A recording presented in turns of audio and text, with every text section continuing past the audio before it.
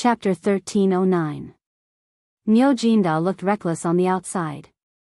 Moreover, he appeared to be rash and reckless outside, but he was not like that. The real Niu Jinda was exceptionally shrewd and calculating. Otherwise, how could he become a general at the age of 35?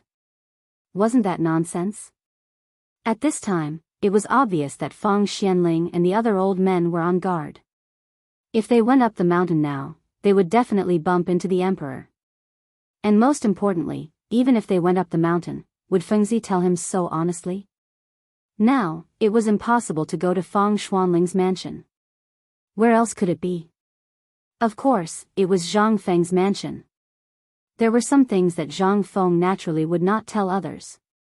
For example, how many times did Zhang Feng, the bastard, say that there was no wine, but what happened later? This guy always made wine in the tavern. What did this mean? Everyone was the same. Good things should always be prepared at home. The more Niu Jinda thought about it, the more he felt it was possible. After all, Zhang Feng had a criminal record. Niu Jinda's mansion, although not in the residence of the 16th prince, was not far from it. And most importantly, Zhang Feng's mansion originally belonged to the retired emperor. All the traffic, safety, scenery, and so on were the best in the whole area. After coming out of Xining Square, they turned a corner and went straight to Zhang Feng's mansion. At this time, Jia Daoran was gone at the gate of Zhang Feng's mansion, but the rest of the people were staring at everyone passing by the gate like knives. They seemed to be on guard against something. When Niu Jinda's sedan appeared in the vision of the servants, the soldiers who were patrolling all surrounded the gate of Zhang Feng's mansion. After all, they used to be soldiers, so they could see that Niu Jinda's sedan was coming for the mansion. When Niu Jinda's sedan landed, the housekeeper, Du Zidong, had already appeared at the gate. The moment he saw Niu Jinda, Du Zidong's eyelids twitched, and he grinned and laughed. "Old Master Niu is here? Sorry for not going out to meet you, sorry for not coming out to meet you." Niu Jinda waved his hand and glanced at the servants who were trembling all over. He then cupped his fists and said, "It's fine. I wonder if Feng Zi is in the residence." Du Zidong naturally didn't notice the strange behavior of the servants behind her. She sighed and said, "Master Niu, please come inside. Come in and sit down. Let's talk." Niu Jinda laughed and said, "Good, good, good." While speaking, he walked side by side with Du Zidong. However, after Du Zidong saw Niu Jinhu, her eyes couldn't help but pop out as she exclaimed, "Young noble Niu's legs are healed?" Niu Jinda glanced at Niu Jinhu, who was trembling on crutches, and said, "He hasn't recovered yet. He can only walk a few steps." However, this kid couldn't sit still and insisted on coming to see Feng Zi, wanting to thank Feng Zi in person. Otherwise, he wouldn't be able to eat or sleep early. I had no choice but to bring him to pay Feng Zi a visit. It just so happens that I also wanted to thank Feng Zi. Ayaya. Master Niu, you've come at the wrong time. Niu Jinda pretended to be surprised and said, "What's wrong?" After Du Zidong welcomed Niu Jinda and his son into the yard, she said, "My master didn't come back at all yesterday. He went directly from Chang'an University to White Deer College. Even yesterday morning, second madam was picked up by someone sent by Mr. Bosher to the mountain." "I see."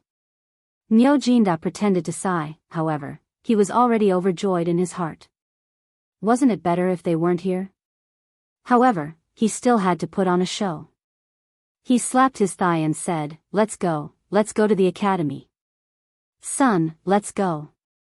Niu Jinhu didn't cower. He glanced at Niu Jinda's face and suddenly said, "Father, my legs hurt again." "What?" Niu Jinda was shocked. He hurriedly squatted down to hold Niu Jinhu's legs and asked, Come on, carry the young master to the carriage." Du Zidong was also shocked. Old Niu and his son were the old master's brothers. If the old master heard about this, wouldn't he offend someone? At the thought of this, Du Zidong hurriedly said, "Master Niu, don't be impatient. Come on, quickly carry young Master Niu to the guest room in the mansion to rest." "Master Niu, don't be anxious." "How can I not be anxious? My son studied the books of the saints. He naturally has to learn to be grateful. At this time, he must go up the mountain personally to thank his teacher. When Niu Jinda heard this, he started to talk noisily. As he spoke, Du Ziding's forehead was covered in cold sweat. Master Niu, this is also the old master's mansion. Moreover, you and the old master are brothers. Why don't you wait for the young master to rest for a while before going up the mountain? If the young master's legs are injured again, this old man can't bear the blame. Just take it as giving this old man some face, how about it? Seeing this, Niu Jinda sighed and pretended to be struggling in his heart. He said, all right then. Since you've said so, if I don't show you kindness, then I really can't come again. When Du Ziding heard this, she beamed and said, then, please take a seat in the living room, Master Niu. Come on, quickly prepare the best wine and dishes. Chapter 13:10. Niu Jinda was so happy. At the table, Zhang Tai told Du Ziding about how he looked for phosphate ores, what he heard from Feng Zi and Long Yudao, and what he heard about the war in the outer space. He even made Du Ziding, who was still in a daze, fall to the ground. This time, Niu Jinda looked at the butler who was snoring on the table and said, Brother Du? Old Du? Du Ziding? Seeing that Du Ziding was really drunk, Niu Jinda then shouted, someone. The maid who had been waiting at the door hurried in. Seeing the butler like this, she was also flustered. Niu Jinda said, quickly carry your butler away. He's drunk. Oh. A few little maids hurriedly carried the butler out of the living room. In an instant, a few servants seemed to want to show off in front of the woman and hurried forward to help. In an instant, the entire front yard of the mansion was in a mess. Seeing this, Niu Jinda lit a cigarette and sat for a while before slowly getting up. But when he walked out of the door, he found that there was still a manservant guarding the door. After seeing Niu Jinda, the manservant bowed respectfully, Master Niu. Oh, I'm drunk. I'm going to sit in the garden. I've heard Feng Zi boast that his 4 courtyards each have their own merits. Why don't you show me around? By the way, I can sober up. I might have to bring your master back tonight. Hearing this, the manservant dared not say anything. He could only hurriedly lead Niu Jinda around the courtyard. How could Niu Jinda be in the mood to change the courtyard? When he was chatting with Du Ziding just now, he had basically figured out the situation of the courtyard thoroughly. And what surprised him the most was the east courtyard. After all, the 3 courtyards in the south, west, and north were all fine. Everyone could go in and out. But only the east courtyard. It was said that it was fine before, but since a month ago, Zhang Feng found 3 old guys from Tong Weifang from outside. No one was allowed to enter the east courtyard, including the second madam, Jing Shu. Only the 3 old men took turns to guard the courtyard. This piqued Niu Jinda's interest. Brat, I've heard from your master that there are some rare flowers and plants in the east courtyard. Aren't you going to bring me to take a look? The things here are basically the same as the plants in my residence. It's boring to look at them. Quickly lead me there. The manservant was greatly alarmed when he heard this and hurriedly said, Master Niu, you can't. Niu Jinda stared and asked, what? Master once said that other than his orders, no one is allowed to enter Dongguan. So, Master Niu, it's better if you don't go. When old master returns, please let old master personally. Bullshit. In an instant, Niu Jinda's ruffian style broke out. He stared at the waiter and said, yesterday, I was drinking with your master at Chang'an University. He also said that he wanted me to come here to admire his east court today. Why is he not here? His words don't count, do they? The manservant instantly broke out in a cold sweat. The relationship between Master Niu and the others was obvious to all. Moreover, at this time, the housekeeper was drunk and the woman was not here. They could not make the decision. Seeing this, Niu Jinda shouted again, what? Do you really want me to go and invite Feng Zi here now? Okay, come here. Quickly go up the mountain and ask Feng Zi to come down the mountain. Just say that I, old Nyo, was bullied in his residence and I can't even look around the courtyard. What kind of logic is this? What do you mean? The servant basically knew Nyo Jinda. At this time, when he saw Nyo Jinda angry, he was also frightened. He hurriedly went forward to persuade him and kept winking at the manservant. Brat, isn't it just looking at the courtyard? It's not going to the master's main room. What are you afraid of? You can't even do such a small thing. If the master knows about it, have you thought about the consequences? Our master values brotherhood the most. If he knows about it, you brat, just wait to get out of here. Nyo Jinda looked at them with a smile. At this time, he said, by the way, Feng Zi said that he wants the Guan Yu painting in my house. That is the one and only authentic painting in the world. Back then, I was reluctant to sell it even if someone offered 10,000 gold. This time, Feng Zi cured my father and I, so I took it and prepared to give it to Feng Zi as a thank you gift. Alas. But you have disappointed me too much. Forget it, I'm leaving. Guan Yu painting? The manservant did not know, but the old soldiers and servants all knew. Back then, this thing was bestowed by the emperor. It was spread out from the palace of the previous dynasty. Even if it was not authentic, what was it? This was something bestowed by the emperor.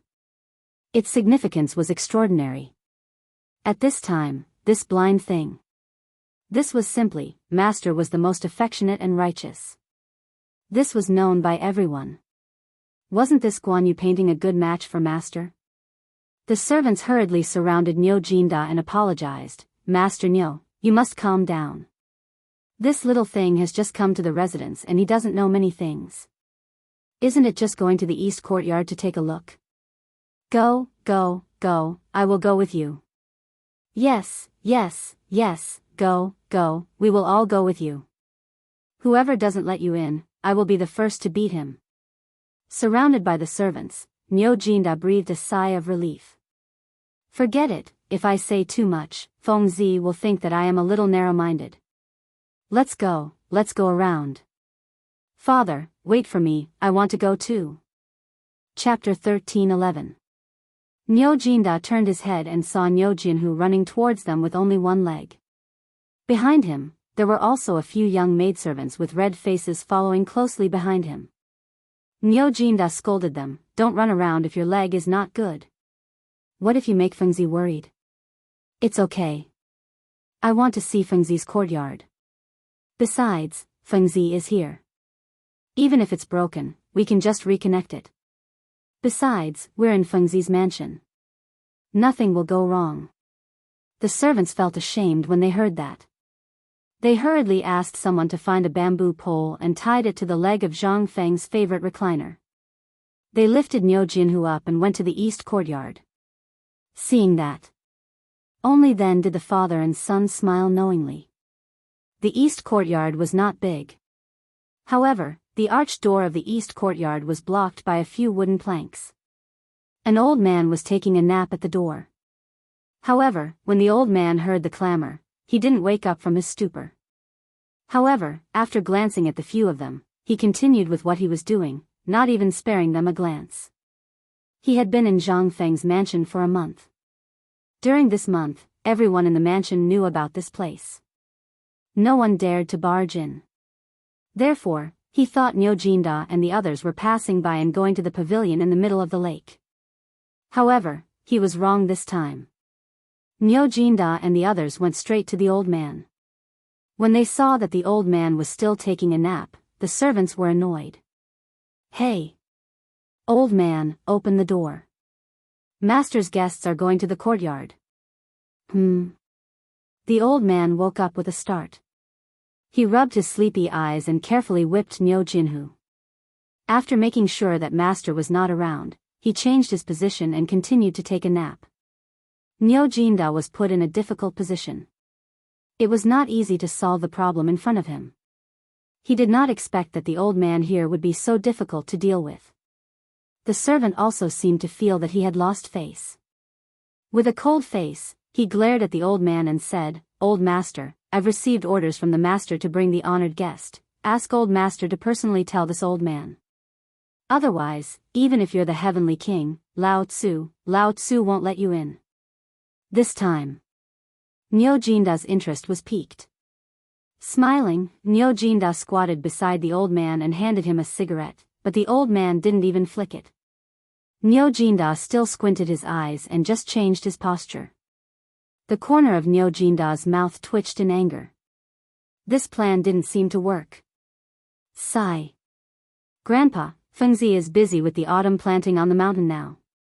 If it weren't for something, Fengzi would have come down with me. Do you know why I came here directly this time? Why? The old man's interest was also piqued. He wanted to see what kind of lie this guy was going to weave. Back then, Fengzi had said that other than him, no one was allowed to enter. What was this? This was an order. This old man had lived for more than half his life. What kind of battle had he not seen? Just this? He wanted to lie to him? This was all rubbish. He had played with the leftovers. After all, he had been at the bottom for his whole life.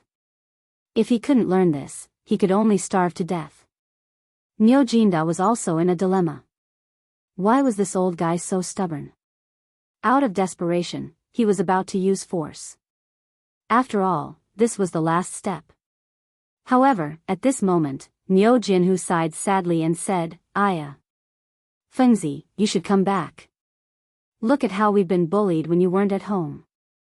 If others were to know about this, they would think that everyone in your residence is such a bully. And do you have to do this? In order to let the people of the world have enough to eat, you don't even want your home? We just listened to you and came back to the East Court to get some things. Look, what are these? I told you to come back, but you didn't listen. Now, this is great. Hearing this, Niu Jinda's eyes turned and said, Isn't that so? This kid even said that there's something in the East Court that can comfort the people of the world and asked us to come and see it. Sigh. Fine. Let's go. We don't have this blessing, son. Hearing this, the old man finally opened his eyes. He was a little hesitant. It was reasonable to say that Zhang Feng had told them more than once before. This was a secret that ordinary people were not allowed to disclose. Moreover, in the family, only the three old men and Zhang Feng knew about this. But now, how did the two of them know? If they continued to make trouble like this, what would happen? Hurriedly, the old man sighed and said, Forget it, I'm just going to do something.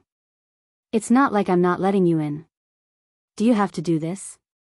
Also, the thing that you said is related to the safety of the world's people is not here. There are only some precious flowers and plants. If you're talking nonsense, I'll report it to the family head. This time, everyone couldn't help but be stunned. Instead, they felt that there was something shameful in this courtyard. At this time, Niu Jinda was even more certain that there must be some secret in this courtyard. However, at this time, it was accidentally exposed by him and his son.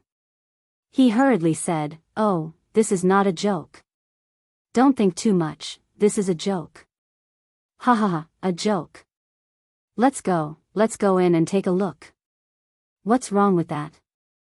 Chapter 13:12. No way. However, the old man was very stubborn.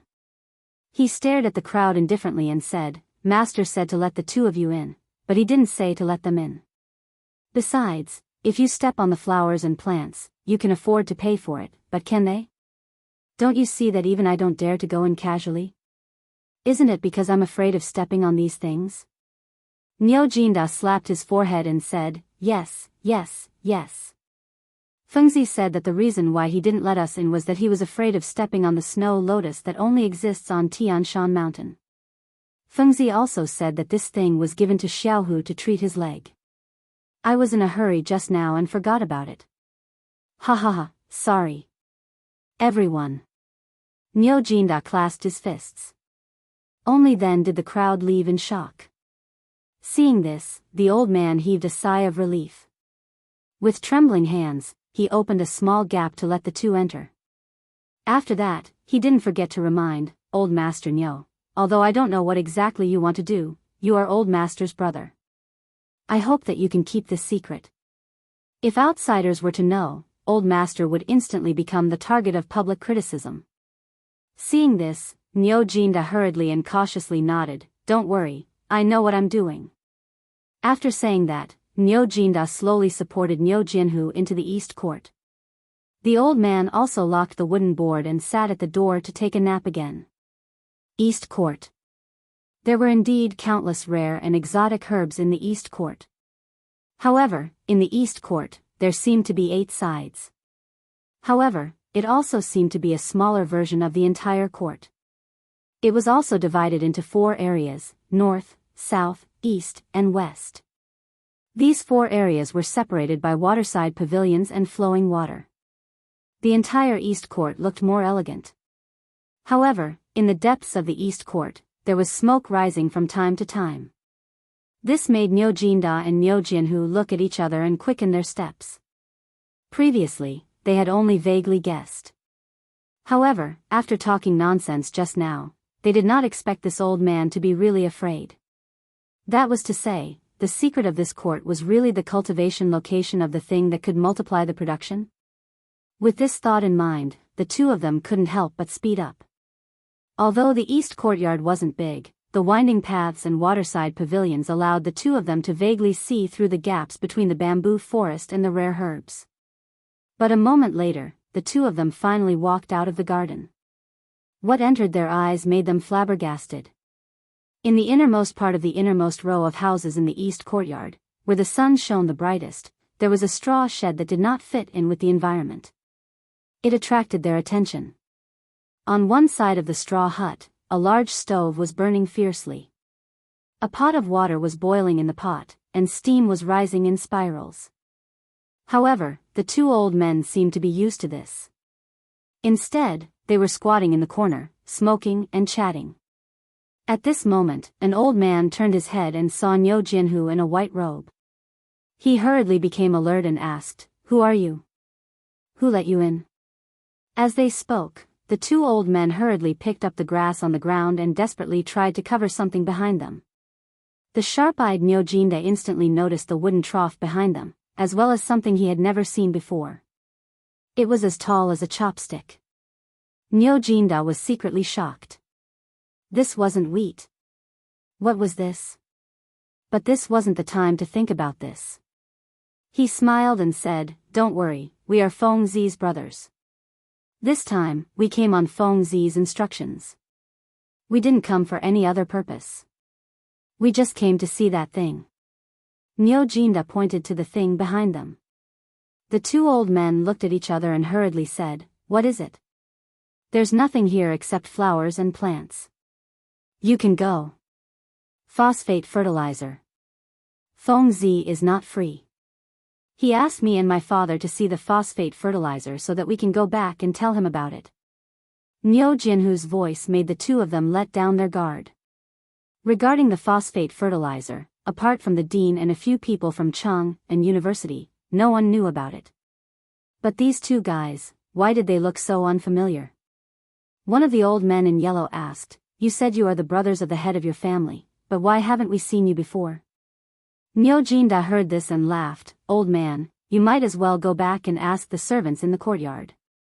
"Oh right, you can go and ask now. We won't move. Let's talk about it after you figure out our identity." This time, the two old men still didn't let down their guard. The old man in yellow whispered a few words in the ear of the other old man, and then hurriedly ran out. After a while, he came in with a frown. When he walked to Nyo Jinda and Nyo Jianhu's side and saw Nyo Jianhu's leg, he said in surprise, "Are you the guy who came back after the dean used the blood-snatching life-exchanging technique?" Nyo Jianhu heard this and pointed to his right leg, saying, "Thanks to Feng Zi. Otherwise, would have gone to hell by now." After confirming their identity, the old man in yellow breathed a sigh of relief and said, "So it's you. Let's go. Master is really too much. He personally said that except for him, no one is allowed to come here." Why did he go back on his words? Chapter 13:13. At this moment, he was no longer on guard. Niu Jinda returned to his normal self. He chatted with the two old men and smoked. He didn't mention that matter at all. After seeing that the two old men were almost fooled, Niu Jinda looked curiously at the thing covered by the thatch and asked, "Old man, what is this?" "Oh, this is..." One of the old men was about to say something, but he was bumped by the yellow-clothed old man, and his voice was cut off. This made Niu Jinda a little disappointed. But at this moment, the yellow-clothed old man said, "This is something that the old master got from a merchant in the western region. The old master didn't say what it was. He just asked us to take care of it carefully. It's been a month, and this thing has only grown to this extent." While speaking, the yellow-clothed old man carefully lifted a potato sprout. Niu Jinda and Niu Jianhu immediately surrounded him. After looking around, they really couldn't find what this thing was. Anyway, this thing was definitely not food. They couldn't help but feel a little disappointed. But he inadvertently saw a little white thing on the wooden trough. Niu Jinda asked, "This thing, has it always been phosphate fertilizer?" The yellow-clothed old man nodded and then shook his head. "No, this phosphate fertilizer was made by the old master a few days ago. It was only used a few days ago." "Then may I ask, old man, is this thing a medicinal herb?" The potato sprout was green and had a dark green color.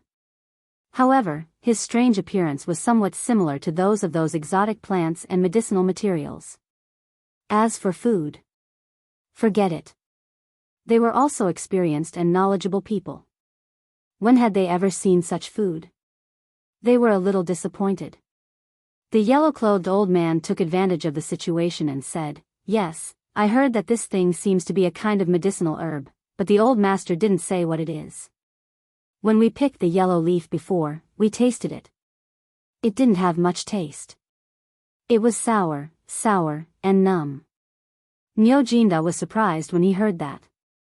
Seeing that, the old man carefully squatted in front of the exposed potato sprout and looked at it again and again. Finally, he picked a slightly yellow leaf at the bottom and handed it to Niu Jinda, saying, "You don't believe me? Have a taste." Niu Jinda really didn't believe it. He took the potato leaf and tasted it. It was really a little numb, and there was a bitter taste. What kind of food was this? This was clearly a medicinal ingredient, all right? Niu Jinda couldn't help but feel a little disappointed.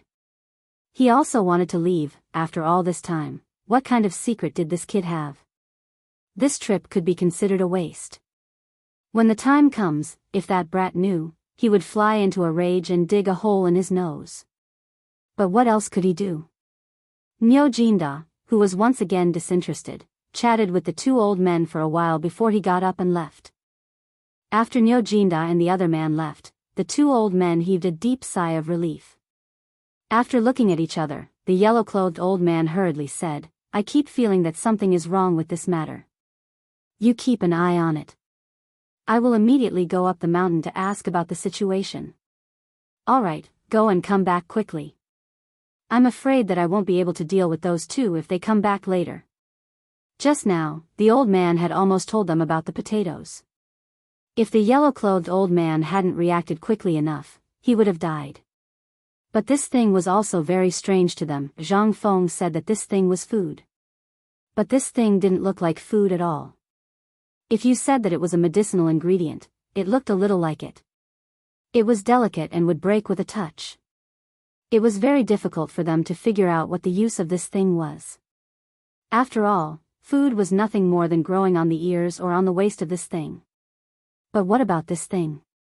Not to mention the fruit, it was even difficult to make it grow upright. Where was the fruit? This was what puzzled them the most. Just now, the yellow-clothed old man was not wrong. Therefore, the yellow-clothed old man tore off a piece of potato leaf and let the old bull taste it. This leaf was still in Niu Jinda's hand at this time. He also couldn't figure out what this thing was.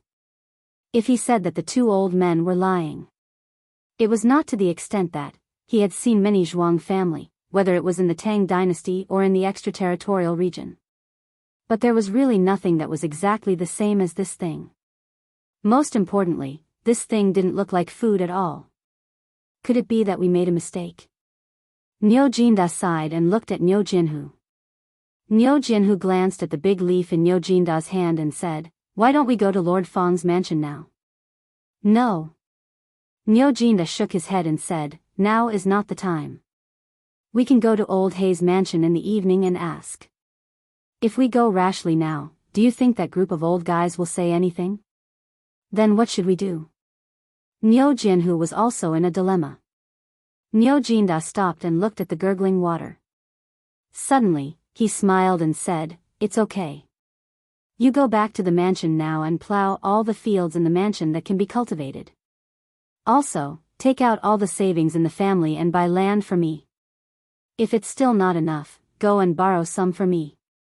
Nyo Jinda stared at the flowing water with shining eyes and said excitedly, "I have a feeling that something big is going to happen this time.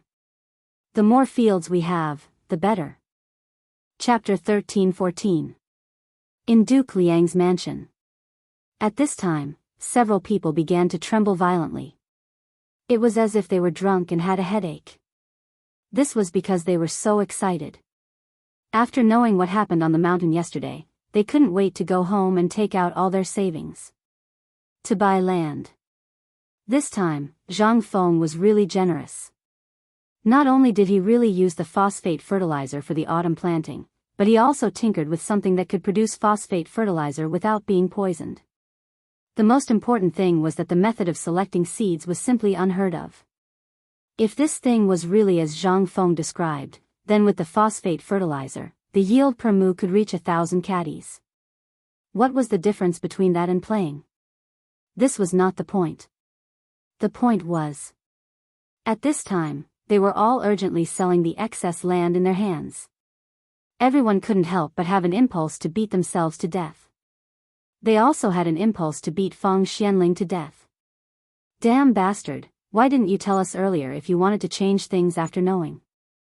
We all said we were colleagues. Was it necessary?" But Feng Xianling seemed to enjoy the atmosphere at this time. He said with a smile, everyone, don't be impatient.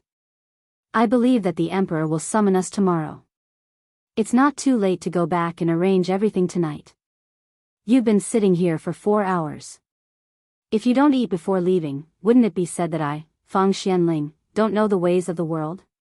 Come on, prepare the banquet." Wait. Zhang Sun Wuji was the first one who couldn't sit still. After all, he had the most land here. This time, if the Emperor really knew about this, once he came to find them, he would definitely take back part of the land. After all, he had complained about this to Empress Zhangsun yesterday. What if the Empress had really said something to the Emperor last night? Then now, how could he sit still when he thought of this? Feng Xianling and the others naturally knew about this. They smiled and said, "This is easy. Someone, quickly bring me a brush and ink. Brother Zhangsun, why don't you write a letter and send it home first? Isn't it the same?" Zhang Sun Wuji thought about it and agreed. He sat down with a clear conscience.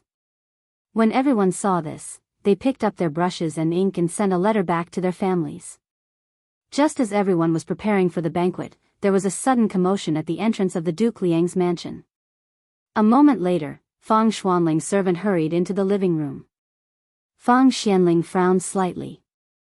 "Didn't I tell you? I have important matters to discuss with the dukes, can I not disturb you?" "Master, His Majesty. His Majesty is here." "What?" Hearing this, everyone stood up in unison. He looked at the servant in shock. When Feng Xianling heard this, he asked in disbelief, "Are you telling the truth?" "Yes. Now little Gizi's father-in-law is at the door. He said it himself." This time, everyone couldn't help but change their expressions. What should we do? The few of them couldn't help but wonder why the Emperor came here at this time. However, there was no need to think about it. It must be because of this matter. They didn't dare to delay. They hurried out of the living room and went to the yard to meet the Emperor. When they arrived, Li Shimin, who was wearing a purple robe and waving a folding fan, had already entered the mansion. When they saw this, they hurriedly bowed. Li Shimin said lightly, "That's enough.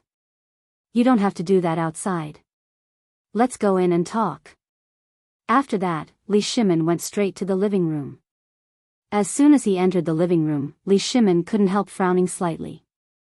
He asked, looking at the smoke and dust in the room, "You seem to have been here for a long time?" As he spoke, Li Shimin took out a white object from his bosom under the astonished gazes of several people, and hung it on his mouth and ear. They had seen and heard of this thing. This thing was called a mask. It was made by Feng Zi. It was also because of this thing that the extraction of phosphate fertilizer was faster. It wouldn't poison people. Li Shimin looked at everyone. After sitting down, he waved his hand and said, "Sit down."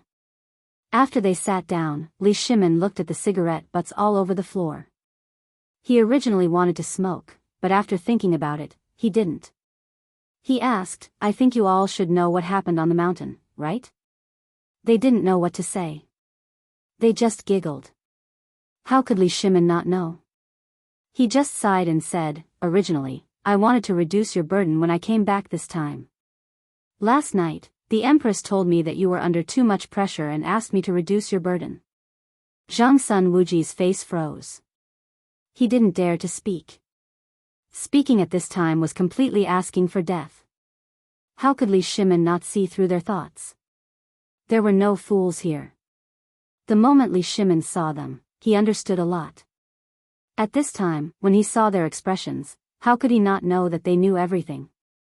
Alas! Forget it, forget it. Let's talk about this matter. Minister Feng, what do you think of this matter? Also, I heard from Feng Zi that you went to the field outside the city to eat soil with him. Is this true? Chapter 13-15. It was inevitable that Feng Xianling would be embarrassed to talk about this at this time, but Li Shimin did it on purpose. He was a little angry about it. After all, such a big thing had to be hidden from him. How many things did he not know? Moreover, he had bumped into him today, causing his wishful thinking to fall through. How could he not vent his anger? Feng Xianling and the others were very clear about it. At this time, hearing the emperor's question, he had to say, "Your Majesty, I was going to report it to Your Majesty. But on the one hand, the ceremony is coming soon, and Feng Zi is just talking about it. So, I didn't take it seriously. I thought that after everything was clear, I would report it to Your Majesty. We have come here precisely to discuss this matter. After all, this matter concerns the fate of my great Tang, and any mishap would be a disaster for the people of the realm. After all, although I heard my son speak of this matter last night, it is simply too absurd. Thus, this old subject has come today to ask my lords about it.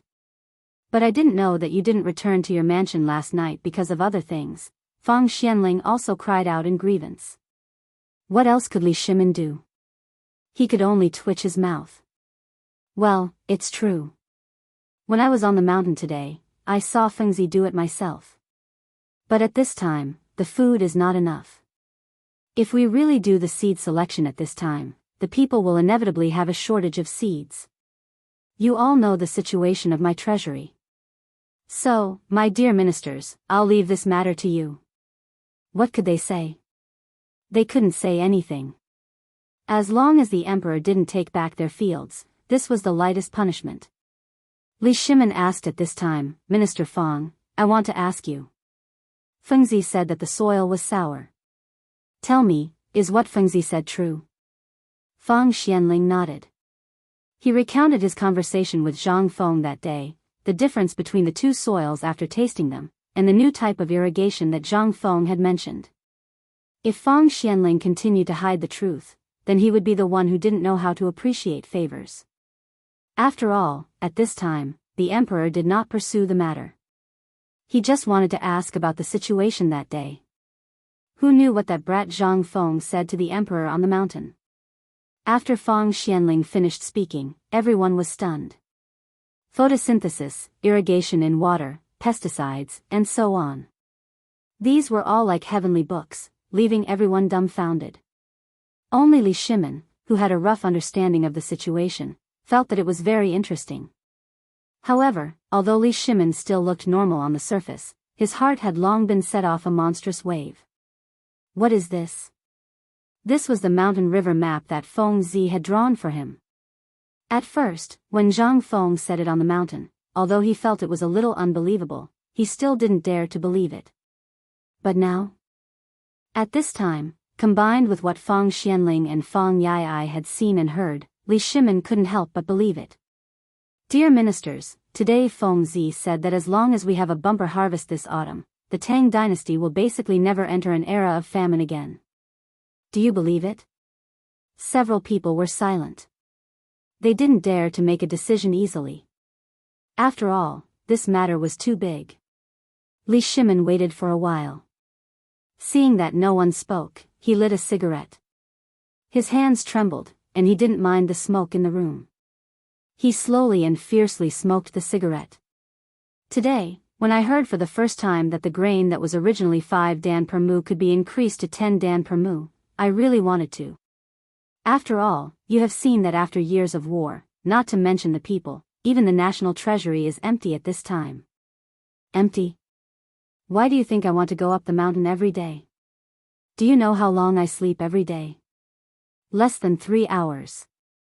Every night, I would dream of thousands of wronged souls grabbing me and asking for a bite of food. I also dreamed that my brothers who had died in the war were questioning me why I didn't let their families have enough to eat. I am ashamed to face them. Only at Feng Zi's place can I have a moment of peace and relaxation, but today, Feng Zi told me that the prosperous era I dreamed of is at my fingertips. At this time, I am very doubtful whether this is a dream or real. Li Shimin spoke very calmly. However, everyone lowered their heads in shame. Even Yu Qigong and Qing Yaojin's shoulders were trembling slightly. But they still didn't dare to speak. After all, they had dreamed of what the emperor dreamed of. Li Shimin sighed again, looked at Wei Zheng and said, Prime Minister Wei, can you wake me up again? Tell me, is this true? Wei Zheng also choked. He knelt on the ground excitedly and cried, Your Majesty, all of this is true. This is true, not a dream. The good days of the Tang dynasty are coming. Chapter 13-16. Silence. A deathly silence. It was so quiet that a pin drop could be heard in the spacious living room. Everyone was waiting and pondering. But no one spoke. The sun was setting in the west, and they sat there until it was time for the lamp to be turned off. Li Shimin came back to his senses. Looking at the moonlight that lit up the whole hall, he said slowly, What's wrong? This is a good thing. Why do you all look so sad? I'm hungry. Prepare the food. His words were like an amnesty for everyone, and they all heaved a sigh of relief. And Feng Xianling hurriedly shouted, Come on, prepare it quickly, forget it. I want to eat a bowl of noodles, a bowl of sour soup noodles. Sour, at this time, everyone wanted to vomit when they heard this word. But the emperor was here, and because of the darkness, Li Shimin didn't notice the strange expressions on everyone's faces. After a while, the lamp in the living room was finally lit. At the same time, a bowl of noodles with a strong sour smell was served. Li Shimin looked at the noodles and waved his hand, Come on, let's eat. This is good food. Back then, while Li Shimin was recalling the good things of the past, on the other side, Niu Jinda and Niu Jin who also quietly appeared at the gate of Feng Xuanling's mansion. Originally, Niu Jinda wanted to let Niu Jin go back, but this guy quickly went back to deal with the matter and then turned back. Niu Jinda had no choice. After all, they were already here. He had to take him with him and show off by the way. And also at this time. Xiao Gizi whispered in Li Shimin's ear, Your Majesty, General Niu is here. Li Shimin was stunned. Sure enough, he just remembered that Niu Jinda didn't seem to come this time. He asked in surprise, Isn't Niu Jinda recuperating?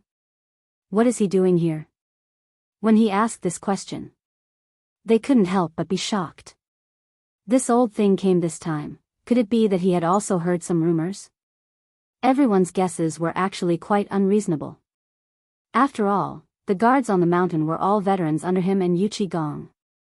Li Shimin also found it interesting and asked, "You're saying that Niu Jinhu is here too?" Little Gizi nodded in disbelief and said, "Your Majesty, yes," and I walked over. At this moment, everyone in the hall was dumbfounded. They all knew about the matter of a cow breaking a tiger's leg. But how long had it been? Half a month? He could walk now. Even if a godly doctor had descended to the mortal world, he wouldn't be able to do that, right? Li Shimin's interest was also piqued. He asked, "Are you sure he walked over like a normal person?" Xiao Gizi replied, "Your Majesty, that's not the case. He uses crutches, but his movements are no different from ordinary people. If this servant didn't know that his leg was broken, this servant wouldn't believe it either. Quick, let them in." Li Shimin didn't care what they were here for. Anyway, they were here for this matter. After a while, Li Shimin and the others saw Niu Jinhu and Niu Jinda appear at the door of the hall with crutches one after another. "Niu Jinda and Niu Jinhu pay their respects to your Majesty." "Rise, Jinhu. Come forward quickly and let me see your leg." Li Shimin was completely attracted by Niu Jinhu's leg at this moment. How could he remember anything else? Niu Jinhu heard this and looked at the other dukes in the hall. Then, he used his crutches and tried to maintain his manners as he walked slowly toward Li Shimin. Although he had tried to maintain his manners, he looked extremely awkward at this moment. However, this didn't matter because everyone's eyes were fixed on Niu Jinhu's leg at this moment. There seemed to be something extraordinary in that place. This was indeed extraordinary. After all, once this matter was confirmed, it was conceivable that the era of amputated limbs being sawed off or waiting for death would become a thing of the past. When Niu Jinhu stood beside Li Shimin lifted Niu Jinhu's robe and looked at the leg wrapped in bandages and exposed bamboo clips under his robe. He pointed to a chair next to him and said, "Sit down. Little Gizi, let him lie down as much as possible. I want to take a closer look at his leg." "Your Majesty, you can't, Your Majesty. Your Majesty, this is a great disrespect. My son can't bear it. How about Your Majesty move to the guest room?" Everyone turned pale with fright when they heard this.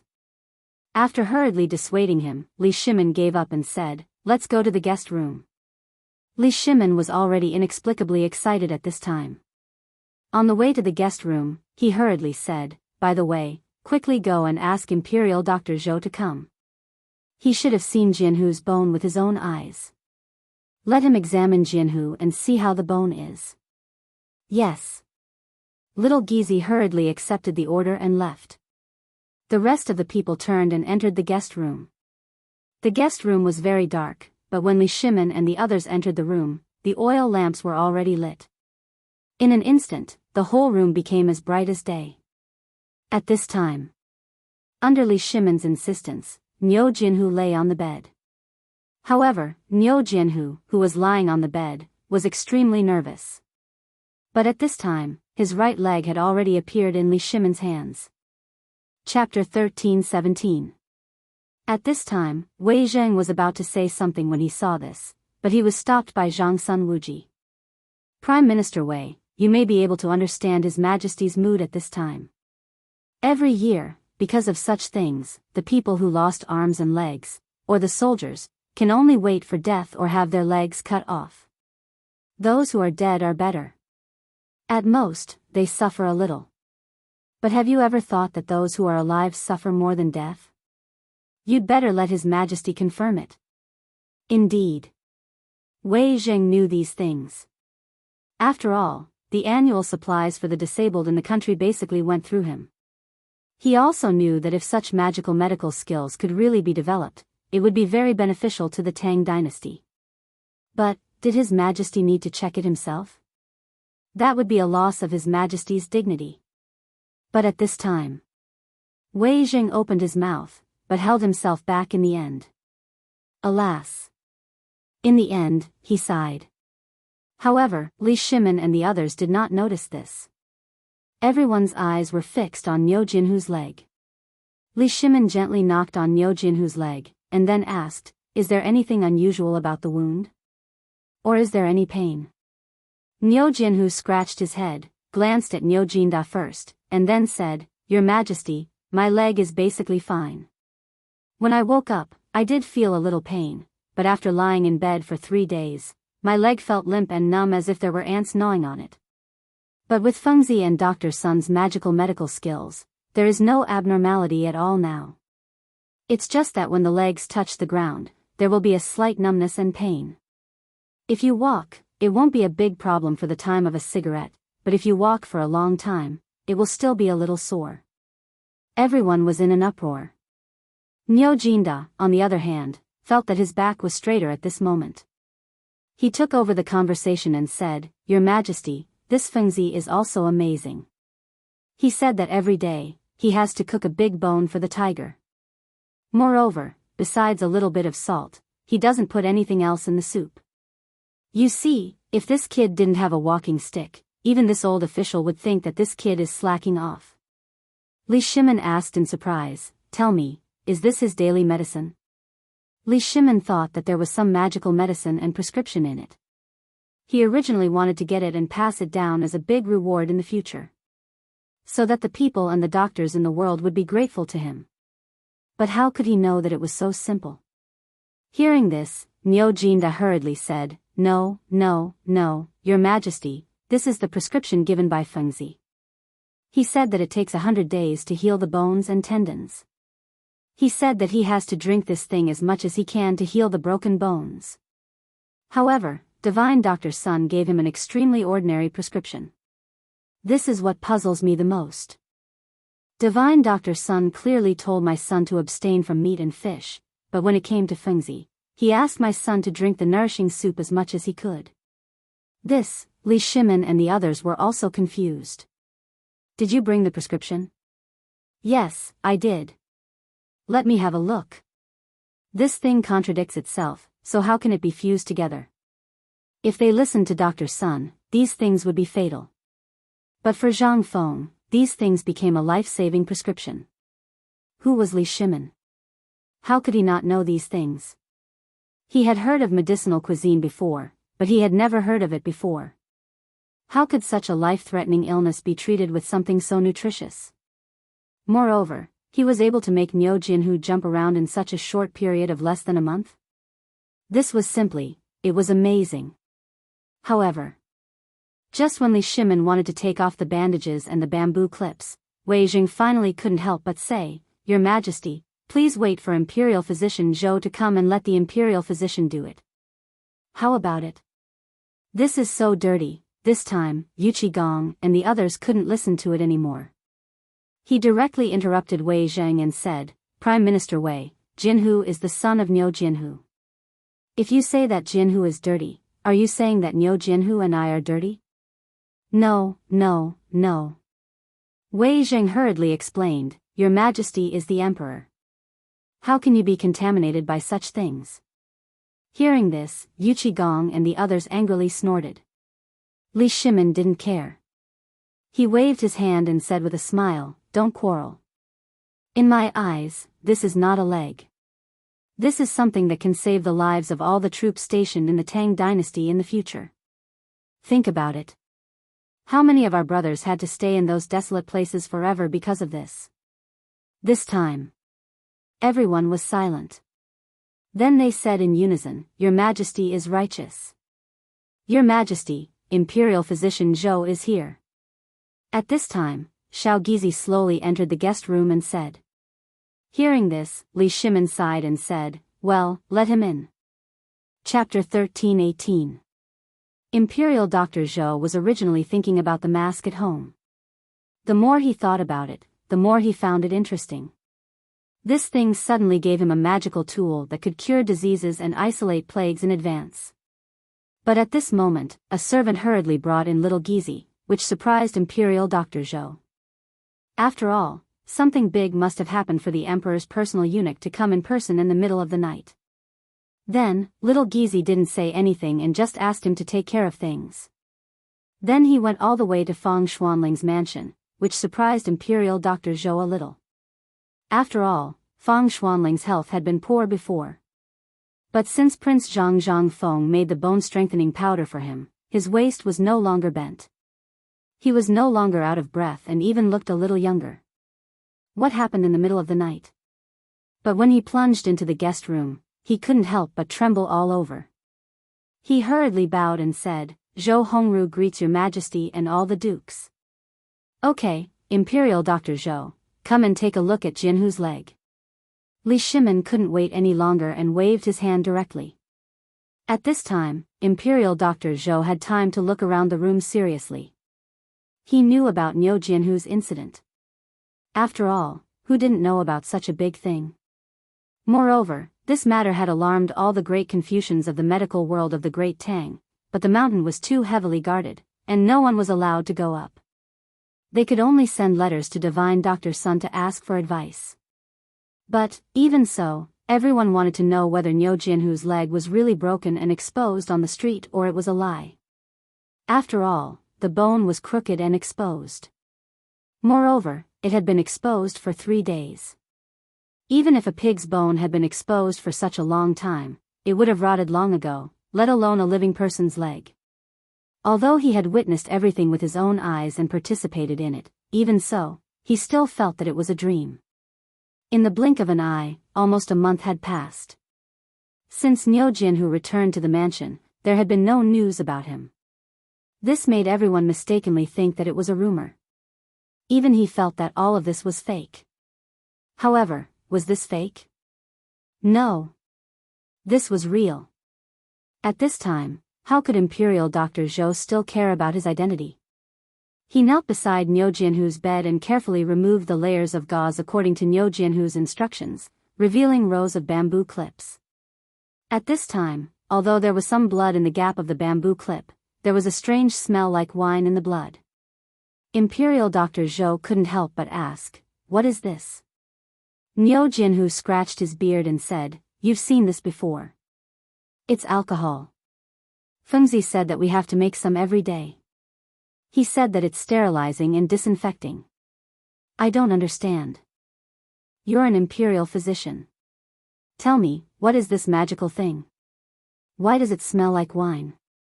If it weren't for Fengzi's strict order not to drink, I would want to try it." Imperial Dr. Zhou's face turned black. How would he know what this thing was? But Li Shimin didn't think so.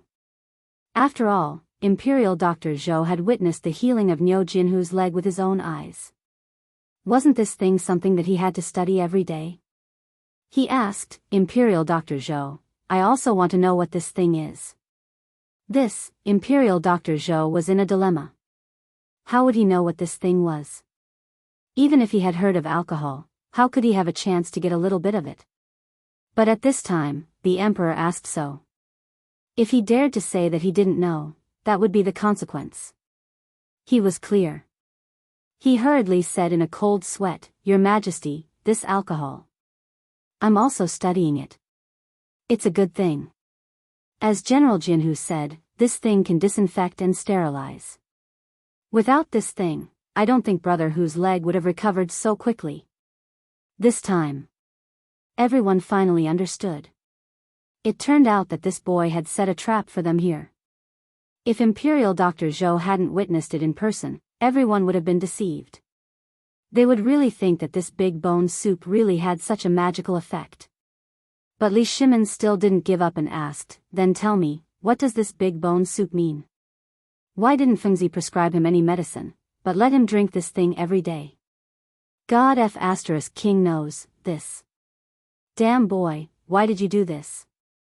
Imperial Dr. Zhou wanted to cry but had no tears. But he still braced himself and said, "This thing is Prince Zhang's secret. I'm stupid and don't know it for the time being." Li Shimin was slightly disappointed.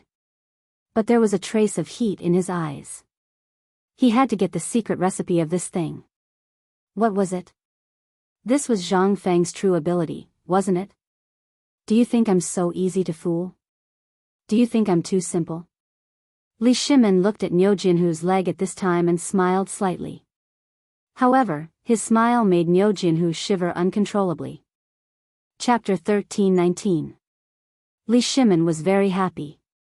He did not stop laughing for almost the whole night. He was even woken up by his own laughter in the middle of the night. After breakfast, Li Shimin went to the morning court while humming a tune under the suspicious gaze of Empress Chang'an, who had been yawning all the time. Empress Chang'an couldn't help but think that something had happened to the emperor. Was he stupid? As the morning bell rang, Li Shimin appeared in the back hall of the political announcement palace early. He drank tea and looked through the screen at the ministers doing morning exercises in the square outside the palace. When he thought of the prosperous scene described by Zhang Feng, Li Shimin couldn't help but have an illusion. Wasn't this the so-called prosperous time? After the change of the Xuanwu Gate and the Wei River alliance, Li Shimin had never felt so comfortable before.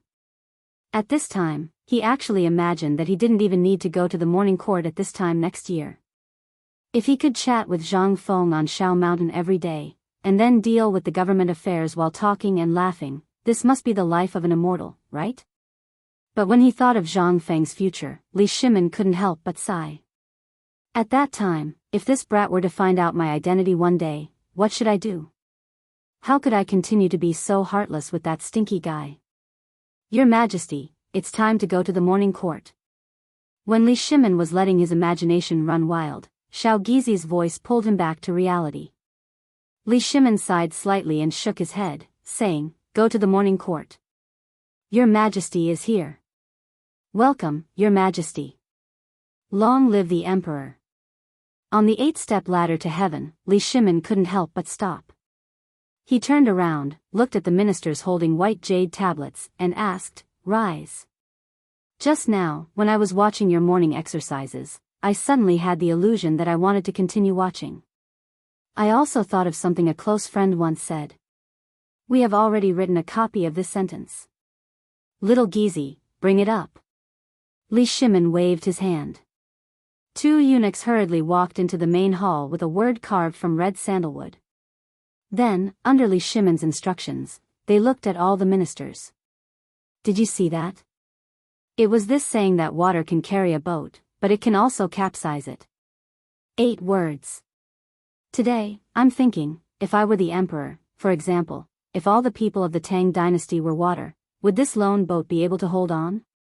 None of the ministers knew what the emperor wanted to say. But to be able to be here, which one of them was easy to deal with? The moment they understood this, many ministers hurriedly knelt and turned pale with fright. "Your Majesty, we don't dare to say this. Our Tang dynasty will always be strong, and you are the emperor. How can you be a lone boat? It must be a big boat that stretches as far as the eye can see, Your Majesty." Li Shimin waved his hand. "Indeed, if this small boat goes against the current, it will definitely capsize one day. That's why I need a group of helmsmen, and you are my helmsman, the helmsman of our Tang dynasty. We obey the emperor's order." Everyone loudly said in unison. No one understood what the emperor wanted to do. Even Wei Zheng and the others didn't know what the emperor wanted to say today. Li Shimin waved his hand and said, "Later, Minister Fang, you are responsible for asking the Secretariat and the Ministry of Works to make 100 copies of this calligraphy and give them to each of you." Before, everything in our Tang dynasty was proceeding in an orderly manner, and we could even see a trace of a prosperous era. But it was an insignificant drought. Who would have thought that such a plague of locusts would break out? And there was such a serious famine after the plague of locusts? Although this matter has passed, you should have seen that the Achilles heel of our Tang dynasty is food. You should have heard about what happened to General Niu earlier, right? Someone deliberately embezzled the ironware that the people urgently need for autumn planting. What is this? Although it seems to be targeting the people, in fact, each of you here has at least hundreds of acres of fertile land in your family, right? This time, Wei Zheng and the others seemed to have realized something. But at this time, even he dared not say anything. If the emperor used him as an example, then, so at this time, they all closed their mouths tightly and pretended to be contemplating.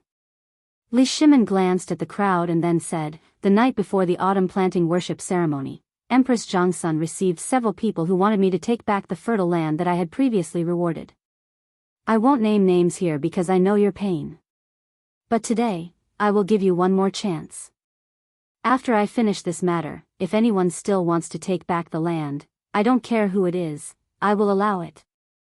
At this time, everyone was dumbfounded. At this time, the fertile land had long been a sore point for all the ministers. But why did the emperor say such inexplicable words as soon as he came to court today? At this time, an old minister in a purple robe stepped forward and said, I, Chang'an, have a report to the emperor. Li Shimin smiled slightly. He waved his hand and said, My dear minister, don't be impatient. Wait for me to finish, okay? Chapter 13:20. Who was Chang'an? He was an important official of the Shandong landowning households in the imperial court. He was deeply trusted by Li Shimin, but because of the mysterious hand behind the scenes and the current situation, Chang'an became suspicious. Li Shimin could not help but be slightly wary and suspicious of Chang'an. He hadn't said anything yet, but Chang'an had already jumped out. What did that mean? It meant that he was guilty. However, Li Shimin wasn't in a hurry. He wanted to bait slowly. Li Shimin looked at Chang'an lightly and said with a smile, Mr. Kong, this matter is related to your lives. Do you want to wait for me to finish speaking and then talk about it, or do you want to talk about it now? Chang'an hesitated. He still wanted to say something, but at this moment, Fang Xianling interrupted Chang'an and said, Kong Gong. Chang'an glanced at Fang Xianling and sighed. He didn't say anything. Li Shimin glanced at Fang Xianling and said, Fine, you go first. After that, Li Shimin sat on the dragon throne and narrowed his eyes. No one knew what he was thinking. Chang'an saw this and said, Your Majesty, I want to impeach a few people. Hearing this, everyone was in an uproar. Li Shimin seemed to have predicted this. He waved his hand and motioned for Chang'an to continue. Chang'an took a step forward and said, Your Majesty, previously, the Chancellor of the White Deer Institute, a brat named Zhang Feng, used some unknown method to plagiarize some poems from somewhere and fooled Mr. Bo Shi and the others, as well as the ignorant scholars of the world. On the night of the Mid-Autumn Festival, he successfully used a vulgar dance to fool everyone's eyes and ears and became a great Confucian scholar. Moreover, he was called Mr. Cord. Enough. Fang Xianling couldn't stand it anymore and scolded, Kong Gong, this was decided by His Majesty, and His Majesty was also present that day. Are you saying that His Majesty, princely of the first rank, and the 4 great scholars are all blind? Old man, I advise you to go home and recuperate if you're not feeling well. This Chang'an was usually fine. In fact, he had always been fine before. But why did he suddenly become violent? Impeach Zhang Feng? What was the meaning of this? And at such a crucial moment? Let him speak. Li Shimin was also intrigued by him. He was also worried about the identity of the mastermind, but he couldn't find any clues. However, this honest person from the Eastern Palace, a doctor from the Imperial College, was able to say something like this at this time. There must be something behind this. Fang Xianling sighed, but since the emperor said so, he could only sigh coldly and return to the queue. Chang'an couldn't care less. After all, Cui Fengjun from the Cui clan in Qinghe had been brooding over this matter. Moreover, Shandong had been extremely dissatisfied with Zhang Feng. During this period of time, he had been silently collecting evidence. Although there hadn't been any progress, he had inadvertently bumped into Niu Jinda and his son, who were strolling on the street yesterday. Moreover, they had entered Zhang Feng's villa. This had given him a breakthrough. After all, the incident of Niu Jinhu breaking his leg when he saw Niu Jinhu had become a well-known fact. But how long had it been? Had he recovered? As long as one wasn't an idiot, everyone would know that a person with a broken leg wouldn't recover so quickly. Even if he could keep his life, most of his leg would be gone. Even if he could hold it, it would take at least half a year for him to recover. But now? It had been less than a month, and he could walk again? If this wasn't a lie, what was it? Combining everything that had happened before, he instantly understood. This was a scam. That was why there was such a scene. At this moment, seeing that Fang Xianling seemed to be anxious, Chang'an felt that these dukes, whom he had long suspected, were even more suspicious. Chang'an cupped his fists and said, Your Majesty, I'll impeach another person for this matter. Duke of Yuchi Jingda. Deceiving the emperor. At this moment, everyone was in an uproar. Even Li Shimin opened his eyes slightly. Seeing this, Kangingda stared coldly at the unperturbed Yuchi Gong and the others and said, "What happened to General Yuchi Jingda before? I think everyone here knows about it, right? Even ordinary people know that old Yuchi Gong's son broke his leg. Presumably, everyone knows about the broken leg. But yesterday, an old official saw with his own eyes that the old thief actually took his son into Zhang Feng's mansion outside of Zhang Feng's mansion." Buzz. At this moment, everyone was in an uproar. Who didn't know that Niu Jinhu broke his leg when he saw Niu Jinhu? But now? Some people didn't believe it and hurriedly asked, "Duke Kong, is this true? Duke of isn't such a person. You're talking nonsense. Bastard, how dare you slander our general? Die." Kangingda was no longer in a hurry. Yuchi Gong and the others were even less anxious. Instead, Yuchi Gong grinned at Kangingda, as if he was looking at a fool. Chapter 13:21. Li Shimin nodded and pretended to be surprised as he asked, "Beloved official Kong, is what you said true?" Kangingda hurriedly cupped his fists and said, "This old subject is willing to guarantee it with my head." Li Shimin coldly snorted and glanced at Yuchi Gong. "Duke of do you know your crime?" "Yes." Li Shimin was angry because he actually went to that brat's residence yesterday, and he didn't even know about it. However, he was also somewhat puzzled. He should have known that Fengzi was on the mountain. Why did he go to Fengzi's residence? Yuchi Gong bowed and said, "Your Majesty, there are other secrets to this matter. Please allow this old subject to report to you later."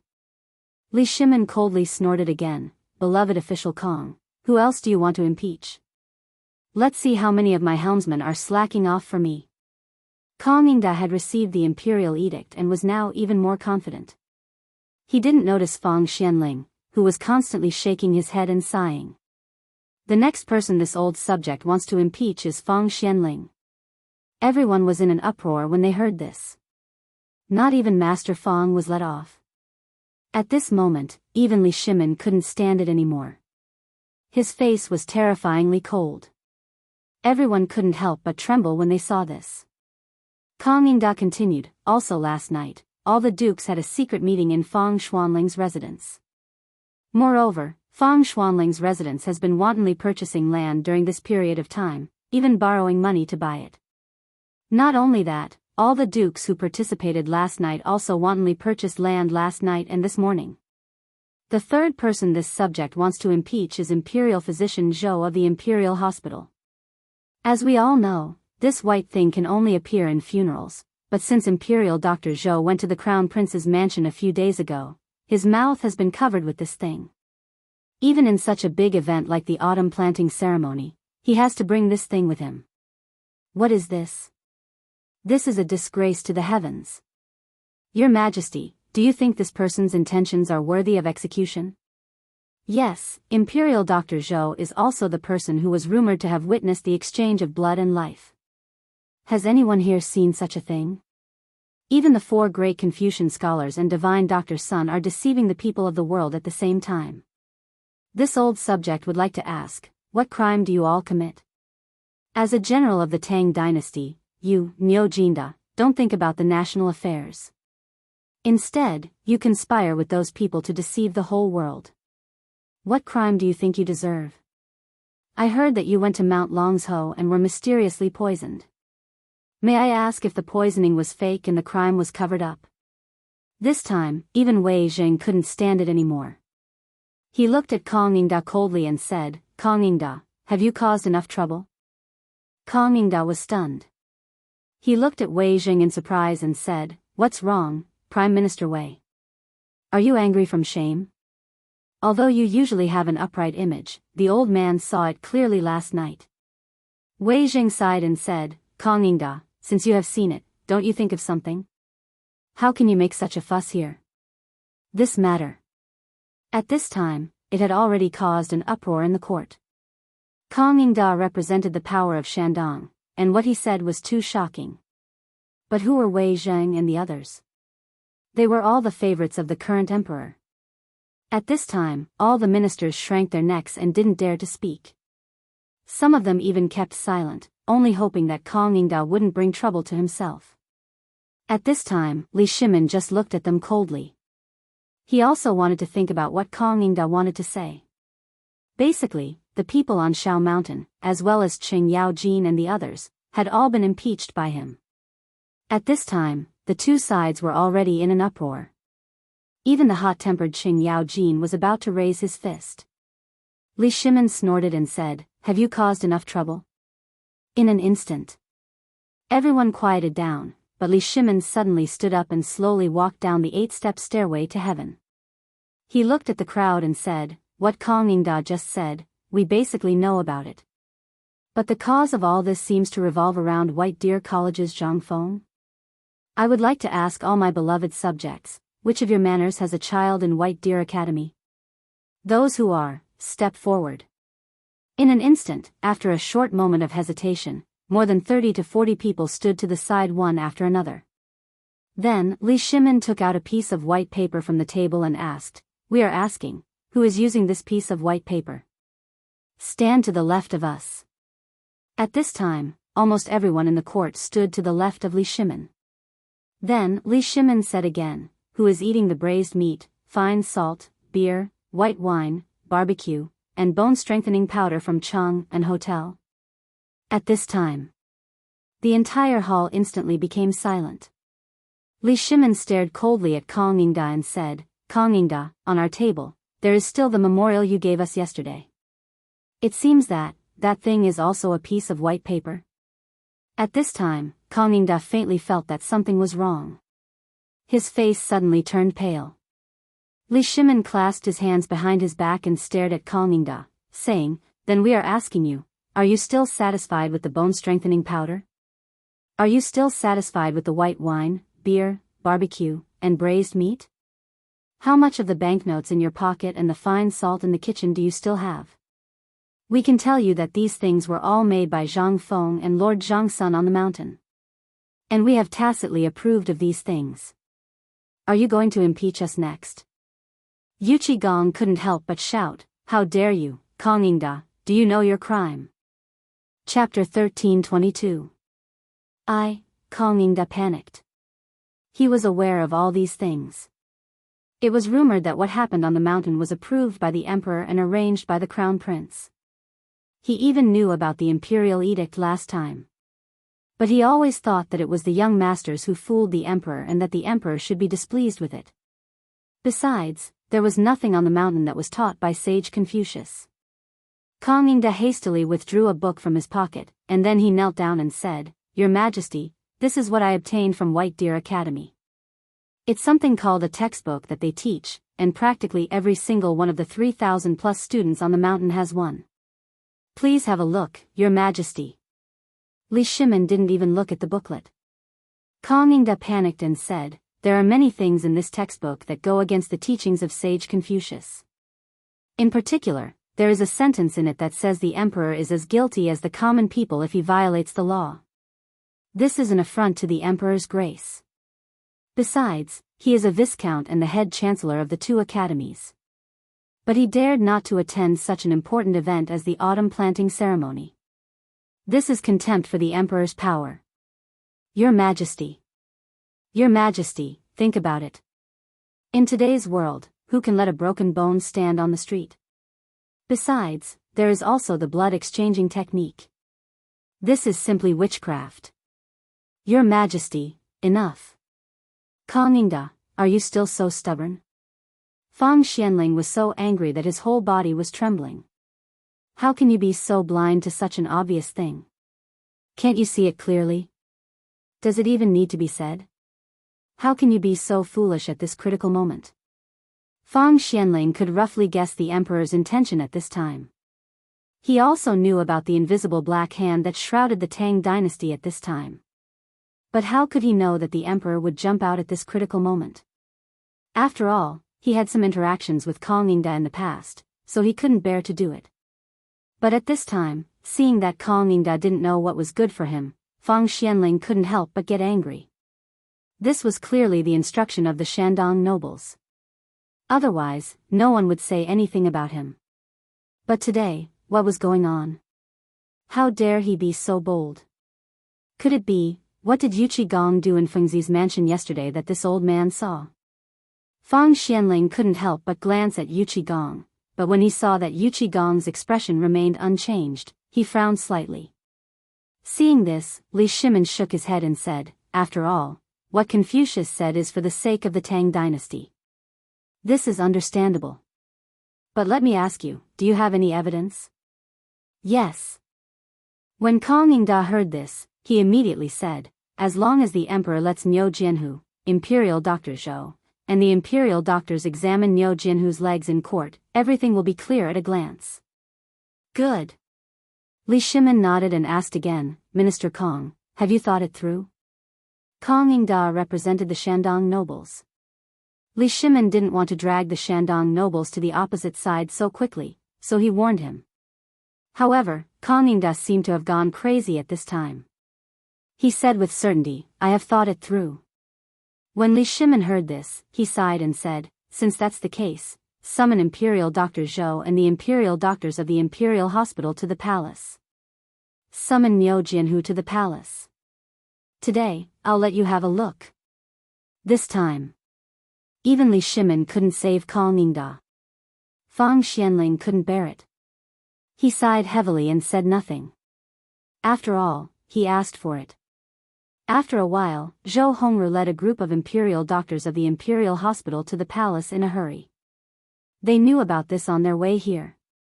At this time, when they went to the political announcement hall, everyone looked at Kong Ningda with a bad expression. However, Kong Ningda didn't care about this. He narrowed his eyes and pretended that nothing had happened. Li Shimin didn't say a word. At this time, the political announcement hall was so quiet that you could hear a pin drop. The oppressive atmosphere brewing in the hall made many ministers unable to help but have a layer of fine cold sweat on their foreheads. In this torturous wait, Niu Jianhu appeared at the door of the political announcement hall with a crutch. Niu Jianhu greets the emperor. Until this voice appeared. Li Shimin slowly opened his eyes and waved his hand indifferently, "Give him a seat." "Minister Kong, how are you going to examine it?" When Kong Ningda heard this, he said, replying to the emperor, "You just need to take off these white cloths and it will be revealed to the world." "Good." Li Shimin waved his hand, "Imperial Dr. Zhou, take it off." "Wait." Kong Ningda hurriedly interrupted Li Shimin's words and said again, in order to prevent them from acting, this old minister thought. Li Shimin waved his hand impatiently, "Then I'll let you take it off personally, how about it?" How could Kong Ningda do this? Looking around, he pointed at one of the backup imperial physicians who belonged to the Kong family and said, "Let him do it." Li Shimin didn't want to look at Kong Ningda. He waved his hand and the imperial doctor of the Kong family hurried to Niu Jianhu's side. He habitually took out a mask from his arms and put it on his mouth. This time, Kong Ningda's expression instantly turned cold. "Unfilial son, who let you wear this thing? Take it off for old man." Chapter 13:23. The imperial doctor of the Kong family did not expect Kong Ningda to say this. He glanced at the emperor and saw that the emperor closed his eyes and ignored this matter. Moreover, he was an imperial doctor, so he knew something about it. He quickly whispered, "Kong Darren, this thing is a mask. It can effectively infect the textile virus." "Infect what?" "This is just a leg injury. How can it be contagious?" "Give it to old man, cough, cough, Kong Darren, aren't you too meddlesome? This is the rule of my imperial hospital." Old man thought, "You are not allowed to intervene in my imperial hospital's affairs, right? Could it be that you, Kong Darren, want to replace me? Enough, remove it for me." Li Shimin's cold voice made Kong Ningda behave. However, the imperial doctor was extremely aggrieved. He looked at the angry Kong Ningda in front of him and said, "Kong Darren, you can ask around. Now all the imperial doctors in Chang'an city are using this thing." While speaking, the imperial doctor did not say anything. He quickly began to remove the bandage on Niu Jinhu's right leg. The bandage was very particular about the removal method. However, since Imperial Dr. Zhou saw Zhang Feng's magical method, he practiced with this thing every day after returning to the Imperial Hospital. Over time, the people in the Imperial Hospital knew about Zhang Feng's treatment of Niu Jinhu. They also knew about this operation. Everyone was curious about this bandage. There were so many ways to wrap it. At this time, the young Imperial doctor simply could not do anything to the bandage that was wrapped around Niu Jinhu's leg like a fish scale. However, under everyone's surprised eyes, the young Imperial doctor skillfully pulled out a needle from the side and gently and quickly removed the bandage. This time, all the ministers were curious. After all, this was the first time they saw this thing. It took a lot of time to wrap the bandage. Niu Jinhu was also a little angry at this time. He also cooperated with that person's actions. After about a meal, the bandage was finally removed. In an instant, the dense bamboo clips and brand new bamboo clips appeared in front of everyone's eyes. The bamboo clips were boiled in water and the stubble was still brand new. At this time, Kang Yingda was even more certain of his idea. It was obvious that it was just done. At this moment, the officials looked at Niu Jinhu and Niu Jinda in confusion. They were not fools. Naturally, they could tell that it seemed to have been put up last night. Besides, didn't Kang Yingda just say that Niu Jinhu and Niu Jinhu went to Fang Xuanling's mansion in the end? Could it be that they had created this in Fang Xuanling's mansion? This was a great crime of deceiving the emperor. But when everyone looked at the emperor, they found that the emperor's expression remained unchanged. What was the meaning of this? At this time, the young imperial doctor glanced at Kang Yingda. After all, Kang Yingda was his elder. Although he was an elder, he was also from a side branch. However, because of Kang Yingda's status in the court, his status in the family had also risen. Moreover, he was able to come to the imperial hospital because of his relationship with Kang Yingda. However, Kang Yingda glanced at him coldly. It was this glance that made the young imperial doctor somewhat unable to bear it. But at this time, the emperor was also present. If he went too far, he would be dragged into the water. He could only endure it and dismantle the bamboo clips. Fang Xianling originally wanted to remind him, but at this time, seeing Kang Yingda's appearance, he couldn't help but be a little angry. "Dear Minister Kang, are you sure you want to continue?" At this time, Li Shimin reminded him again. Last night, Zhen, Imperial Dr. Zhou and the others personally saw Jinhu's leg. "Are you sure you want to continue?" Li Shimin also couldn't bear it. But at this time, when Kang Yingda saw such a temporary bamboo clip and the white cloth strip, he really wanted to expose it immediately. How could he give up? He cupped his fist and said, "Emperor, this official understands." When Li Shimin heard this, he sighed and said, "Fine. In that case, let's dismantle it." There were 3 layers of bamboo clips. Each layer was separated by a layer of gauze, but after the first layer of bamboo clips was dismantled, traces of blood suddenly appeared on the leg. And there was a strong smell mixed in the blood. Of course, this group of people couldn't bear the smell of alcohol, they just thought it was white wine. Kang Yingda's eyes lit up, as if he saw the hope of victory. At this time, all the officials in the field were frightened. Without waiting for the crowd to say anything, Imperial Dr. Zhou frowned slightly.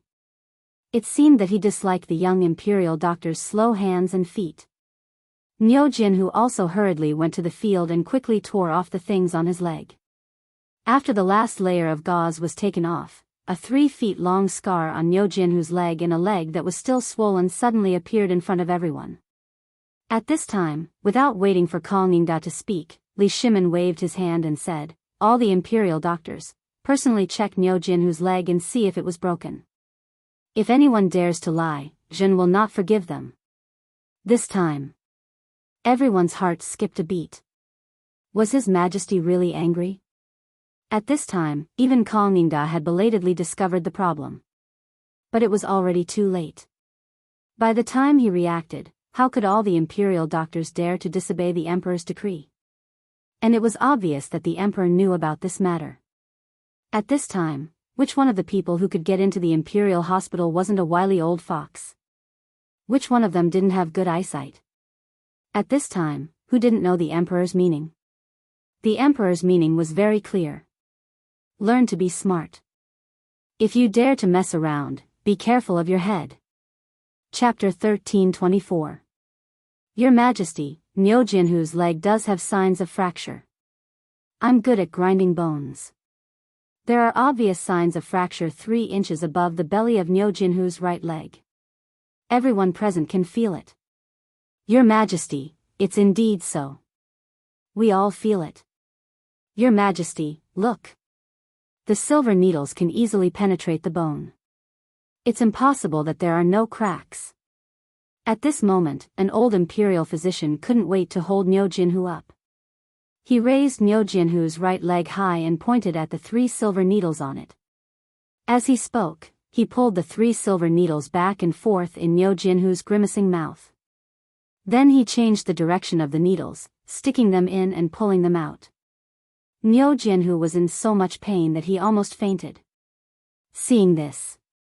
At this moment, there was no need for anyone to say anything. Li Shimin waved his hand and said, "Okay, bandage him." Dear Minister Kong, do you still think that his broken leg is fake? If you still think his leg is fake, do you want me to break your leg now and let Zhang Feng fix it for you? What else could Kong Yingda say at this moment? He had already collapsed on the ground and fell into a daze. He was already in a daze at this moment. He couldn't figure out why. How could a broken leg recover so quickly?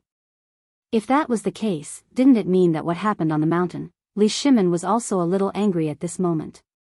He waved his hand and said, "I think dear Minister Kong is not in good health. Men, send him home to recuperate. Without my permission, don't go to the court for the time being. Men, take him away from me." In this way, Kong Yingda was taken away. No one knew who was right and who was wrong. After all, this matter was too unimaginable. Who would have thought that Zhang Feng's medical skills were so amazing that a person with a broken leg could walk with crutches in less than a month? This was simply a fantasy story, all right? But at this moment, it really happened in front of everyone's eyes. Everyone had no choice but to believe that it was true. Most importantly, many of them were very doubtful when they didn't see it in person today. But now, everyone's heart began to burn. As if they had seen something extraordinary. Li Shimin didn't give them too much time to think. After all, he had given them enough time before, and today's morning court had been long enough. Li Shimin said lightly, "You all saw what happened today, right? As for the mask, I believe that as long as you have been to Chang'an, you should be able to see it. Even I am using it now." What Minister Kong said earlier about General Niu going to look for an iron mine is something that General Niu is doing for the common people. However, as for the matter of him being poisoned, Niu Jijia, you should say it yourself. Hearing this, Niu Jinda bowed and said, "Your Majesty, I saw that the autumn planting season was coming, and the people in Chang'an were seriously lacking in ironware and other farming tools. Therefore, I wanted to share your burden and went there. But I didn't expect that I didn't know the iron mine. By chance, I got a mysterious thing and got poisoned." After Yuqigong recounted everything in detail, Li Shimin said, "However, I know that this thing of yours, is it something that the boy named Zhang Feng on the mountain came up with?" Li Shimin didn't want to draw Zhang Feng out. But at this time, the situation was not optimistic. The autumn planting couldn't be delayed any longer. And if the phosphorus fertilizer and seeds were delayed, how could it be promoted? Therefore, today, Li Shimin had already pushed everything to Zhang Sun Wuji, as well as that old Li. He, on the other hand, had removed himself completely. After all, although he didn't want to hide his identity, it wouldn't be good if he exposed Fengzi like this. However, this matter must be spread out. Thinking of this, Li Shimin said, "Yesterday, I also went to Minister Feng's mansion. And it was because of this. Minister Zhang Sun and the others, in order to solve the food shortage problem, actually used some unknown method to create something called fertilizer. Of course, I heard that this thing was also created by Zhang Feng," right? How could Zhangsun Wuji not know the emperor's meaning? He hurriedly replied, replying to your majesty, it is indeed like this. This matter was told to this lowly official by a merchant surnamed Li. I heard that this brat named Zhang Feng has developed a fertilizer that can double the yield of all the fields. Moreover, I've carefully investigated White Deer Academy, and I've indeed discovered that one of the textbooks in the academy is something called physics. So, I've made a bold decision and tacitly agreed to this research. Li Shimin heard this. He nodded and said, Minister Zhangsun has done well. This is a great merit that will last for 1,000 years. Minister, think about it. What do you need? I will reward you one by one. Reward, they wanted fields. But would the emperor give them? And most importantly, they wanted food. But the national treasury was even poorer than them. What did they want? Money? Forget it. They had a lot of that stuff too. Zhangsun Wuji pretended to be righteous and selfless as he said, to be able to share your majesty's burdens is this subject's duty. How would I dare to ask for any reward? Li Shimin heard this and nodded with a smile, since that is the case, when this thing is really created, I will reward you all together. Li Shimin waved his hand and said, give the order to reward Chancellor Zhang Feng of White Deer College with 100 mu of fertile land. Chapter 1325. Today's morning court session lasted for 6 hours. By the time the court session ended, everyone was already dizzy from hunger. However, the court session this time caused ripples in the hearts of all the officials, especially after they learned that Zhangsun Wuji had mentioned that Mr. Li had a close personal relationship with Zhangsun Wuji. Moreover, the emperor really knew about Zhang Feng's matter. This was what shocked all the officials the most. Previously, they had vaguely heard from the imperial astronomer that the North Star had descended in Chang'an city. Moreover, they were all officials in the court. How could they not know about the matter in a small place like Chang'an city? Especially after the barbecue and beer were served, everyone heard a name. Zhang Feng. Previously, they had only vaguely guessed this. However, now that the emperor had vaguely mentioned it, and Zhangsun Wuji had said it in the court session today, everyone was enlightened. Everyone was instantly enlightened. This man was none other than Zhang Feng. No wonder the emperor valued White Deer College so much. This was the real North Star descending. And this time, the most important thing that could benefit all of them was not the white paper, nor the braised meat, nor the new dishes, but the miraculous knowledge of White Deer Academy that Zhang Feng had created, as well as the miraculous medical skills that they had now. Furthermore, there was the land that the emperor had bestowed upon them previously, which had caused them so much pain. Today, if it weren't for that damned Chang'an, the emperor would probably have taken back some of their land without them knowing. However, Chang'an was a good person. He had helped everyone. As for himself, he was willing to be driven back by the furious emperor. No one would feel comfortable if this happened to him. After all, this was the emperor's private matter. The emperor was also a human and wanted to have some private property. Moreover, the emperor had originally wanted to take back some land from everyone. However, with Chang'an's interference, everything was ruined. It would be strange if the emperor wasn't furious. Therefore, the emperor decided to tell him about it directly. At this time, everyone was so excited, but the emperor had also given a strict order. If anyone dared to wantonly hoard land, all of their land and property would be confiscated. Although this only started after today's morning court session. Anyone could see that the emperor was favoring Zhangsun Wuji and Feng Xianling, but what could they do? After all, he was a duke and had put in a lot of effort into this matter.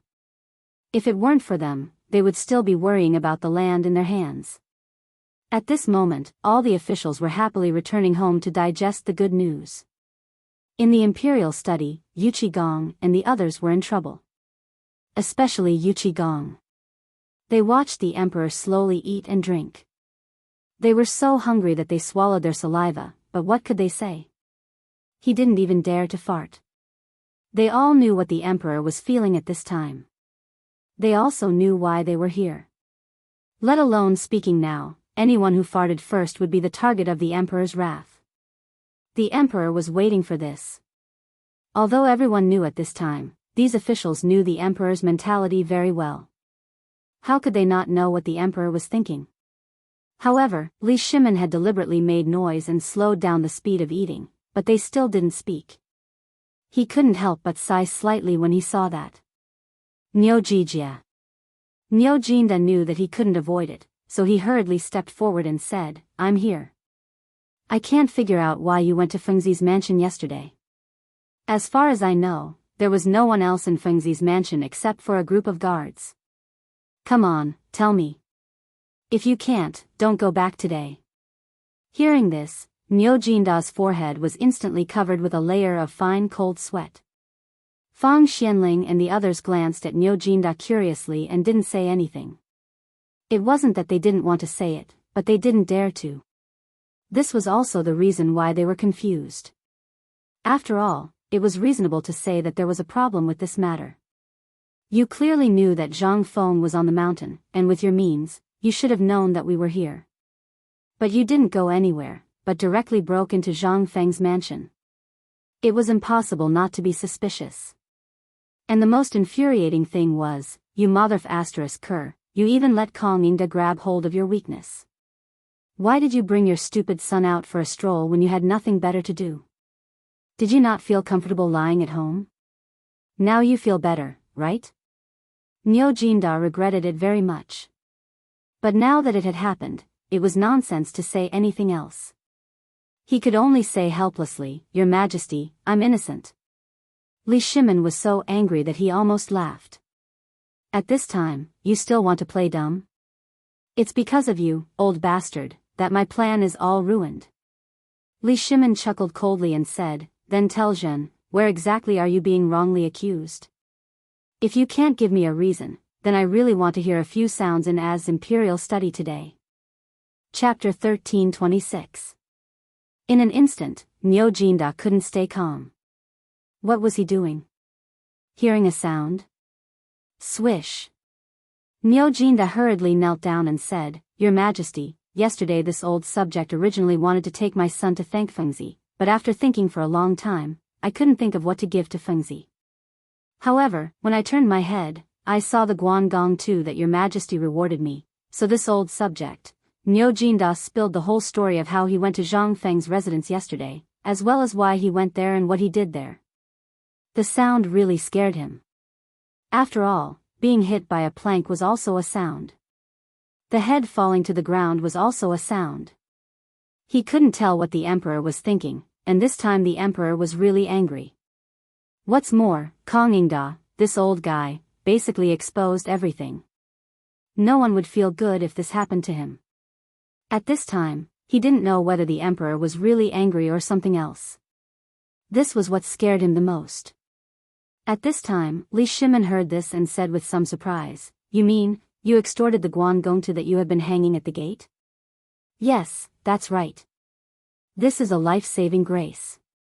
Moreover, it saved both our lives. But this old minister can't think of what to give. Money? That's too cliché. You can say that it's something else. There's nothing that Fengzi would like. So I thought about it and gave it to Fengzi. After all, Fengzi is a good brother, and this painting is suitable for him. Li Shimin was a little dizzy. He was thinking about taking advantage of this opportunity to get the Guangong back. Now, it was in Fengzi's pocket. It was completely impossible to get it back now. He could only sigh and say, Fine, fine. You gave it to him, but why did you give him this thing? And the most important thing is, why did you go to his mansion? You didn't really go there to give this painting to Fengzi, did you? Fang Xianling and others were a little bolder at this time. Seeing the emperor's tone soften a little, they plucked up the courage to look at Niujinda with doubts. Hearing this, Niujinda couldn't calm down and said proudly, Your Majesty knows me best. Yesterday, I was thinking about it. Fengzi has been doing this phosphate fertilizer for a long time. Think about it, every time we went to Fengzi's liquor store, he would be so stingy. He said that he didn't have it, but every time, he would be able to get some out. What does this mean? It means that Fengzi is too stingy. He hid all the good stuff at home. And I was thinking, this guy should have made Fengzi long ago. Otherwise, he wouldn't have dared to tell Master Feng about it, and wouldn't have dared to use it on the fields in the mountains. And he did it in front of so many people. Li Shimin pondered and felt that Niu Jinda was right. After all, this matter was indeed such a matter. If Zhang Feng wasn't certain of something, he wouldn't do it. Li Shimin couldn't help but walk up and down in the imperial study with his hands behind his back. After a while, he waved his hand and said, "Don't just stand there. Sit down. Xiao Gizi, prepare the meal. Dear Niu, tell me in detail. Did you find anything in Fengzi's mansion?" "Yes." Niu Jinda's eyes were fixed on the bowl of steaming hot noodles that a group of palace maids brought in. Li Shimin sighed and waved his hand, saying, "Let's eat and talk." Oh. When Niu Jinda heard this, he rubbed his hands together and took a large bowl of noodles from a palace maid before wolfing it down. Yu Qigong and the others had long since fainted from hunger. When they saw this, they didn't wait for the emperor's orders and picked up their bowls to slurp down the noodles. After a while, Niu Jinda touched his belly. He wanted to eat another bowl, but seeing Li Shimin's expression, he hurriedly said, "Your Majesty, you also know about this. It's Fengzi's east courtyard. Among them, we have been to the southwest and north courtyards, but the east courtyard is the only one that no one is allowed to take a look at. And most importantly, when I went to ask, no one was allowed to mention it. Zhang Feng even found 3 old men and directly sealed the east courtyard.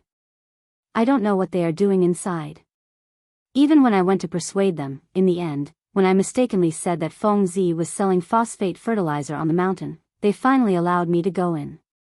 "What's inside?" Li Shimin frowned and asked. Fang Xianling and the others also put down their bowls and chopsticks, waiting for Niu Jinda.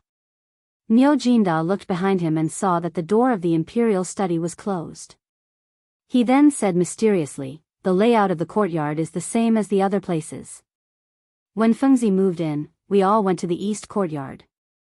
There are so many rooms, but the 3 old men didn't live in them. Instead, they built a few thatched sheds in the innermost part of the east courtyard where the sunlight is the best. The weirdest thing is that there's a big pot beside the shed, which is boiling water. There's also a big wooden trough beside the pot, and there's something similar to medicinal herbs in the wooden trough." Li Shimin was confused. "You said a lot of things. You didn't find anything. You're making fun of me, aren't you?" Li Shimin was angry. He waved his hand and said, "Come on, drag him out and give him 30 beatings." Niu Jinda was still talking vividly. When he heard the emperor's words, he couldn't understand and was a little confused.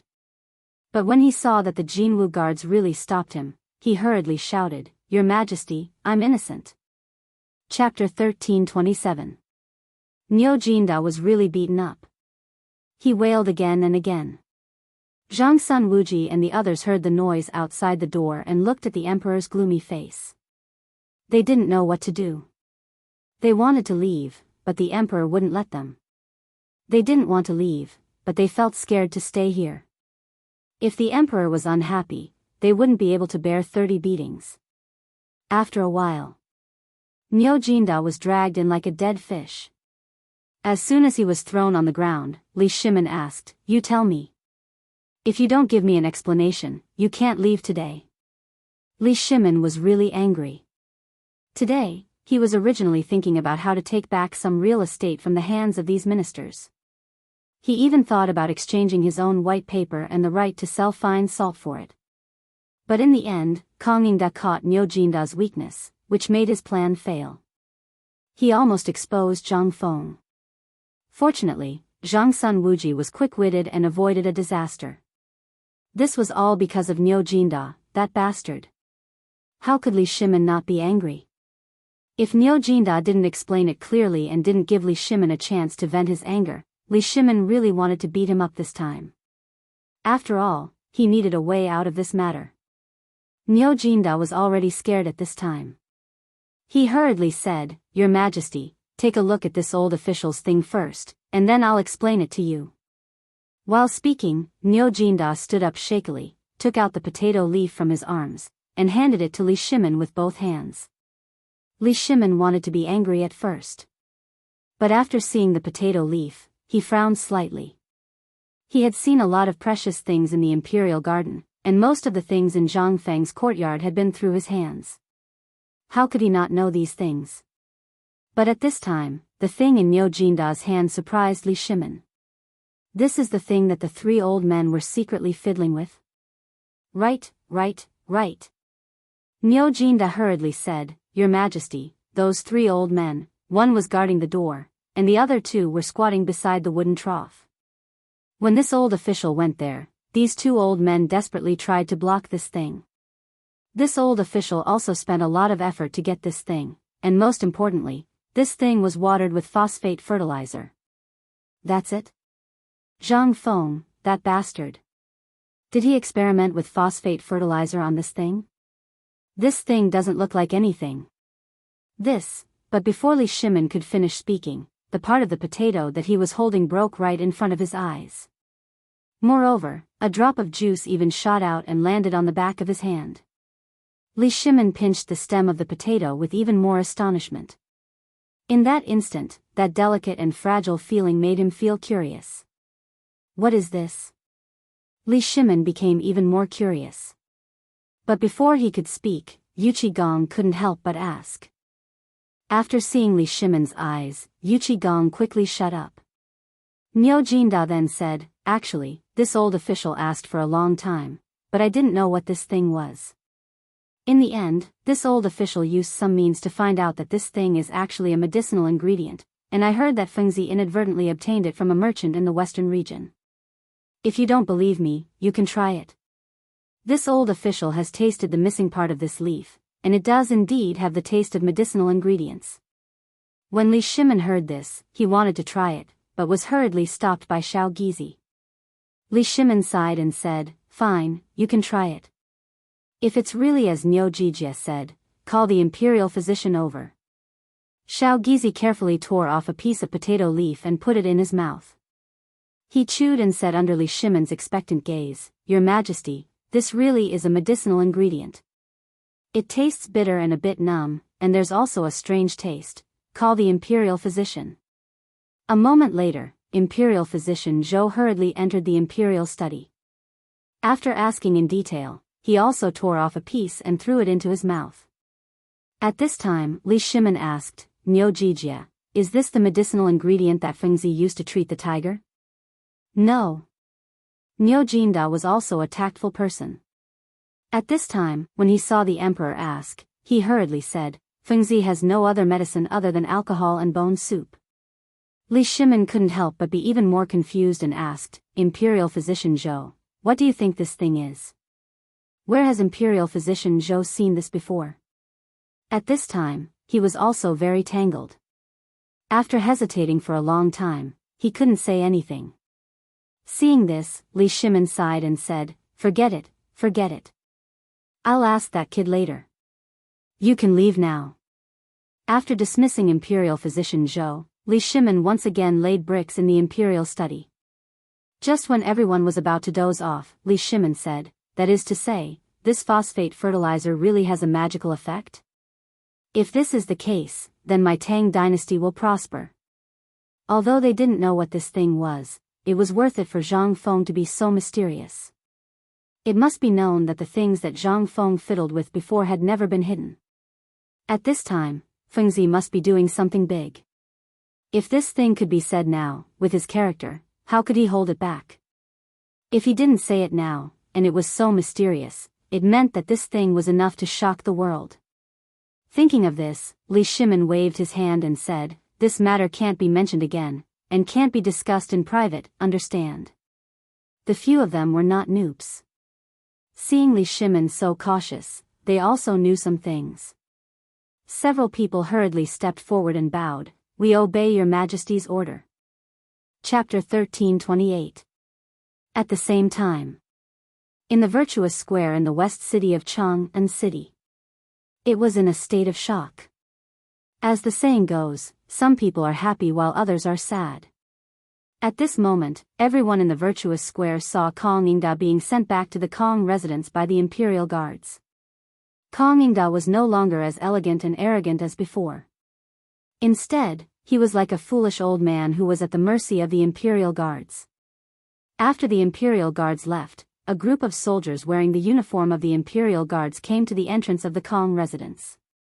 They seemed to be guarding the entrance, but in fact, they were watching over the entire Kong residence. Every person who entered and left had to go through layers of checks. At this moment, the entire virtuous square was in shock. Some people said that today at the morning court, Kong Ingda angered the emperor and was removed from his official position by the emperor. Others said that Kong Ingda was plotted against by a scoundrel and the emperor sent people to protect Kong Ingda. As the saying goes, good news never leaves the house, but bad news travels 1,000 miles. In less than 2 hours, Kong Ingda's incident had spread throughout Chang'an. It had even become a household name. But no one in the Kong residence came out to say anything. Even the servants and maids who came out to buy groceries came and went in a hurry. The officials who had always been on good terms with Kong Ingda, as well as the ministers who lived in the virtuous square, did not say a word about this matter. Even the Kong residence, which used to be as busy as a marketplace, was deserted. Everyone who passed by hurriedly ran away, fearing that they would not be able to avoid the place. The Kong residence instantly fell into a gloomy fog. The Kong residence was not the largest or the most gorgeous in the virtuous square, but it was the most exquisite and the most famous. This was because Kong Ingda was known as the son of sage Confucius. But now? The son of sage Confucius was lying on the bed with a sallow face. His eyes and mouth were wide open, and he did not listen to anything anyone said. It seemed that he had really lost his mind. Kong Ingda's so-called 100 students were only a few dozen people at this time. They were kneeling in front of Kong Ingda's bed with the family members of the Kong residence. Beside the bed, an old woman with a head full of white hair was holding a walking stick. While wiping Kong Ingda's cheeks with a rag, she was narrating the situation outside. A moment later, the young imperial physician surnamed Kong from the Imperial Institute of Medicine hurried over. As soon as everyone saw him, it was as if they had seen their savior, and they hurriedly went forward to ask.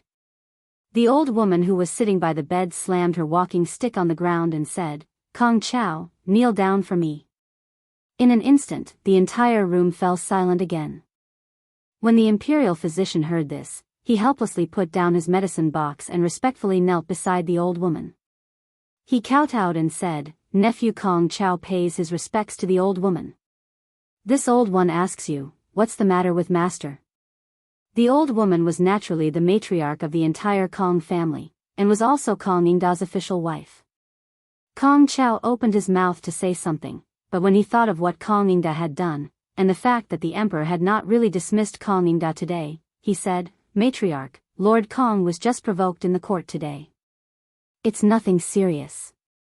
The emperor did not say that he was going to dismiss Lord Kong.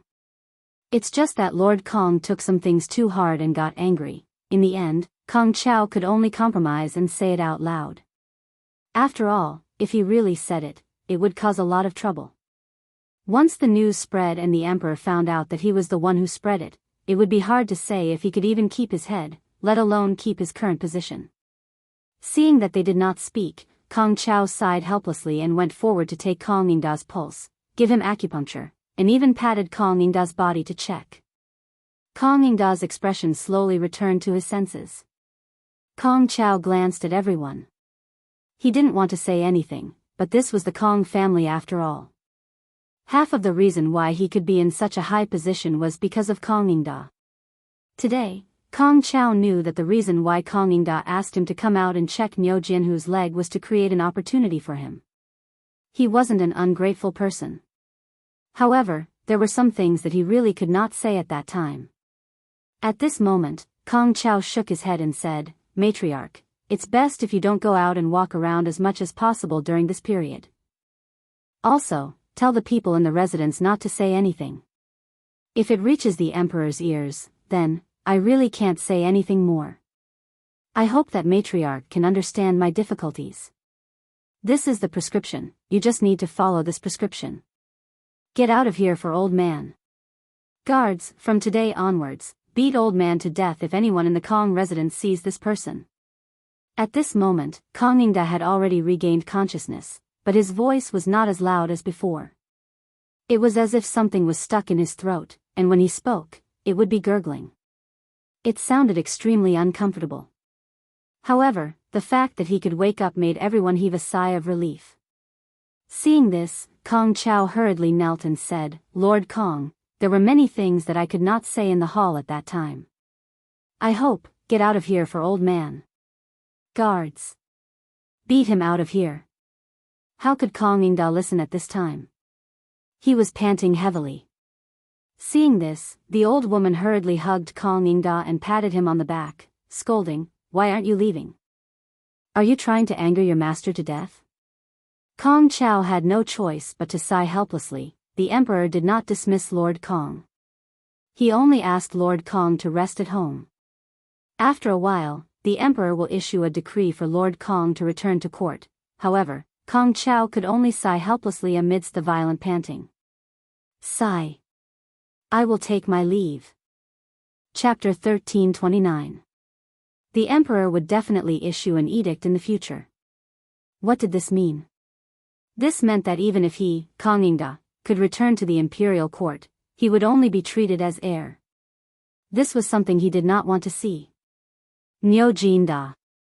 Old man and you are irreconcilable. In the end, Kong Ningda vented all his anger on Nyo Jinda. If he had not suddenly brought his son out for a stroll and happened to be seen by him, how could such a big mistake have occurred? No.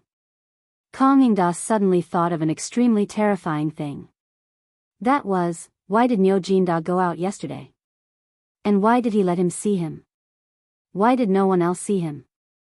Why was this? Could it be, the emperor had wanted to get rid of him for a long time?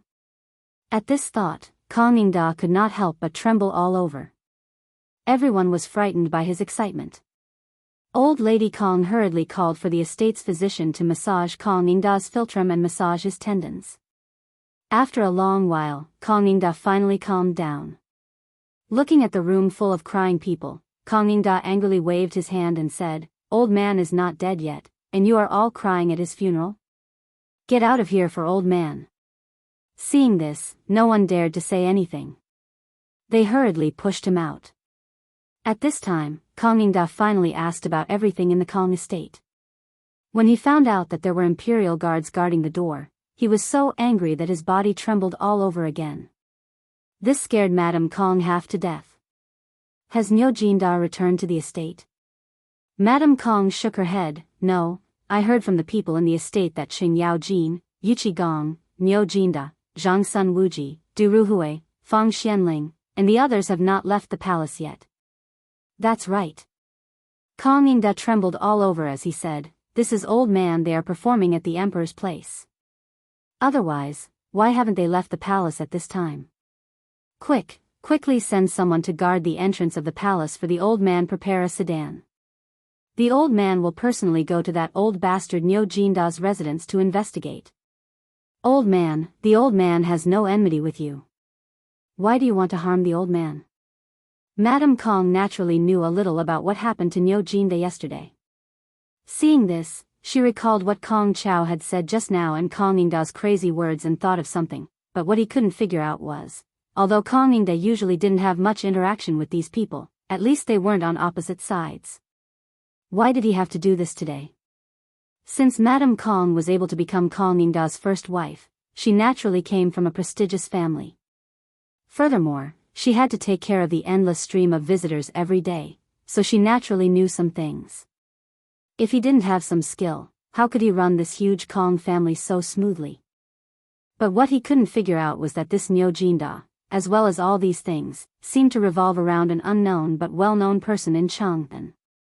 Zhang Feng. At the thought of this, Madame Kong hurriedly comforted him, "Master, please don't be impatient. Let me arrange for someone to go to that deserted mountain to take a look.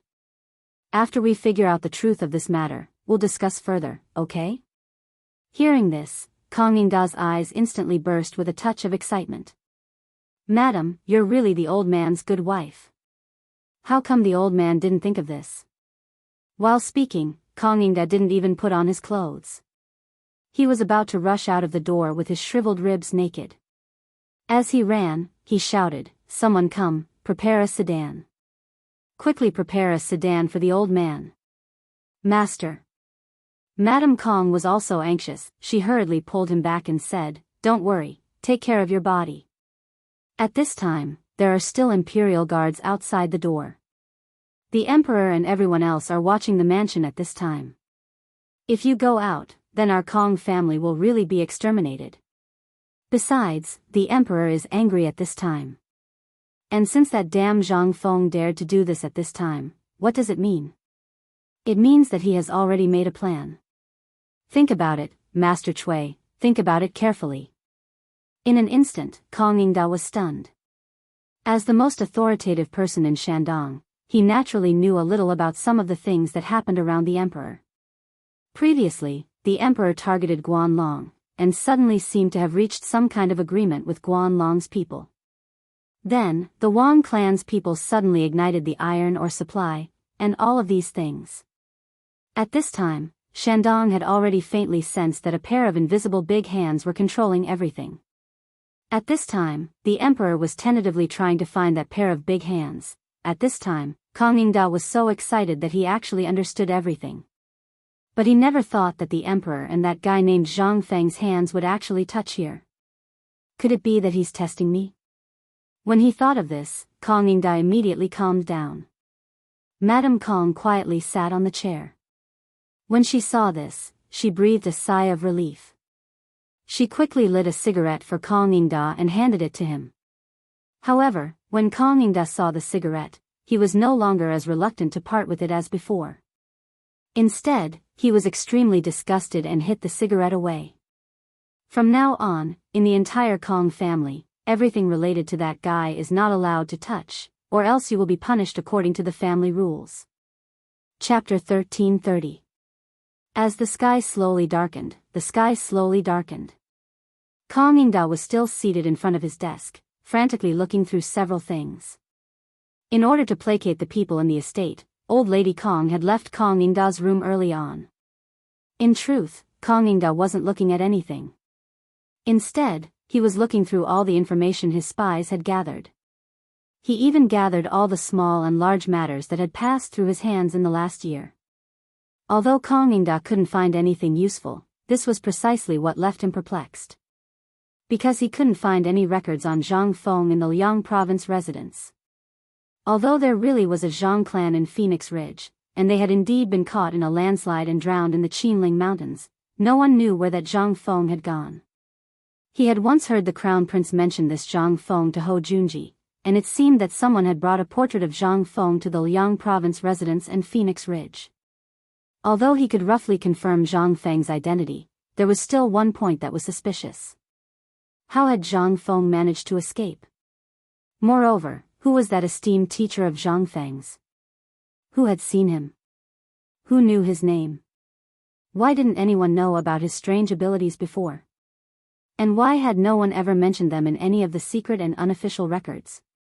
This was especially true for the matter of setting bones, the white paper, the cigarettes, and the fine salt. If such important matters were true, why hadn't there been a single clue? And even if they had come from another region, the Tang dynasty had been so prosperous, and there had been so many foreign merchants from the Han dynasty to the present. Why had no one brought these things to the Tang dynasty?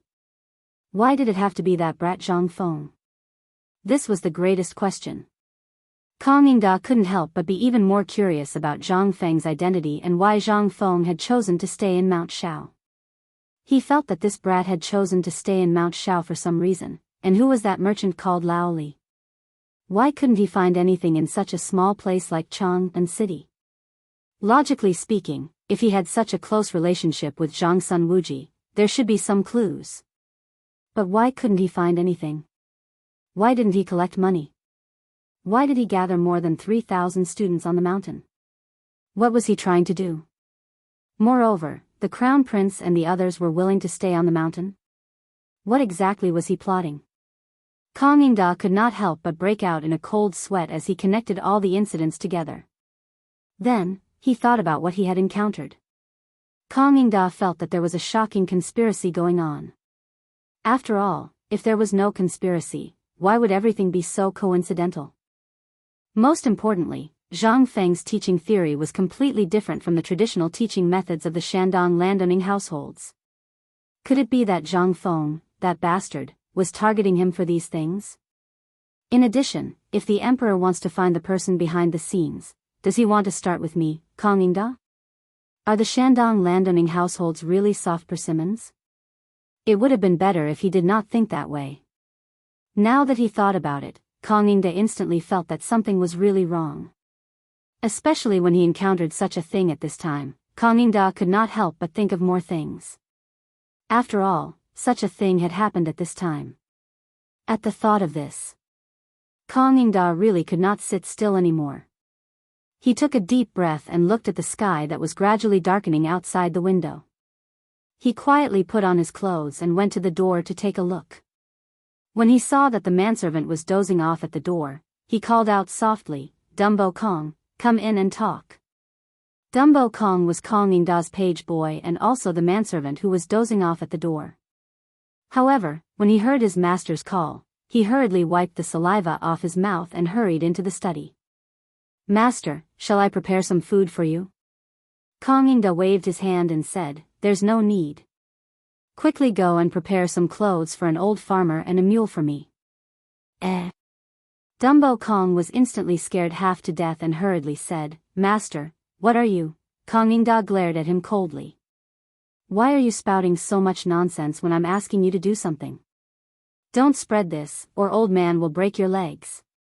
Dumbo Kong was so frightened that he hurriedly scrambled out. After spending the time it took to eat a meal, Chang'an, dressed as an old farmer, mixed in with a group of swill collectors from the back door of Kong residence and left his own residence. Chang'an stared ruefully at the imperial guards at the gates, but his eyes were also filled with boundless rage and indignation.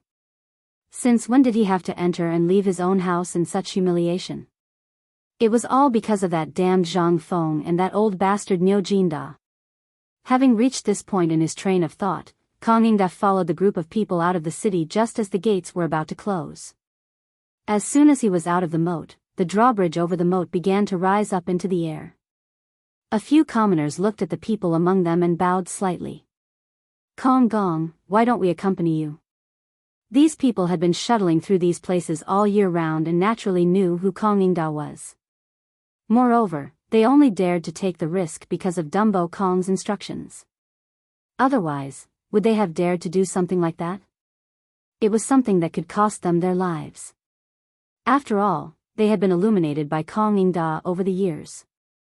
It was only after Dumbo Kong repeatedly promised that no one else would know about it that they finally agreed. Nonetheless, after all, who was Zhang Feng? They knew better than anyone else. Zhang Feng was their great savior at the moment, and they did not dare to offend him so easily. Moreover, the news of Chang'an offending the emperor was spreading like wildfire in Chang'an today, which made them even more suspicious. Chang'an pulled out a huge stack of banknotes from his chest and gave them to them in every possible way before finally offering a fistpalm salute. "This journey is fraught with danger, so we shall part ways here. Thank you for your trouble, and I hope that you can forget about what happened tonight."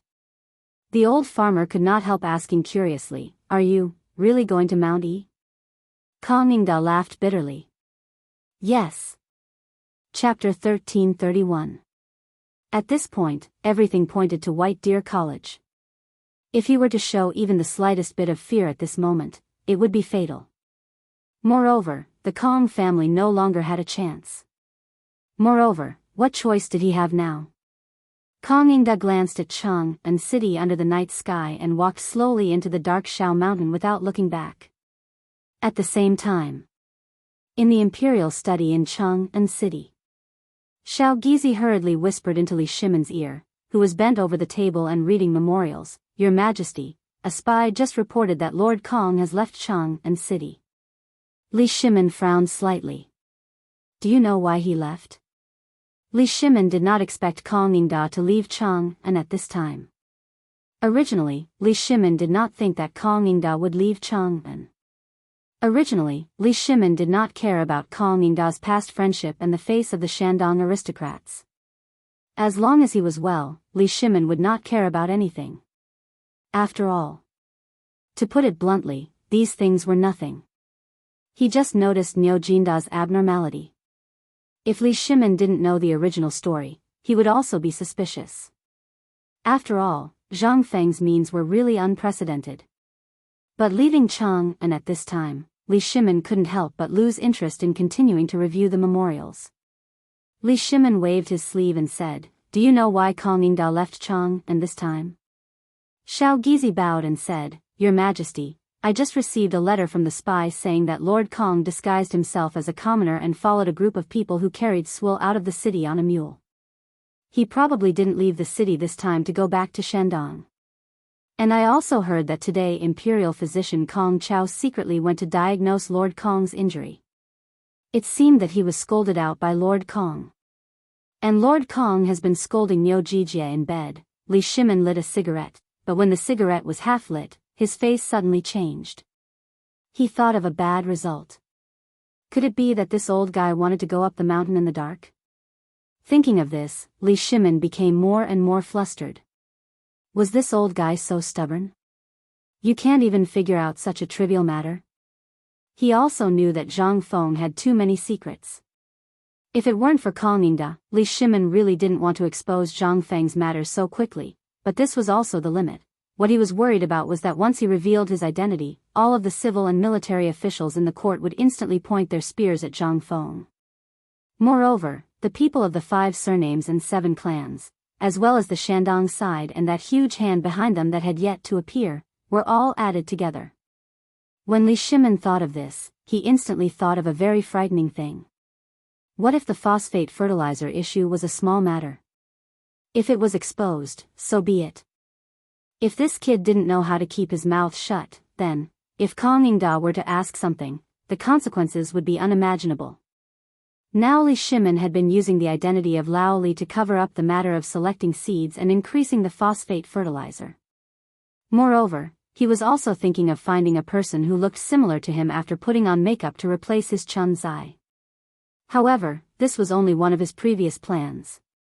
At this time, if Kong Yingda had other purposes and directly exposed everyone's identity at this time, then the consequences, Li Shimin waved his hand and shouted, "Guards!" Seeing that the emperor was obviously angry at this time, little Gizi hurriedly knelt and said, "This servant is here. Quickly send out the Jinwu guards.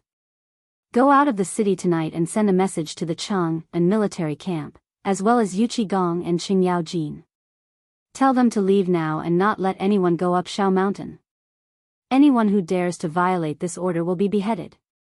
Send a message to capture that old man Kong Yingda for me. Only escort him to the prison." Little Gizi had never seen the emperor so decisive. Horrified, he hurriedly turned around and hurriedly went to make arrangements. Little Gizi knew better than anyone the importance of this matter. Once Zhang Feng's identity was exposed, it would cause a chain reaction that would affect the entire imperial court, and even the steel weapons that Prince Zhang made on the mountain would cause chaos in the world. Even if something went wrong and it was spread to the ears of the Tujue spies, then, it was conceivable that the Tujue would just watch Prince Zhang make this thing. Would the people of the 5 surnames and 7 clans watch? Would the people of the Guanlong noble clan and Tubo, who had just been urged, be quiet? After all, no one wanted to see a mountain on their head. Moreover, this mountain was covered with fatal poisonous thorns. Little Gizi didn't dare to delay and hurriedly went to make arrangements after leaving the imperial study. How could Li Shimin be in the mood at this time? After wandering around the imperial study for a long time, he waved his hand and said, "Send an imperial decree. Zhang Sun Wuji, Fang Xianling, Du Ruhui, and Wei Zheng are to come quickly." A moment later, in the brightly lit imperial palace, an extremely tense atmosphere instantly fell into an extremely tense atmosphere. The imperial guards and Jinwu guards of the entire imperial palace were also issued in all directions, shuttling back and forth in the imperial palace and the streets of Chang'an before disappearing into the imperial palace and the alleys. However, everything seemed to be a little too late. At this time, Chang'an had already taken a document that he had made up and entered an inn in Shao Mountain Market.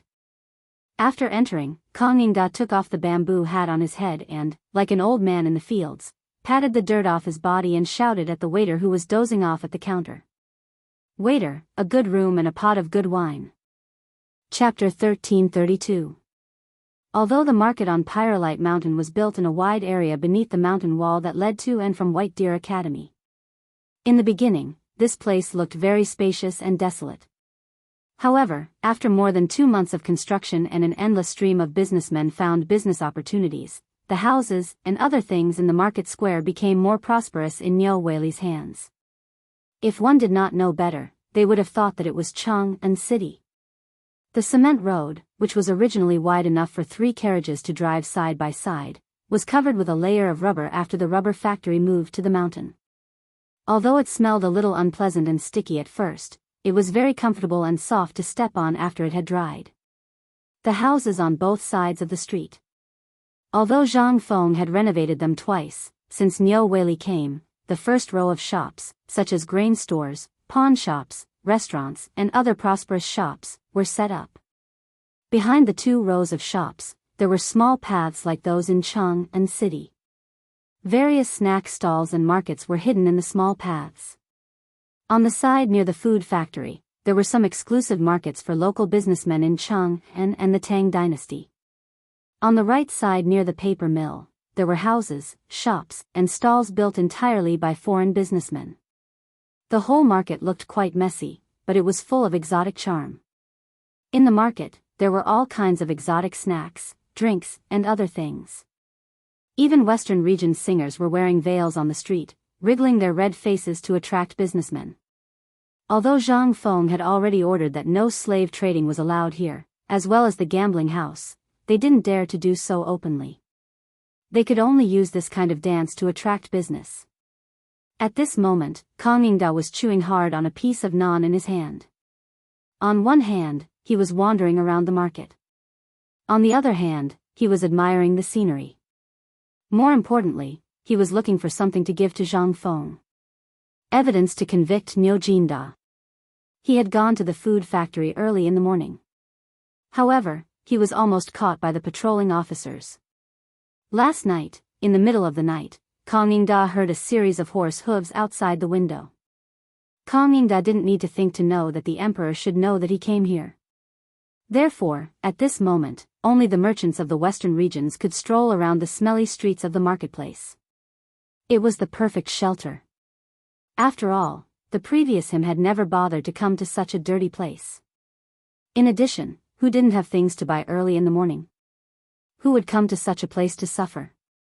They had managed to sneak into the market. But if he wanted to go up the mountain, the only way was blocked. That was the gate of the academy. At this moment, Chang'an was looking at the words on the gate of the academy from afar, slightly lost in thought. He did agree with the admonitions, but shouldn't the statue in front of the admonition be Saint Shu Kong? Which person on the tree was this? No matter how one looked at him, he looked like an outsider instead of a statue of someone from the Tang dynasty. It was a disgrace for such a statue to appear here. Whether it was the statue's clothes, the short hair, or the thing on the eyes, which one of them was from the Tang dynasty? Which one of them looked like something from the Tang dynasty? Most importantly, this statue was very famous in this market. It was said that it was Zhang Feng's mentor. This made Chang'an even more certain that Zhang Feng must have done something shady on the mountain. After all, the clothes and the things made by Zhang Feng, which one of them looked like something from the Tang dynasty? This was simply an outsider. Did the emperor forget the ancient saying that those who are not of our race must have a different heart? Did Nyo Jinda forget? And Fang Xianling, Wei Zheng. Did you all forget? But this was not the main point. The main point was that the security here was extremely tight. The guards here were all big and burly, and many of them had scars on their faces. Some of them even had injuries all over their bodies. With one look, one could tell that they had military backgrounds. How could such people be qualified to guard the door? This was simply too much. But at this moment, he was stuck in front of this checkpoint. The next step was White Deer College. At this time, Chang'an was sitting under a willow tree with a crooked neck, staring at the door in a daze. He didn't notice that behind him, an old man with a crutch was staring at him with narrowed eyes. The old man was the old village chief. Behind the old village chief were more than 10 students from the mountain. The one leading them was Qian Wanli. Each of them was carrying a large bundle of white paper. The old village chief's voice still attracted Chang'an's attention. The moment he turned his face, the two old men couldn't help but be stunned. Master Kong? You are. Elder son?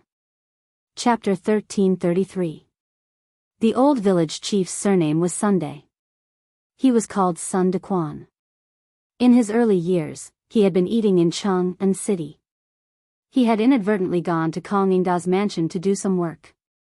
Because of his straightforward nature and the fact that he had accidentally bumped into Chang'an took pity on him and asked him to bring his letter to the Chang'an local government.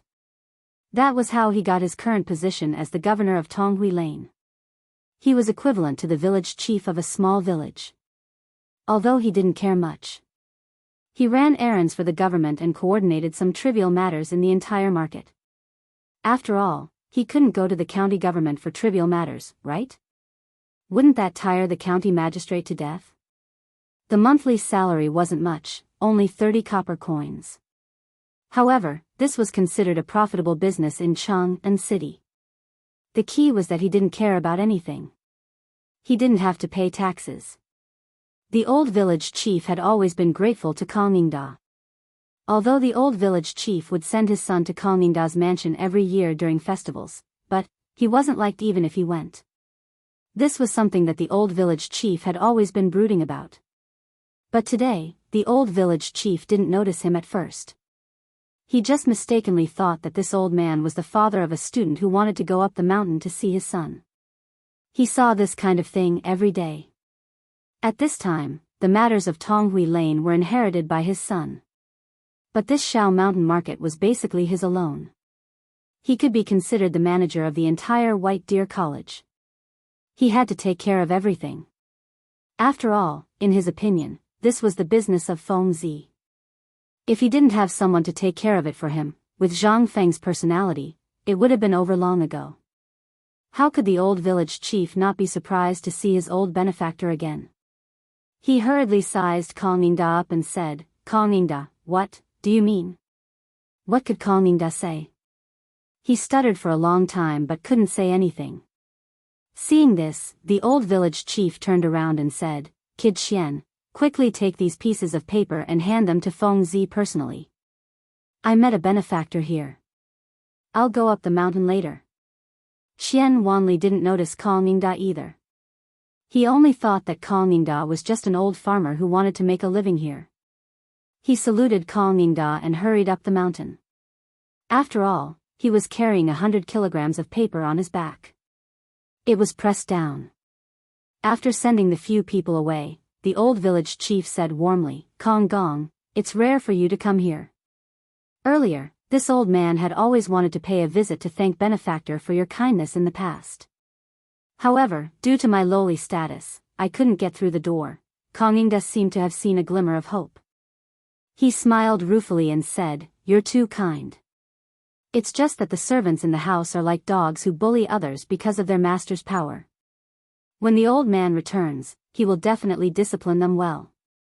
Hearing this, the old village chief waved his hand. I wouldn't dare. There's no need to trouble Duke Kong with such a small matter. After all, this country has its laws and every family has its rules. Since Duke Kong has come here today, and this old man happens to be present, could this old man be so bold as to invite Duke Kong to this old man's residence for a chat so that this old man can perform his duties as a host and repay the kindness of those years? Chang'an rolled his eyes and said, "Old man's son, may I ask if you are on this mountain?" "Oh. Thanks to this dean, this old man has managed to get good jobs in the entire Tonghui district. This old man is also honored that the entire papermaking workshop is under my watch. Furthermore, some of the daily affairs in the district are also under my care. This At this moment, even the experienced and knowledgeable Chang'an was dumbfounded. He stood rooted to the ground and looked at the white paper that was being dried like snow. He said in shock, "You are saying that this papermaking workshop is under your management?" The mystery of the papermaking workshop was well known in the entire Chang'an. Everyone wanted to find out more about the papermaking workshop. After all, the papermaking workshop had replaced the papermaking industry of the past. One could imagine that a few hundred kilograms of white paper a day was equivalent to a month's production in the past. How terrifying was that? Chang'an originally thought that the papermaking workshop would be heavily guarded, and that there would be a heavyweight guarding it. However, he did not expect that there would not be a single guard here. Furthermore, it was an old man with a slave status who was in charge. What kind of operation was this? Could it be that in the eyes of Zhang Feng, this thing was so worthless? At this moment, Chang'an was in a bad mood. He stared blankly at the papermaking workshop. Then, under the ostentatious introduction of the old village chief, he walked into an elegant brick house. What shocked him even more was, this brick house was no different from the houses in the district. What was this? How many people could use a brick to build a house?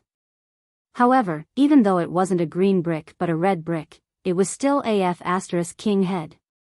For this thing, other than those aristocratic families, other people would not be able to use brick to build houses. Even if they were to install brick on their door, they would still need to go to the government office to register it.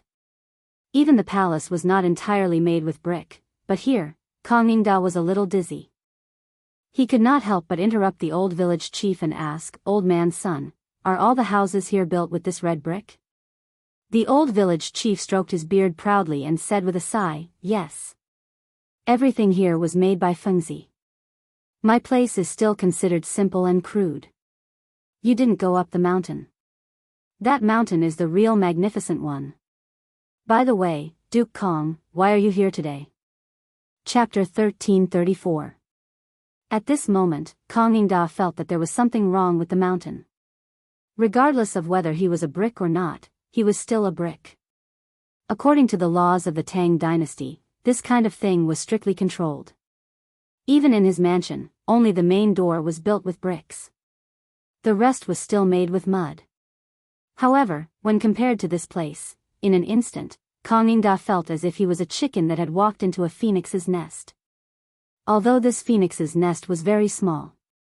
Seeing that Chang'an was still immersed in shock and holding a brick in a daze, the village head couldn't help but shake his head. The old village head could only shake his head helplessly.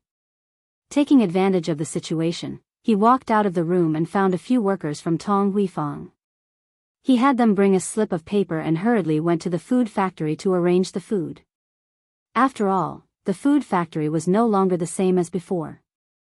At this time, there were no pigs to be killed in the food factory. Basically, it was used to make cooked food and to prepare braised food for the restaurants opened by the Guanlong aristocrats in Chang'an. It was also a place to teach some skills to those who wanted to come here to learn the art of cooking. To put it bluntly, this was the kitchen for the thousands of people in White Deer College. It was also the place where the students on the mountain learned the art of cooking. When the village head returned to the house, Chang'an had already returned to normal. He lowered his head and smoked fiercely. The comfort in the old village head's heart could not be described with words. He could finally breathe a sigh of relief for once. Seeing that old son had returned, Chang'an asked, "Old son, you're saying that you're in charge of this paper mill and the market on the mountain?" The old village head silently laughed and said, "This is all because Feng Zi knows how to take care of the elderly. Otherwise, do you think this old man would have this opportunity? Moreover, this young man is also a person who values friendship and righteousness. I'm basically in charge of all the trivial matters on the mountain." As he spoke, the old village head sized up Chang'an and said, "Chang'an, judging from your appearance, are you retiring?" Chang'an was shocked. Did he know about yesterday's incident? He hurriedly and cautiously asked, "What do you mean?" The old village head carefully closed the door and then said in a low voice, "This morning, the person who went to Chang'an City to deliver goods said that you were dismissed by the emperor yesterday." "Is there such a thing?" Chang'an didn't know how to answer. He asked carefully, "Who did you hear this from?" "The news has spread all over Chang'an city. Don't you know? I heard that you had an argument with His Majesty yesterday, and then His Majesty." "Of course, I don't believe it. After all, you are a virtuous minister." "Not only me, but many people in Chang'an city are talking about it. There are also many people on the mountain talking about it." Hearing this, Chang'an nodded in relief. He sighed, "That's right. Yesterday, in the imperial court, I was indeed at odds with the opinions of several dukes. In addition, I was tricked by Jinda, that boorish fellow. That's why, sigh." The old village head's face darkened when he heard this. He scolded, "That old bastard, don't let old man meet him. If the old man meets him, he will definitely give him a good scolding. How can such a loyal person like Chang'an be wronged like this? No, let's go. Chang'an, come with me to the mountain. Today, I don't care about my face. I will definitely ask the dean to write a lawsuit for you in person to redress your grievances. Don't you know that the dean and Lord Zhongsun know each other? And you didn't see it last time. Even the Hongwen Guan, the Imperial College, Li Shaogong, Prince Li, and Duke Chen all came to the mountain, and the four great Confucians. Presumably, you came to the mountain this time for this matter, right? Or do you want to find a job on the mountain? Let me tell you, although this Feng Zi looks careless, he respects people with great knowledge like you very much. If you go up the mountain, Feng Zi will be so happy that he won't be able to sleep." The old village head boasted about Zhang Feng and was about to pull Chang'an up the mountain. However, Chang'an, who knew about this matter, came to find evidence. Why would he want to go up the mountain at this juncture? Moreover, with old man's son here, there would be no problem going up the mountain. Even in terms of safety, where could there be a safer place than here? Most importantly, who in the imperial court didn't know about the collusion between Duke Chen and the crown prince? How dare they come here? There must be a conspiracy behind this. Plus Li Shaogong, who are you people? If this isn't rebellion, then what is? However, it was obvious that the old village head must know a lot of secrets. Therefore, Chang'an didn't want to go up the mountain. Instead, he patted the old village head and said, "Old man's son, calm down. Old man is tired. It won't be too late to go up the mountain after resting here for a while." The old village head finally reacted. He hurriedly asked, "Duke Kong, this time you are?" Chang'an nodded with a smile. "Forget about the matters of the government.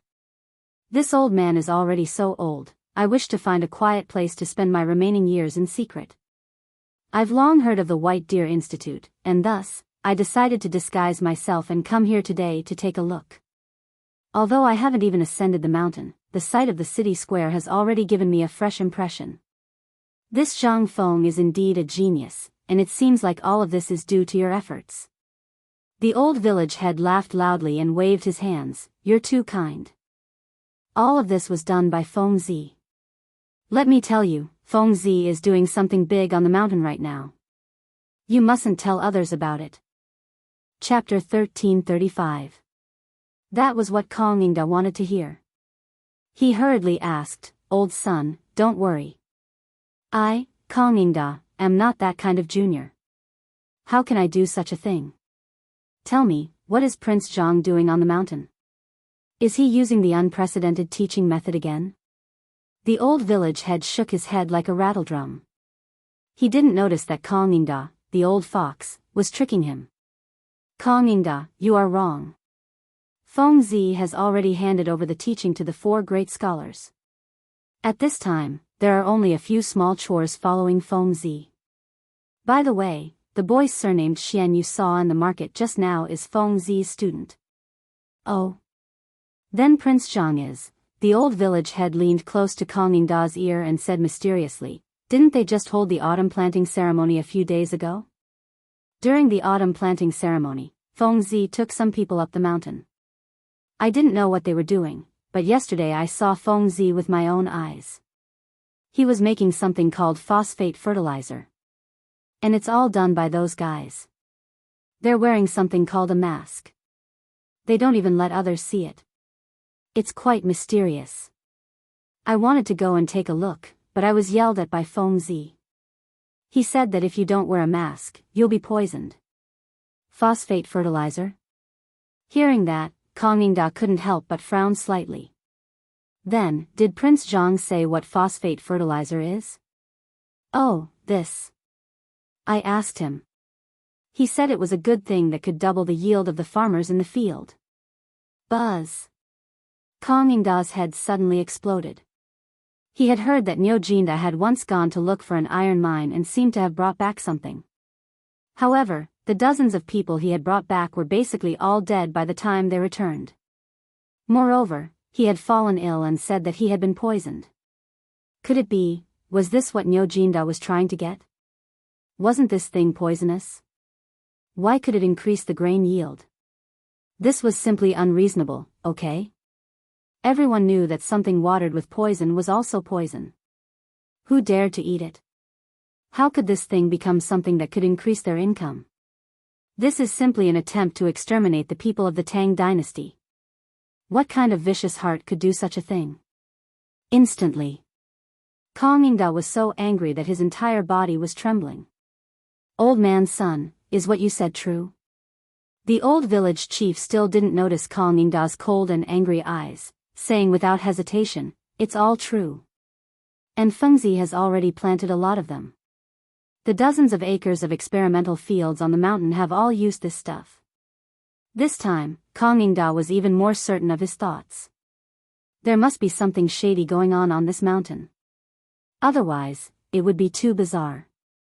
Thinking of this, Chang'an asked solemnly, Old man's son, we've known each other for a few years, right? The old village head didn't know what Chang'an meant. He hurriedly nodded and lamented, this old man has been working in your residence for 3 years. Counting now, it's been 5 years. If it wasn't for that time. Before the old village head finished speaking, Chang'an said, then, have you ever seen this kind of thing? Although my Kong mansion is not as good as the Imperial Palace, I can still have a panoramic view of everything in the world. But today, you want to deceive old man like this. Forget it, forget it. I'll just pretend that I didn't see you today. I'm leaving. How could the old village head be Chang'an's opponent? At this time, he was even more confused. He hurriedly stopped Chang'an and said, Mr. Kong, what do you mean? Chang'an was so angry that he rolled up his sleeves and said, you said that this thing is poisonous, but you also said that this phosphate fertilizer can double the income of the Zhuang family. Do you think that this old man has never farmed before and doesn't know these things? This time, the old village head was anxious. He spread out his hands and said, no, no, no, that's not what I mean. Listen to me. If you really can't do it, you can go up the mountain with me to see their experiment. Then you'll understand. Humph. You just said that it's poisonous. Now you're asking the old man to go. Are you trying to harm the old man? Forget it, forget it. Just pretend that old man didn't save you in the first place. After saying that, Chang'an was about to leave again. But how could the old village head let his savior leave like this? He hurriedly pulled Chang'an and said, Mr. Kong, listen to me. That thing is indeed poisonous, but that's what they're doing now. I don't know where Feng Zi got some strange transparent glass bottles from. After burning the powder of the ore in the fire, that thing turned into smoke. Don't you think it's strange? Zhang Tai said with a smile. That thing is indeed poisonous. But that's what they're doing now. Then it settled down in a jar filled with water along the pipe and became phosphate fertilizer. And I've seen this thing with my own eyes. It's really not poisonous. If you really don't believe me, you can go up the mountain with me now. Let's go find Mr. Bosher. Mr. Bosher and Dr. Sun have seen it before. Dr. Sun has also tasted this thing. He's fine now. This time, Chang'an was shocked again. He believed that the old village head wouldn't lie to him. After all, if it weren't for him, old man's son would have been gone by now. After thinking about it, Chang'an asked, what you said, is it true? I swear to God. If there's half a lie, I'll die a horrible death. How about it? Seeing this, Chang'an was relieved and asked, do you have that kind of phosphate fertilizer here? Can you give some to old man? When the old village head saw that Chang'an was no longer angry, he smiled mysteriously and said, if it was someone else, this old man wouldn't give away such a precious thing. But since you've spoken, I really do have a little. Originally, I wanted to get it from Feng Zi for the vegetable garden, so I'll give it to Kong Gong. Chapter 1336. At this moment, Chang'an was so excited that his whole body was trembling. He really didn't know that this thing would come so easily. What was this? This was his chance to turn the tables. At this moment, he even imagined the emperor's furious expression when he saw all this, and the things hidden behind those dukes. As long as this thing came out, wouldn't the emperor not think of it? Currently, while his imagination was running wild, the old village chief had already mysteriously taken out an oiled paper bag the size of a bowl from under the bed. After carefully opening it, a pungent smell wafted out, causing Chang'an's expression to change. Seeing this, the old village chief chuckled and said, Kong Gong, there is no need to panic. Although this thing smells bad and pungent, it really isn't poisonous. Hearing this, Chang'an carefully approached. After looking at the snow-like thing, he was even more certain of his thoughts. However, he still asked again, old man's son, this is a serious matter. Don't lie to me. The old village chief's face stiffened and was about to swear again. However, at this moment, there was a knock on the door. It was the worker who brought in the food. The old village chief hurriedly wrapped the oiled paper bag and handed it to Chang'an to open the door. At this moment, Chang'an had obtained the evidence. How could he be in the mood to stay? He hurriedly clasped his hands and said, old man's son, it's getting late. Old man's son still has to go back to teach the students. I will consider your matter carefully. After all, although the old man has been admiring the mountain for a long time, I still have to trouble you to deal with him for me. After all, I'm already so old. Hearing this, the old village chief was overjoyed and said, you're too kind. Why don't you come up the mountain with me now? It won't take long. Moreover, Feng Zi likes to make friends. That won't be necessary. I really have something to do. Farewell. Without waiting for the old village chief to finish speaking, Chang'an had already hurriedly walked out of the door. When the old village chief came back to his senses, Chang'an had already disappeared from the door. The old village chief looked at the table full of dishes and hurriedly shouted, Kong Gong, please eat before you leave. Meanwhile, Yuchi Gong had personally led his men to search through Mount Shao Market, as well as the surrounding areas. However, they still hadn't found a single trace of Chang'an. At this moment, Yuchi Gong and Xing Yao Jin were standing at the entrance of White Deer College in a daze. I say, old you, do you think this old man went up the mountain? Xing Yao Jin said with some uncertainty. After all, Zhang Feng had not been alerted to the current situation. If Chang'an were to find out about this, it would be troublesome if Chang'an were to expose their identities in a moment of desperation. Therefore, since last night, starting from Chang'an City, Xing Yao Jin and Zhang Wuji had carried out a carpet search. They basically plowed the grass within 10 miles from the city gate to any place, but they still couldn't find a single clue. Until now, the 3,000 elite soldiers didn't even blink their eyes. Moreover, they had just found out from the guards that an old man had brought the Imperial College's document up the mountain last night. As a doctor from the Imperial College, Chang'an was naturally capable of this. Moreover, the seal of the document was on him. Did this mean that Chang'an had already gone up the mountain last night while they were searching the perimeter? Most importantly, no one had expected Chang'an to be so fast last night. Moreover, he had sent a message back to the palace from Chang'an, and then the emperor had ordered, after all this trouble. The guards here changed shifts every 6 hours. This meant that when Xing Yao Jin and Zhang Wuji arrived, the guards had already changed shifts.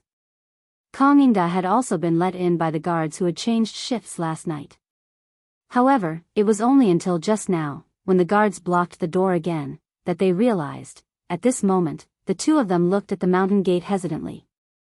In order to alert the enemy, they had checked everything except the paper mill. Report.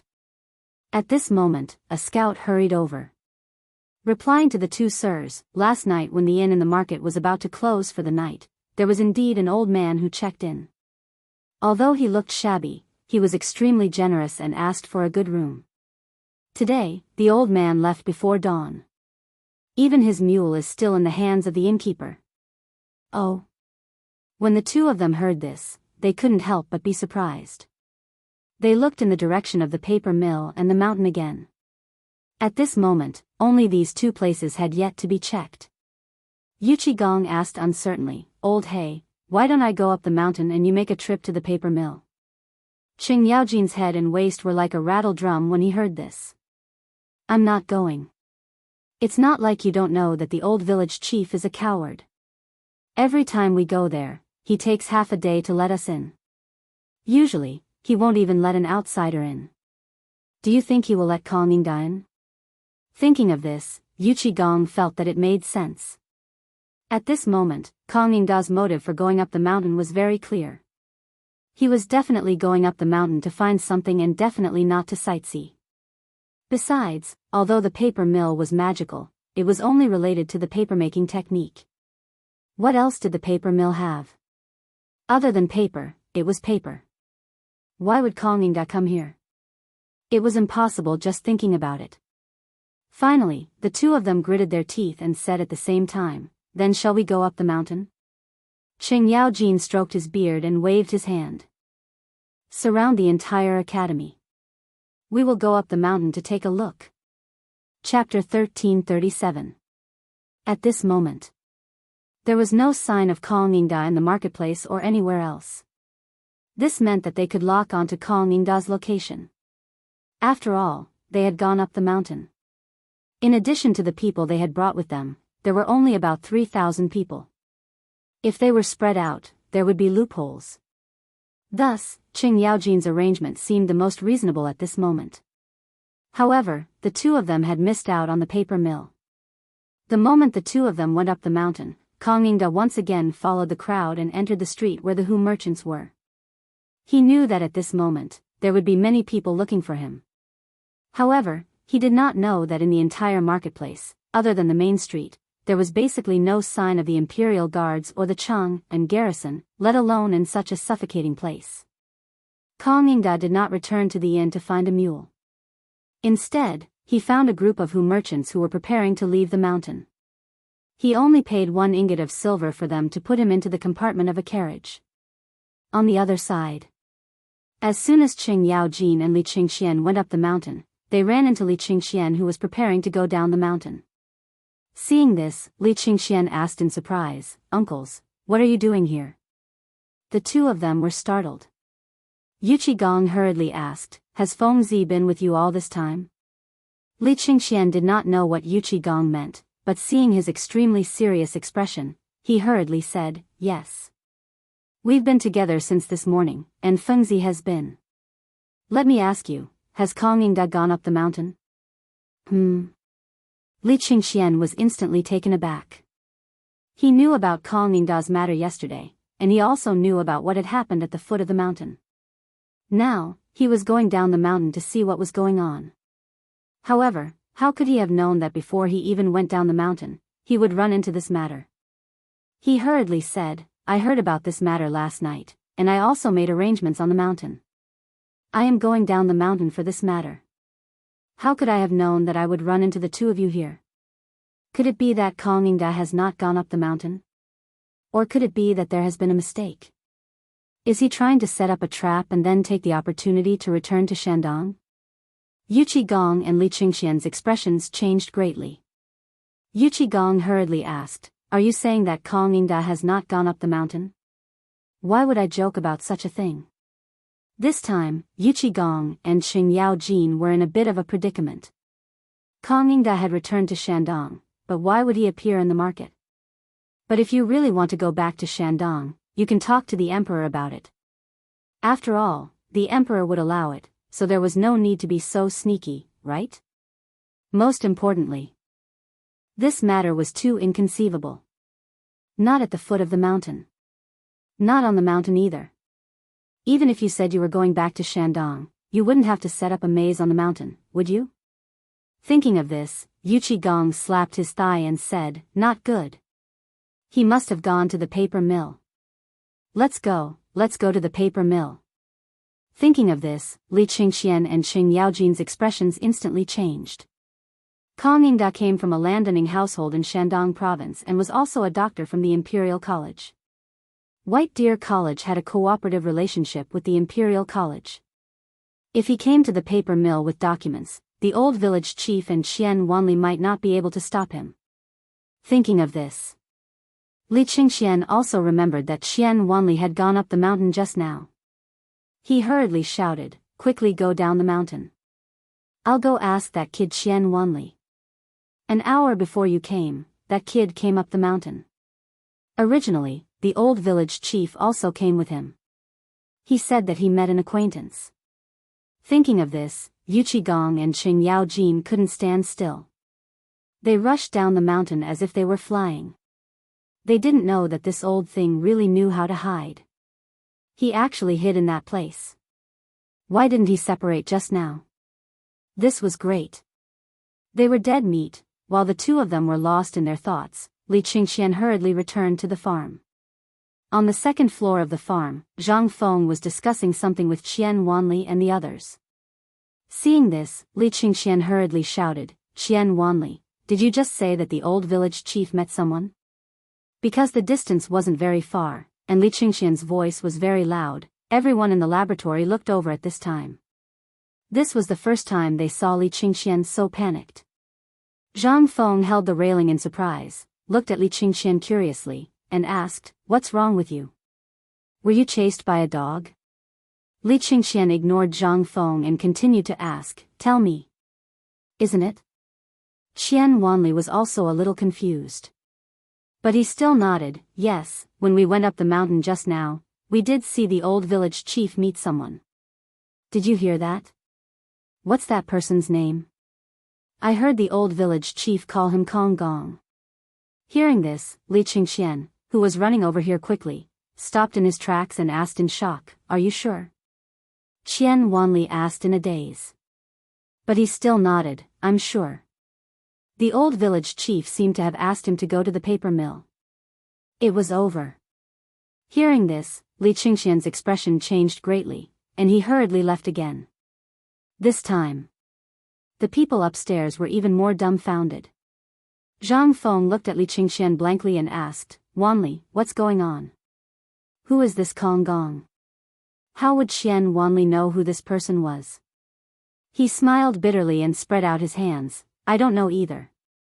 Seeing this, Zhang Feng also didn't understand the situation, so he simply didn't care.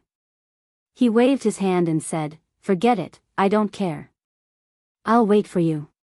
When you're done with the things at hand, ask Ma Zhou and the others to come over from tomorrow. You guys focus on the second stage of the class and ask Tai Niu and the others to teach you how to extract phosphate fertilizer." Chapter 1338. Of course, Gong and the others didn't find anything. Furthermore, when he saw the old village chief and found out everything from him, his expression changed abruptly. They hurriedly went down the mountain with their men. "This old thing, what kind of person are you? Why did you tell everyone about it? Although it's not like we can't talk about it, don't you know what happened to Kong Yingda yesterday?" After Gong and the other man had left for a long time, the old village chief finally realized the big problem. He pulled out his hair anxiously. "Kong Yingda, you old bastard, how dare you come to old man's place to harm old man? Boys of Tonghui Lane, go, go, go. Block Kong Yingda's door. Old man is going to give him dog shit." The old village chief told them the whole story while everyone was still in a daze. This time, everyone was completely stunned. Who was Kong Yingda? He was a third-grade official in the imperial court. Yesterday, he was dismissed by the emperor because he wanted to impeach Zhang Feng. Last night, he couldn't think about it and came to the mountain to look for evidence. They couldn't help but turn around and curse Gong and the other man. "You two bastards, why didn't you tell old man about what happened last night? How can you do things like this? This is simply preposterous. But what's the use of saying that now?" When the crowd angrily went to the sentry post on the mountain pass, they found that Chang'an had already left. This time, the people of Tonghui Lane, as well as the people who had been treated kindly by Zhang Feng, were all angry. They picked up their weapons and followed the old village chief angrily to Chang'an City. At the same time, in a tea house in the east of Chang'an City. Naturally, everyone here knew Chang'an's identity. It was noon, the busiest time for the tea house. The storyteller between the second floor and the first floor was still talking about Zhang Feng's deeds. However, at this moment, a voice suddenly sounded. Chang'an took off the hat on his head and shouted coldly, "What do you think about that Zhang Feng? Or some purple star lord who has descended to the mortal world? Why don't you take a look at this?" Chang'an's voice instantly angered everyone. However, the moment they saw that it was Chang'an, everyone's heart skipped a beat. Then, they prostrated themselves on the ground. Even the officials and nobles on the second floor, as well as the nobles and aristocratic families, were somewhat surprised. Although Chang'an had been ordered by the emperor to recuperate at home, he was not removed from his official position as the message in Chang'an said. Besides, he was a great Confucian scholar, so he deserved their respect. Chang'an didn't care about these empty words at this moment. He walked slowly to the storyteller's place between the second floor and the first floor as he took out an oiled paper package. "Just now, I heard you say that the Dean of White Deer College, Chancellor Zhang Feng, and the great Confucian scholar of harmony, is Purple Star Lord who has descended to the mortal world?" The storyteller was not surprised. He cupped his fists and said, "That's right. This was divined by Master Yuan Tiangang himself." Chang'an nodded and slowly unwrapped the oiled paper package in his hand. He said, 3 days ago, I did have the same idea about this guy named Zhang Feng. He improved a lot of things in the Tang dynasty. First, he solved the drought in Longyu Road. Secondly, he solved the locust plague and the famine in Chang'an City after the locust plague.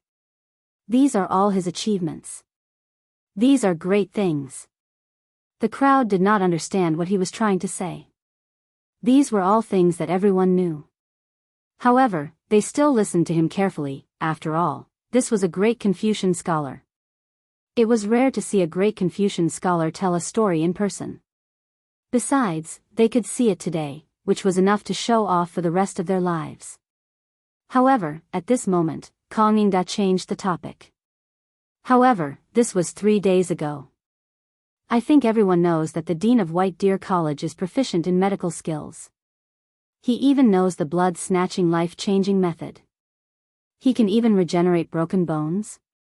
Old man wants to ask, who has seen the blood-snatching life-changing method? However, the one with the broken leg is real. This old man saw it with his own eyes yesterday. Furthermore, during the morning exercises yesterday, I also heard about a huge matter. In an instant, everyone's eyes widened. Very few people knew about this secret. However, the people on the second floor knew about it. At this moment, someone wanted to stop Chang'an, but he looked like a mad dog. No one dared to say anything. They could only listen quietly. However, it was different for the people. The blood-snatching life-changing method was passed down from the mountain. No one knew whether it was real or not, let alone the regenerating broken bones. However, Chang'an said that the regenerating broken bones was real. Could it be that this was real? However, the crowd thought too much. At this moment, Chang'an waited for the atmosphere to rise a little before saying, "Yesterday, Lord Zhangsun said in front of the emperor that Zhang Feng from White Deer College had developed something that could double the yield per mu." What? Chapter 1339. Now, everyone knew how much grain could be produced per mu. The people on the second floor. Basically, each family had at least a few dozen mu of land, and the peasant commoners on the first floor also had more or less fields. Some of the fields were given to the big families to grow food, and then according to the harvest, the main family would give them some food. The slightly better off families also had 2 or 3 mu of land. This was their capital to live a peaceful life. However, they were not rich and did not have much grain. This year, they suddenly encountered a grasshopper disaster and a food shortage. How could they have any grain? They lived frugally for this autumn planting so that they would not starve like this year. However, this was only so that they would not starve. As for the people on the second floor, they were already in an uproar. They came here because they knew some things in the imperial court. Therefore, they wanted to ask if these things were true. However, before they could ask, they heard more explosive news. How could they not be excited? Although they did not dare to spread the news about Chang'an in the imperial court yesterday, they could still circulate it internally. Generously. The news of Chang'an sneaking up the mountain last night, coupled with Chang'an's current attire, made everyone on the second floor understand instantly. All of this was real. At this moment, a voice that Chang'an was familiar with came from behind a screen in a private room on the second floor. Duke Kong, is what you said true? Although Chang'an did not see the person, he could tell from the voice that this person should be the minister of Taichung Temple. However, due to the current situation, he did not dare to show himself. However, he could not suppress the desire in his heart. Chang'an did not speak. Instead, he slowly opened the oiled paper bag in his hand and placed it on the storyteller's table. In an instant, everyone's eyes were attracted by the snow-colored thing. This thing was whiter than the fine salt, and even whiter than the snow. In an instant, everyone was in an uproar. Chang'an pointed at the thing on the table and said, "This thing, I'm afraid everyone wants to know what it is. But please allow old man to keep us in suspense. We'll talk about this later. Let's talk about what everyone knows first. I'm sure everyone knows about the news that came from White Deer College a few days ago, 3 days after its opening, right? Someone was looking for an iron mine, but he accidentally found something poisonous, and dozens of people died. You all should have heard a bit of the news, right? Chang'an City wasn't big, so there were some things that couldn't be hidden even if one wanted to. Although Jinda had walked around Chang'an City, many people had still seen him. In addition, the people of Chang'an City loved to wander around. Hence, everyone paid special attention to White Deer College. Therefore, everyone knew about this matter. But he didn't know what Chang'an meant. As for the people on the second floor, they were silent.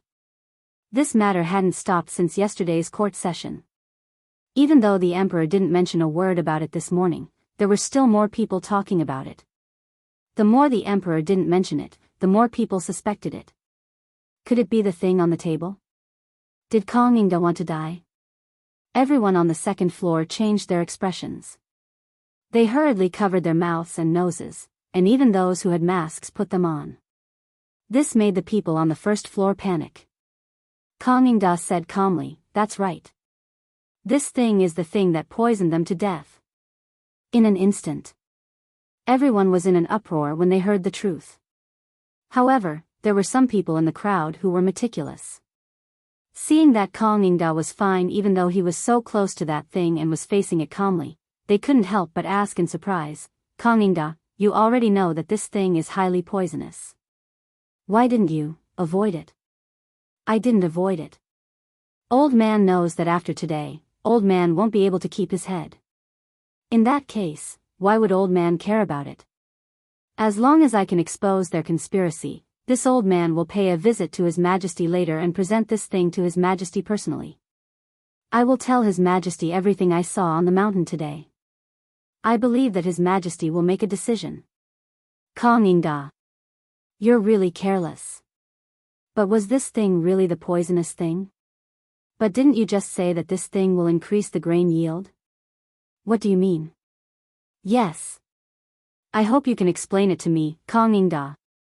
Seeing this, Chang'an grabbed a handful of phosphate fertilizer and said, "This thing is called phosphate fertilizer. People on the mountain said that once this thing is applied to the ground, it will increase the grain yield. But think about it. If it's poisonous, even if it can increase the grain yield, so what? After all, This thing is watered with poisonous things. No matter how fat the banker is, it will still be a poisonous thing. Instead, it will harm even more people. Now, think about it. If this thing is really implemented, what will it be? It will kill all of us. This thing, even if it can produce thousands of caddies per moo, do you think we can eat it? Hua. Chapter 1340. At this moment, everyone in the tea house was aghast. Yesterday, there was news from the palace, as well as the servants in the residences of the princes, dukes, and ministers. It was said that the news came from the political announcement hall that the dean of the White Deer Institute was researching something that could increase the supply of food. And the most important thing was, these things were said by the emperor himself. In the imperial court, Chang'an had been impeaching Zhang Feng and questioning Zhang Feng's shady dealings. In addition, he had heard that someone had broken his leg but was cured by Zhang Feng. But yesterday, he had miraculously walked around Chang'an and even went to Zhang Feng's residence. No one knew what he was doing, but Chang'an happened to see him. That was why the emperor was enraged at the end. Logically speaking, no one would believe such a thing. But who was Zhang Feng? He was the person who had solved the food crisis in Chang'an City when Chang'an City was short of food. It could be said that Zhang Feng had shouldered the lives of more than half of the people in Chang'an City at that time. Later, he had built an academy on the mountain and saved the lives of a large number of disaster victims. Moreover, he didn't ask for money and let these people work in exchange for food. Not only was the food not made of chaff, but it was also better than what people ate during the New Year. Most importantly, they were fed the same food every day. As a result, not only did the disaster victims not lose weight or starve to death in the past 3 months, most of them even gained weight. After that, Zhang Feng had built a market at the foot of Shao Mountain, built roads, and barbecued basketball. Which one of these things hadn't been done by Zhang Feng? What was this? This was the real benefit. What about you, Chang'an? With just a few words, they claimed that everything Zhang Feng had created was fake and that it was a ploy to harm everyone's lives. If Zhang Feng was really that kind of person, then why did Zhang Feng save them and give them food? Why is this happening? Do you have nothing to do? Moreover, you, Chang'an, did you do anything good when the people of Chang'an were suffering? You didn't even donate a little bit of food, and you didn't even give out a little bit of porridge at the entrance of the residence. The news spread like wildfire in Chang'an City. In less than 2 hours, the whole city knew about it. After all, this was something that concerned everyone's lives. How could they not be concerned? Therefore, at this time, there were 2 kinds of voices in Chang'an City. One was that he believed that Zhang Feng would not do such a thing, nor would he do such a thing. However, there was still a group of people who were unhappy with Zhang Feng and White Deer College. When they connected the dots, they instantly understood what was going on. Why did the emperor personally issue an edict for an academy? Why was White Deer College ranked higher than Imperial College? Moreover, even though White Deer Academy was an academy, what sort of things were taught there? It was all things that no one could understand. Most importantly, the academy was not recruiting. However, even though the White Deer Institute had already opened its doors and was currently recruiting, the White Deer Institute did the exact opposite and stopped recruiting. Most importantly, what kind of things were being taught on the mountain? Every day, a large number of White Deer College students could be seen strolling around Chang'an City. If they were not doing business, they would be carrying medicine boxes and looking for beggars to treat their injuries. Or they would go to restaurants and taverns. On the surface, they were there to practice cooking, but who knew what their real intentions were? Amidst the hubbub of discussion, Chang'an once again vanished without a trace and returned to his residence, seeming rather forthright as if he had finished his business and left. However, this angered Li Shimin. Whether the discussion was good or bad, it was not a good thing. After all, if no one stepped forward and this matter was allowed to fester, it would lead to a disaster. Originally, Li Shimin wanted to personally issue an edict to suppress this matter. He even wanted to directly arrest the culprit. However, Wei Zheng blocked Li Shimin. He even pushed Sun Simiao out. In his opinion, Sun Simiao was a divine doctor and had a good reputation among the people. They could not believe anyone else, but who was divine Dr. Sun? As long as divine Dr. Sun confirmed this matter, no matter how big of a mess Chang'an created, it would be suppressed. Li Shimin nodded and sent a secret edict to invite Sun Simiao down from the classroom on the mountain. At first, Sun Simiao thought that someone in the imperial palace was seriously ill. However, when he arrived at Chang'an city, he found out that such a thing had happened. In an instant, Sun Simiao was also furious. Several pharmacy apprentices who were sent to the mountain went to find several respected doctors in Chang'an and then brought Imperial Dr. Zhou out of the imperial palace.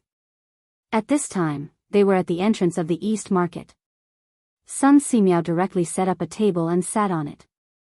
In less than 2 hours, the news that Sun Simiao went down the mountain and was at the entrance of the East Market spread all over Chang'an city. How could the people in Chang'an not know why Sun Simiao went down the mountain?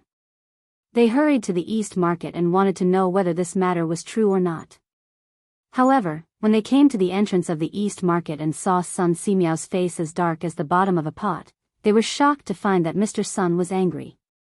Could it be that phosphate fertilizer could really double the grain and was not poisonous? Chapter 1341. Sun Simiao wasn't in a hurry. Instead, he sat on the chair and slowly drank his tea. Teacher, you are. Come to my residence. At this moment, Imperial Physician Zhou hurried to Sun Simiao's side, sweating profusely. Sun Simiao coldly glanced at Imperial Physician Zhou, the group of Imperial physicians behind him, and the doctor who was rushing over. He said, "Old man didn't ask you for anything before, but he said that being a person is like practicing medicine." But today, when the old man was recuperating on the mountain, he heard those filthy words. Hearing this, Imperial Physician Zhou and the others turned pale and bowed. They didn't dare to move. The onlookers, as well as the soldiers patrolling the streets, looked at Sun Simiao with reverence. They didn't dare to speak. After all, Sun Simiao's reputation was too great. Today, this old man is not here for anything else. I don't want to know who is the one who thinks that phosphate fertilizer is poison and wants to plant poisonous food to harm people. Who is the one who spread such rumors? Old man only has one thing to say. I'm sure all of you are more aware of what White Deer Academy is doing than this old man.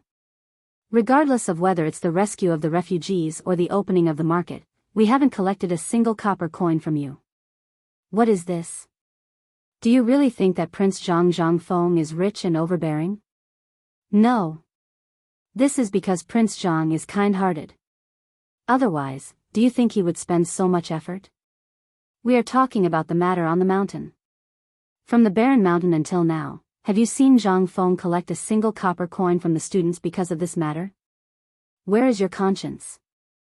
If it wasn't for Zhang Feng, think about it. Those pigs, chickens, ducks, and locusts that made you suffer, would you be so comfortable now? Sun Simiao was furious. That brat Zhang Feng didn't care about his own life and went to research that phosphate fertilizer. Although he hadn't seen any results for the time being, he believed that the brat wouldn't do anything that would harm the heavens and reason. Otherwise, why would he make such an unnecessary move? Why didn't he just do it during the drought? Wouldn't it have been better if he had done it during the locust plague? There was no need to attract so much trouble, right? Moreover, Sun Simiao had experimented with the refined phosphate fertilizer before. In his courtyard, he planted a large number of herbs. Most of them were precious varieties, and some could be planted in large quantities. He couldn't bear to part with the precious herbs, so he used them on those herbs that could be mass-produced. Originally, those medicinal herbs were all yellowish. However, in less than 3 days after the phosphate fertilizer was applied, he suddenly discovered that these yellowish medicinal herbs seemed to have been injected with chicken blood. They crazily increased in size and had a dark color. Looking at the momentum, this year's yellow ginger field, which was only the size of a dustpan, was simply more terrifying than the harvest of 1 mu of land in previous years. How could Sun Simiao not be shocked? Before he could ask Zhang Feng for some phosphate fertilizer to apply to his medicinal herbs in the courtyard, he received a secret order from Li Shimin. This really made the old man explode with anger. He plucked a handful of yellow ginger and didn't even care about his appearance. He wanted to find the rumor monger and have a good talk with him. However, when he came to Chang'an city, he found that things seemed to be more serious than he thought. After all, this thing was too important for all the people. It was simply a matter of everyone's safety. Although most of them believed it, they were led by those who didn't believe it. Although these people said that they believed it, who knew whether they believed it or not? Not to mention others. Even Sun Simiao didn't believe it when he didn't see the magical effect of the herbs he planted. At this time, after Sun Simiao vented his anger, he waved his hand and looked at the dozens of doctors who bowed in front of him. Some of you are disciples of the old man. Some of you have also received some guidance from the old man. Do you still know the character of the old man? Why did such a thing happen? What are you doing? Could it be that in your hearts, the old man is also the kind of person who deceives the world? When Imperial Dr. Zhou and others heard this, their faces changed instantly. They hurriedly said, "Master, what are you talking about?" When the rumors started to spread, we had already stood up, but we couldn't do anything. Sun Simiao looked at them coldly with his hands behind his back and said, "But you have no evidence? That is to say, even you don't believe that this thing is true?" Sun Simiao looked around and nodded. "I can't make a conclusion without seeing the thing itself." The old man didn't believe what Zhang Feng said before, but now the old man believes it. It turns out that all the compliments to the old man for so many years were perfunctory. Forget it.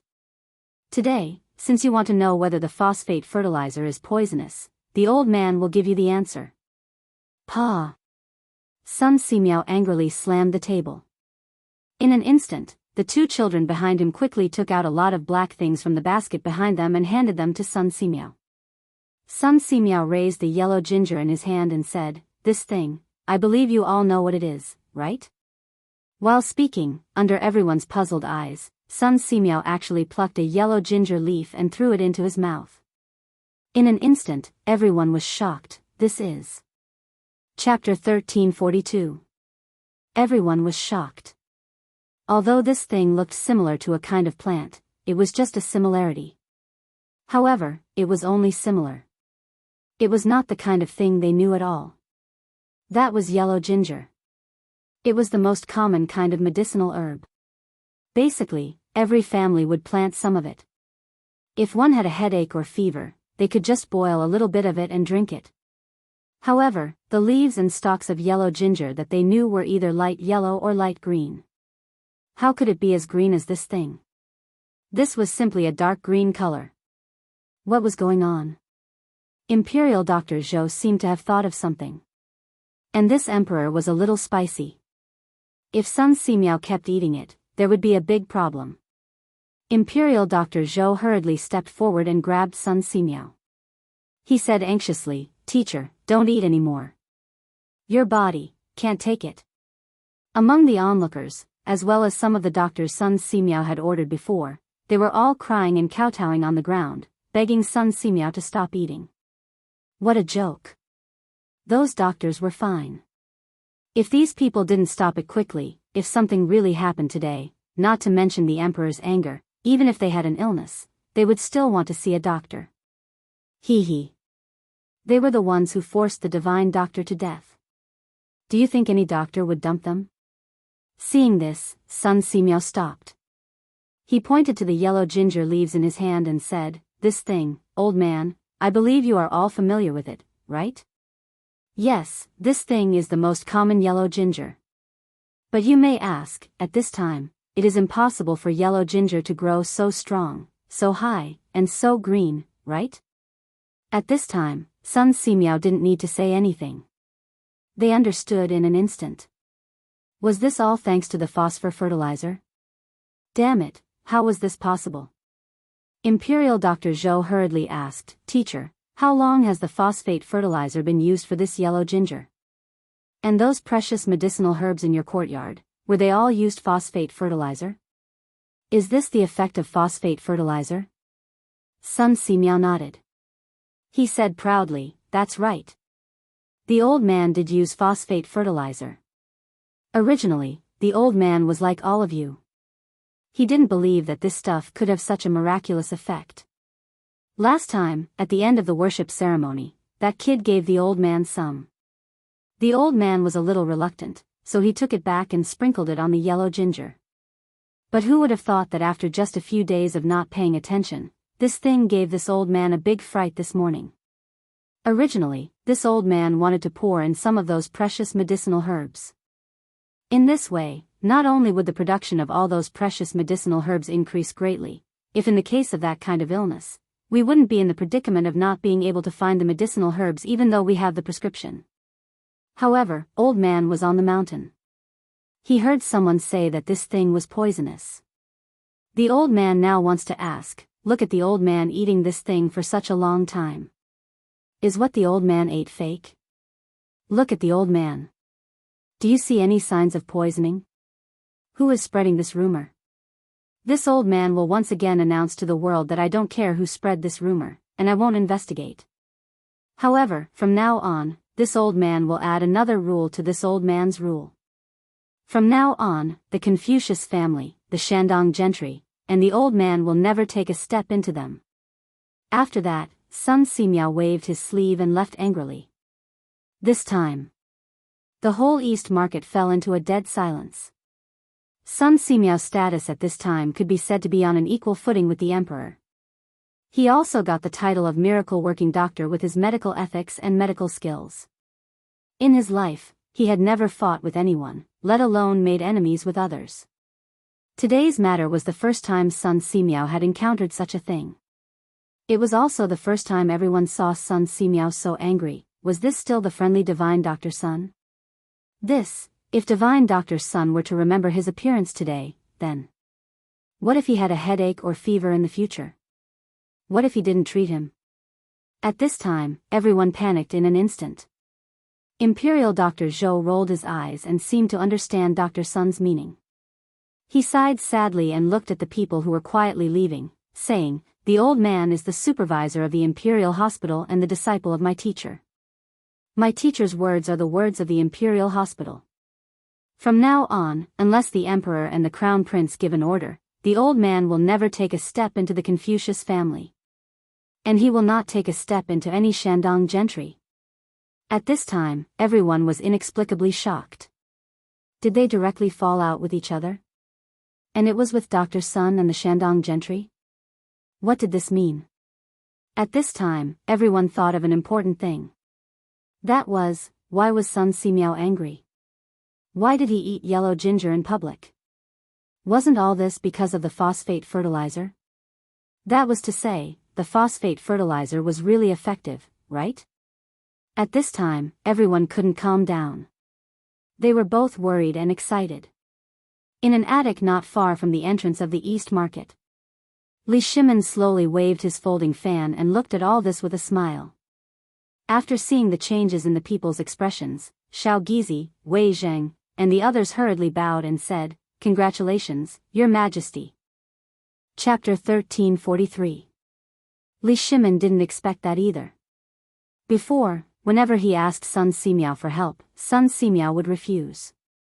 But this time, he thought Sun Simiao would still refuse. He didn't expect Sun Simiao to have such a big reaction after hearing this. Originally, he didn't plan to go out of the palace. But after hearing Sun Simiao's scary expression, Li Shimin hurried out of the palace. He was afraid that Sun Simiao would do something extreme and it would be difficult to clean up the mess. But when he saw the yellow ginger, Li Shimin was relieved. This matter. It was finally done. But his interest in the phosphate fertilizer was no less than the people downstairs. On the contrary, he was looking forward to it. From the potato leaf brought by Niu Jinda to the yellow ginger, they were all products of phosphate fertilizer. Forget about the leaf, he didn't know what it was. But what about the yellow ginger? Who in the Tang dynasty didn't know about it? Just this thing, how could it grow to this extent? If this thing was used on food, what would it look like? As for Sun Simiao's words about not going to the Kong mansion and not going to the noble families in Shandong, Sun Simiao had been doing this before. He just didn't fall out with him. But this time, it could be seen that Sun Simiao was really angry. He might as well fall out with him directly. Who was Sun Simiao? No matter what he did in Shandong, would he really dare to fight with Sun Simiao? Although Sun Simiao seemed to be alone, if a doctor was forced into a corner, his appeal would be terrifying. Those who had been rescued by him before, as well as those who had long sought help from the godly doctor, would all be the first to stand up for him. From the court, to the army, to the people at dawn. Who would care about an aristocratic family that had little to do with them? Especially the people. Did they know what an aristocratic family was? Did your aristocratic family give them 1 tael of silver or 1 penny? Usually, these aristocratic families looked down on the people the most. Did you think that the aristocratic families would have a good time when this day came? That would be the real joke. Li Shimin stroked his beard and looked at the more lively Chang'an city, falling into distress again. Damn it, what should he do now? Li Shimin closed the folding fan in his hand, turned around and paced around the room. He asked, now that this matter has been resolved, what should we do next? Qing Yaojin was a little confused as he asked, Second Master, this matter has already been resolved. What else is there to do? Shouldn't we be going back now? Li Shimin glared at Qing Yaojin. What I mean is, what if this group of people goes up the mountain? It won't happen, Second Master. Yu Qigong hurriedly said, think about it, now that such a big thing has happened, the security of Pyrolite Mountain will definitely be tighter. Besides, that kid is now a hot steamed bun, who would dare to cause trouble? What if you provoke that brat? You know that brat. So, Second Master, you'd better not worry. We still have important matters to discuss. When Li Shimin thought of the major event that Yu Qi spoke of, his expression involuntarily changed. He sighed and said, forget it, forget it. Let old Nyo go up the mountain. I don't want to see him during this period of time. Let him go up the mountain, and I'll be at ease with Feng Zi's safety. When they heard this, they breathed a sigh of relief. Li Shimin was about to go out with his hands behind his back, but after thinking for a while, he asked, how long can Xuezi hold on? Why hasn't there been a report today? There is. Wei Jing hurriedly took out a memorial from his sleeve and handed it to Li Shimin. As soon as they saw this memorial, everyone's expression couldn't help but become solemn. This was the major event that Yu Qigong had mentioned earlier. 5 days ago, several Turkic spies had been discovered in Xuezi City, and they had almost handed over the defensive map of Xuezi City. Moreover, in the last few days, the allied army of the Turks and India had set up camp at the border between the 3 countries, less than 300 li from Xuezi City. There were also signs of a large number of soldiers in Tubo, Tuyuhun, and the Turkic territories. Many things revolved around the war in Xuezi City. When Li Shimin and the others saw this memorial, they could not help but feel nervous. The more Li Shimin read the memorial, the gloomier his expression became. In the end, he snorted coldly and crushed the memorial into a ball. Let's go back to the palace. On the other side. On the mountain. Zhang Feng still did not know what had happened at the foot of the mountain. At this moment, he was accompanying Jing Shu and Zhang Yuyao as they watched the craftsmen installing the glass and trimming the flowers and plants in the courtyard.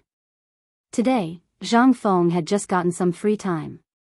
When he heard that Arjunan had finished making the glass, Zhang Feng was very excited. He immediately put down the experiment in his hand and ran back to witness it with his own eyes. Although most of the glass was frosted, some, such as some of the glass in the room, were still transparent. However, the manufacturing process at this time was quite backward. There were still some impurities in the fired glass and more bubbles. Originally, Zhang Feng wanted to make a few mirrors. But the mirrors that he made, they were really not as good as bronze mirrors. After thinking about it, Zhang Feng gave up. After all, without some auxiliary materials, some things could not be made in this era by human labor alone. After all, it was not made by humans. It was the restriction of technology. And the research of physics. At this moment, Qing Chimo walked into Zhang Feng's courtyard, muttering. As soon as he saw Zhang Feng, he said, "Fengzi, did you ask Dr. Sun to go down the mountain?" Zhang Feng was stunned. "When did I ask him to go down the mountain?" Ching Chimo was even more confused. "Are you sure you didn't?" "No." "Then why did I just hear that Dr. Sun angrily went down the mountain with a handful of yellow ginger?" Chapter 1344. It was rare for Zhang Feng to have a little free time. Originally, he planned to secretly take the two girls to the waterfall to try to catch some night fish after the glass was installed. But at this time, he met Ching Chimo. Zhang Feng couldn't help but have an idea. But at this time, seeing Ching Chimo like this, Zhang Feng was also a little surprised. What did Mr. Sun go down the mountain to do? Although Ching Chimo knew some things at the foot of the mountain, he dared not to say some things. Besides, this matter had nothing to do with Sun Simiao. Who knew that he went down the mountain? "I don't know, but I heard that he was very angry." Zhang Feng frowned slightly. After greeting the two girls, he said, "Let's go to his villa and have a look." "No, old man is back." Before Zhang Feng went out, he met Sun Simiao, who came slowly with his hands behind his back. There was no expression on Sun Simiao's face at this time. It was the same as usual. Zhang Feng glanced at Sun Simiao suspiciously and asked, "Mr. Sun, I heard from Tai Nyo that you went down the mountain angrily." "What? What happened?" Sun Simiao waved his hand. "Nothing. It's just that a group of naughty children sneaked into a house in Chang'an and damaged some medicinal materials. But it's not a big problem. By the way, give old man more phosphate fertilizer later." Seeing that Sun Simiao was unwilling to say, Zhang Feng didn't want to smell anything. He just nodded. Seeing that Zhang Feng was going out, Sun Simiao asked subconsciously, "You are going to?" "Oh, nothing. Isn't it autumn now? I want to go to the waterfall to get some fish. Last time, I heard that a craftsman caught dozens of pounds of big fish in the lake." Sun Simiao opened his mouth, but he didn't say anything in the end and left. This made Zhang Feng more confused. But Ching Chimo couldn't stay calm. He asked excitedly, "Feng, are you really going to get fish?" "Fish." The cafeteria on the mountain never lacked food.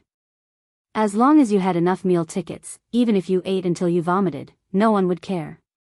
However, within a month, the academy would only give each student a meal ticket once. No matter how rich you are, if you want to eat, sorry, please use your meal ticket. Meal tickets became a hard currency on the mountain. Compared to money, they were nothing. Slowly, the shops at the foot of the mountain also took advantage of this point. They collected meal tickets and then sold them. This kind of thing actually made a lot of money for those people. Unfortunately, after Zhang Feng found out about this, the people at the foot of the mountain followed the rules. Therefore, the fragrant fish in the cafeteria were only served to an extremely small number of students who had made outstanding contributions, or those who had achieved the best results in less than 7 days of examinations. Only then would the academy reward them with meal tickets ranging from 100 to 100. But one had to know that eating a fish or a table of delicacies only required 10 meal tickets worth 5 taels, plus a meal ticket worth the same amount of money. In the face of everyone's doubts, Mr. Bo sure, there was only one sentence. Meat was for the capable. Why would you eat meat if you didn't have the ability? Wouldn't you feel ashamed? This time, Ching Chimo and others were miserable. Every time they saw Zhang Feng, they would take advantage of him. They had no choice. Their 100 meal tickets and 100 meal tickets were always used up in less than 10 days. If they didn't take advantage of Zhang Feng, would they starve to death? Who asked Zhang Feng to never ask for money for his meals on the mountain? So at this time, when they heard that Zhang Feng was going to get fish, they were so excited. Besides, no one could compare to Zhang Feng when it came to cooking fish. After a while, Zhang Feng, Ching Chimo and others came to the big lake under the waterfall. They saw Li Qingxian and others flopping in the lake. Zhang Feng was so angry that he picked up a stone and threw it at them.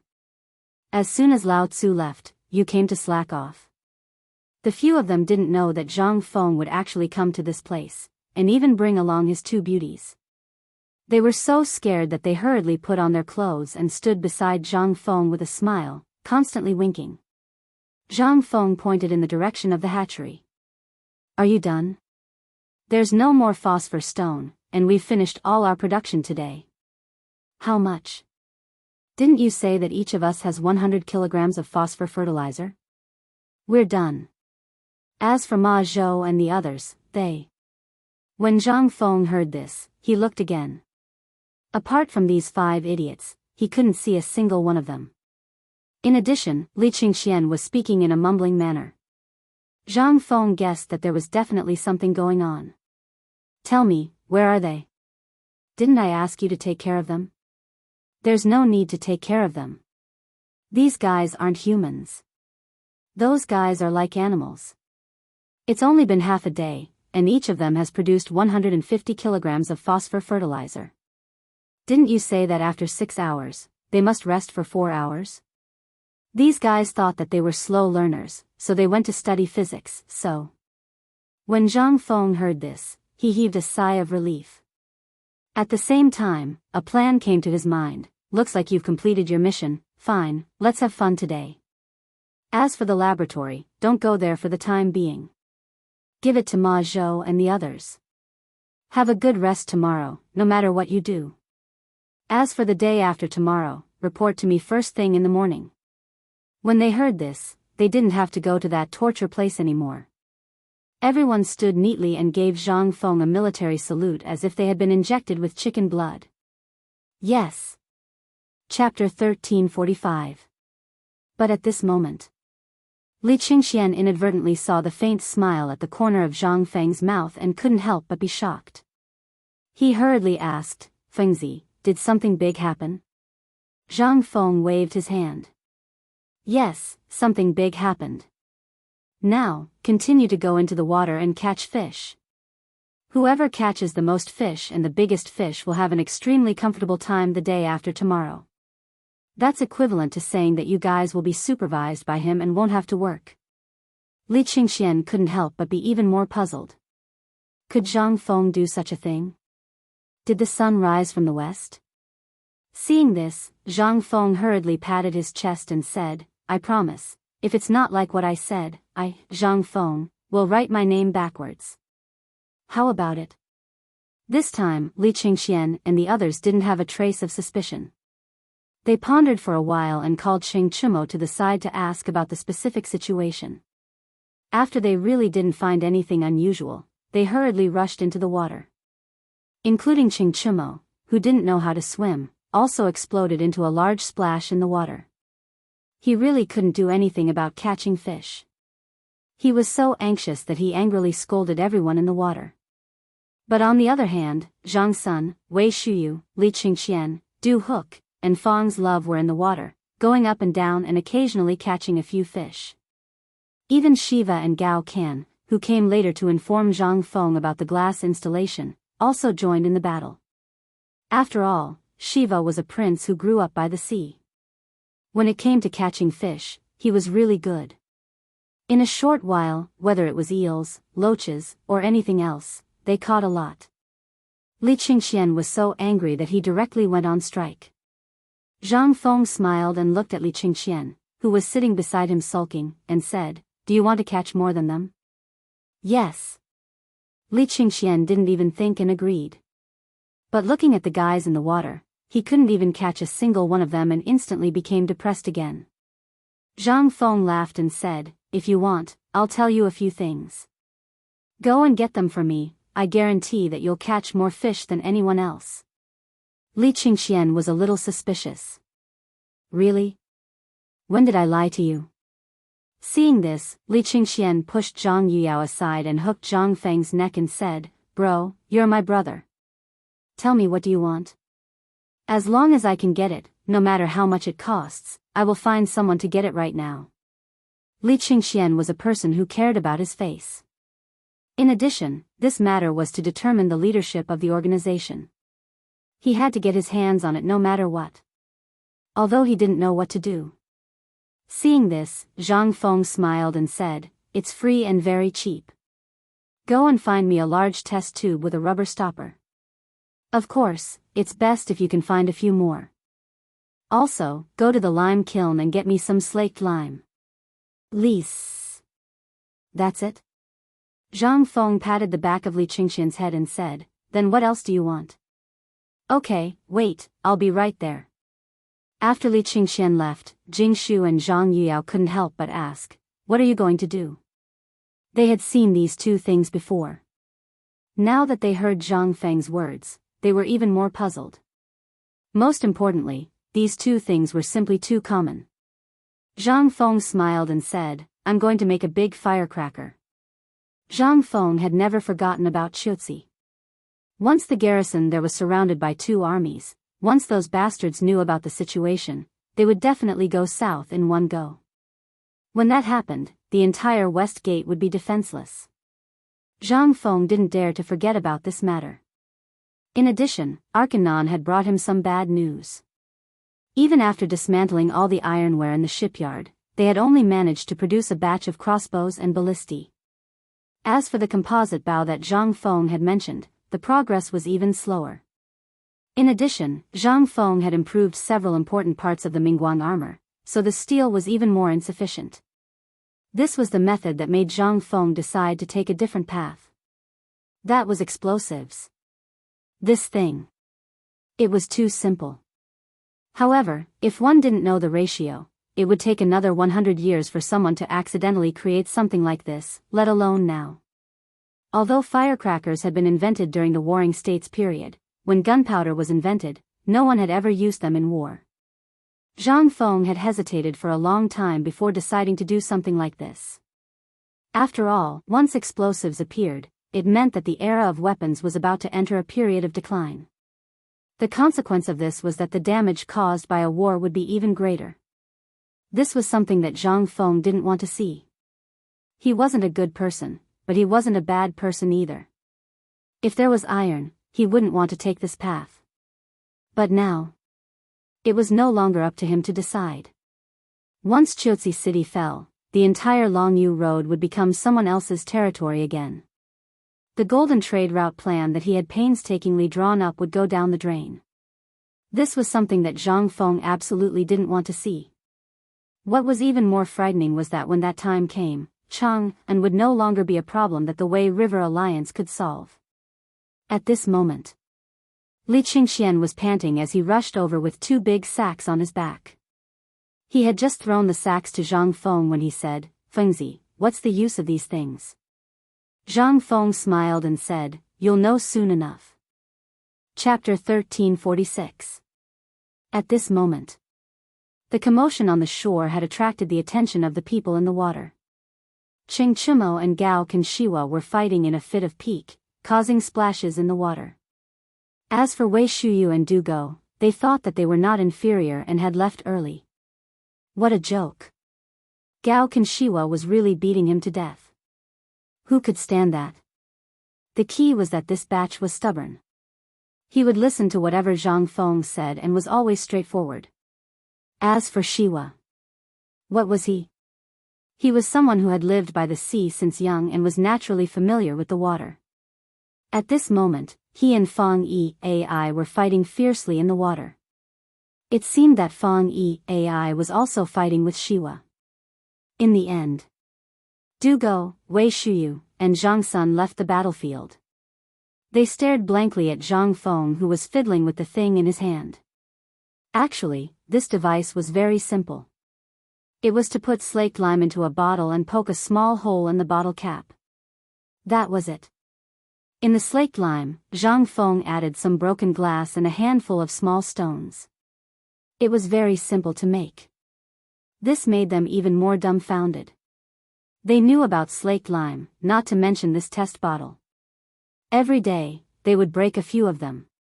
But at this moment, seeing that Zhang Feng was being so cautious, Zhang Sun was about to ask when Li Qingxian hurriedly stopped the two of them and let them watch quietly. No matter what Zhang Feng was doing now, it was a kind of knowledge. With Zhang Feng's temper, would he not tell them? Now that Zhang Feng was not doing it quickly, it meant that Zhang Feng was teaching them. Seeing this, Zhang Suan's heart was burning. He squatted on the ground and started fiddling with it like Zhang Feng. But he was stared down by Zhang Feng. "Don't look at how happy I am fiddling with it. With your wet body, go away. If it explodes, someone will die." Zhang Sun heard this and was confused. "What? Explode? Someone will die? Just this little thing?" Li Qingxian was also somewhat confused. However, due to Zhang Feng's current cautiousness, he hurriedly kicked Zhang Sun Chang's butt, and even unceremoniously kicked this cousin of his to the ground. He hurriedly retreated a great distance. "Feng Zi, are you sure this thing will kill people?" Zhang Feng took the bottle and shook it. He glanced at them and said, "When there's no water, it's fine even if you use it as a pillow to sleep, but you have to stop drooling." "Just this?" Hearing this, Zhang Sun became bolder again. Zhang Feng was right. Before the lime came into contact with water, it was indeed fine. But in this small bottle, once it came into contact with water, it would expand. Hee hee. Zhang Feng ignored them and shouted into the lake, "Come up, all of you. I'll let you guys see what it's like to catch fish." Gao Kan and Shiva were the most obedient. After hearing Zhang Feng's words, they hurriedly went ashore. Only Qing Chimo and Fang Yai flopped around in the water for a while before they came ashore with a big fish in their arms. At this time, the shore was already filled with big and small fish, flopping around on the shore. However, this was not enough to attract everyone's attention. Everyone's gaze fell on the 2 small bottles in Zhang Feng's hands and the 3 test tube bottles filled with lime on the ground. When everyone was ashore, Zhang Feng handed the test tube bottle in his hand to Gao Kansas. He pointed at the lake and said, "Throw it out. Throw it as far away as you can. It's best to throw these bottles into the water as soon as possible." "No. Didn't you just say that this thing can't touch water?" "Yes, Feng Zi, you want to." Without waiting for Qing Chimo and the others to finish their questions, Gao Kan threw the experimental bottle in his hand and the 3 bottles on the ground into the water, almost into the center of the lake. The reason why Zhang Feng asked him to throw it was because he valued his strength. This guy. Just as everyone was puzzled. The bottles in the water emitted wisps of white smoke on the surface of the water, and then sank to the bottom of the water with a series of bubbles. Then there was no then. Li Qingxian was dumbfounded. He looked at Zhang Feng, who signaled the 2 girls to quickly cover their ears in confusion and said, "That's it? That's it?" Zhang Feng nodded. However, he covered his ears with a smirk. Although everyone was puzzled, after seeing Zhang Feng's smirk, everyone's expression changed and they hurriedly covered their ears. "This grandson is too insidious. We can't be fooled by him." Boom, boom, boom, boom, boom, boom. With 5 explosions, accompanied by a burst of ear-piercing noise, everyone couldn't help but look at the surface of the water.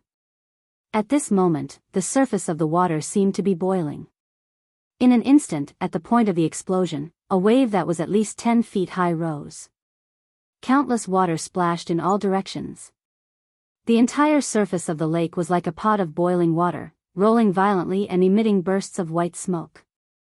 However, on the boiling surface of the water, a large number of fish floated to the surface of the water bit by bit with their white bellies facing upwards. This. Chapter 1347. The commotion here instantly alerted a large group of patrolling guards on the mountain. At this time, the Academy's guards had been renamed as security guards by Zhang Feng. Unlike the patrolling soldiers, they were no longer holding swords or spears in their hands. Instead, they were holding a kind of wooden stick called a baseball bat that was not thick at the grip but slowly thickened along with the handle. This was the right granted to them by Zhang Feng. It was also a symbol of status. A group of people waving their sticks ran over to take a look. After seeing Zhang Feng, they immediately shielded Zhang Feng and the 2 madams behind them. Only then did they glare at Li Qingxian and the others angrily. Until Zhang Feng said 3 times that he was fine. But in desperation, Zhang Feng could only let the security guard check him up and down. After making sure that he was fine, the security guard left resentfully. But when he left, he saw the warning eyes of Qing Chimo and the others. Chang'an was so angry that he wanted to go up and beat them up. But he did not want to leave now. After all, there were still important things to do. After the security guard left, Chang'an and the others also heard the commotion and came over. After all, the commotion that Zhang Feng had caused just now was not small. When the 5 of them arrived and saw the fish bobbing up and down on the surface of the lake, they asked in surprise, "Fengzi, what are you doing?" Seeing this, Zhang Feng hurriedly bowed and said, "I have nothing to do, so I'm preparing to experiment with a new toy. At the same time, I want to improve the food." When the few old men heard this, they glared and pointed at the fish on the surface of the lake. "Don't tell us that you made all these fish?" At this time, not to mention how many fish he made, the entire surface of the lake was densely packed with fish. How many fish were there? Not to mention all the people here, even if all the students of the academy came to eat for a day, they probably would not be able to finish it. Was this to improve the food? Besides, how could the entire academy not hear you? Looking back, you said you were catching fish for fun? For fun? Is this fun? Yang Sun was trembling with anger and was about to curse when Zhang Feng hurriedly shouted, "What are you waiting for? Quickly go into the lake to catch the fish. Wait, I'll treat everyone in the academy to fish. What's more, it's an all-fish feast that you've never eaten before." Really? Are you serious? For Chang'an and the others who were super gluttons, every new thing that Zhang Feng came up with was unparalleled in the world. Nowadays, fish was usually stewed in a pot or roasted over a fire. There was nothing else. Therefore, although there were so many fish that they could jump into your arms when you were washing your feet, there was no way to eat them. Moreover, they had more bones than meat. Who would eat them for no reason? But Zhang Feng was different. They had eaten it a few times in Zhang Feng's tavern. It was different every time. This was what surprised and shocked them the most. But this time, Zhang Feng actually said that he was going to treat everyone to an all-fish feast. Not to mention Chang'an and the others who were excited. Even Chang'an and the others were salivating at this time. But when they thought of the serious matter, they called Zhang Feng to the jujube tree. Seeing that there was no one around, they asked solemnly, "Fengzi, what's the matter with the fish? Why did it become like this after hearing a few sounds? Even if Mr. Sun drugged it, it wouldn't be so powerful. How did you do it?" Zhang Feng chuckled. He pretended to be mysterious and said, "Please wait for a while. I'll give you an answer soon." They didn't understand what Zhang Feng was going to do. But they were still prepared to wait. Zhang Feng picked up the set of things again, but this time he was going to show it to them. So Zhang Feng only chose a thumb-sized test tube with a cork. After filling the test tube with lime and some sand, he pointed to it and said, "Dear teachers, watch carefully." While speaking, Zhang Feng threw the test tube in his hand into the water again.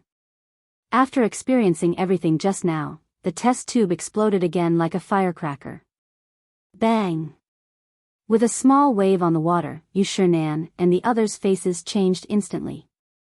This time, the experiment only used a small bottle the size of a thumb, but the power it caused greatly shocked the few of them. They could also imagine what had just happened on the lake. But it was also because of this that they looked so dignified. If this thing could be used here, then, what would happen if it was thrown into a crowd of people?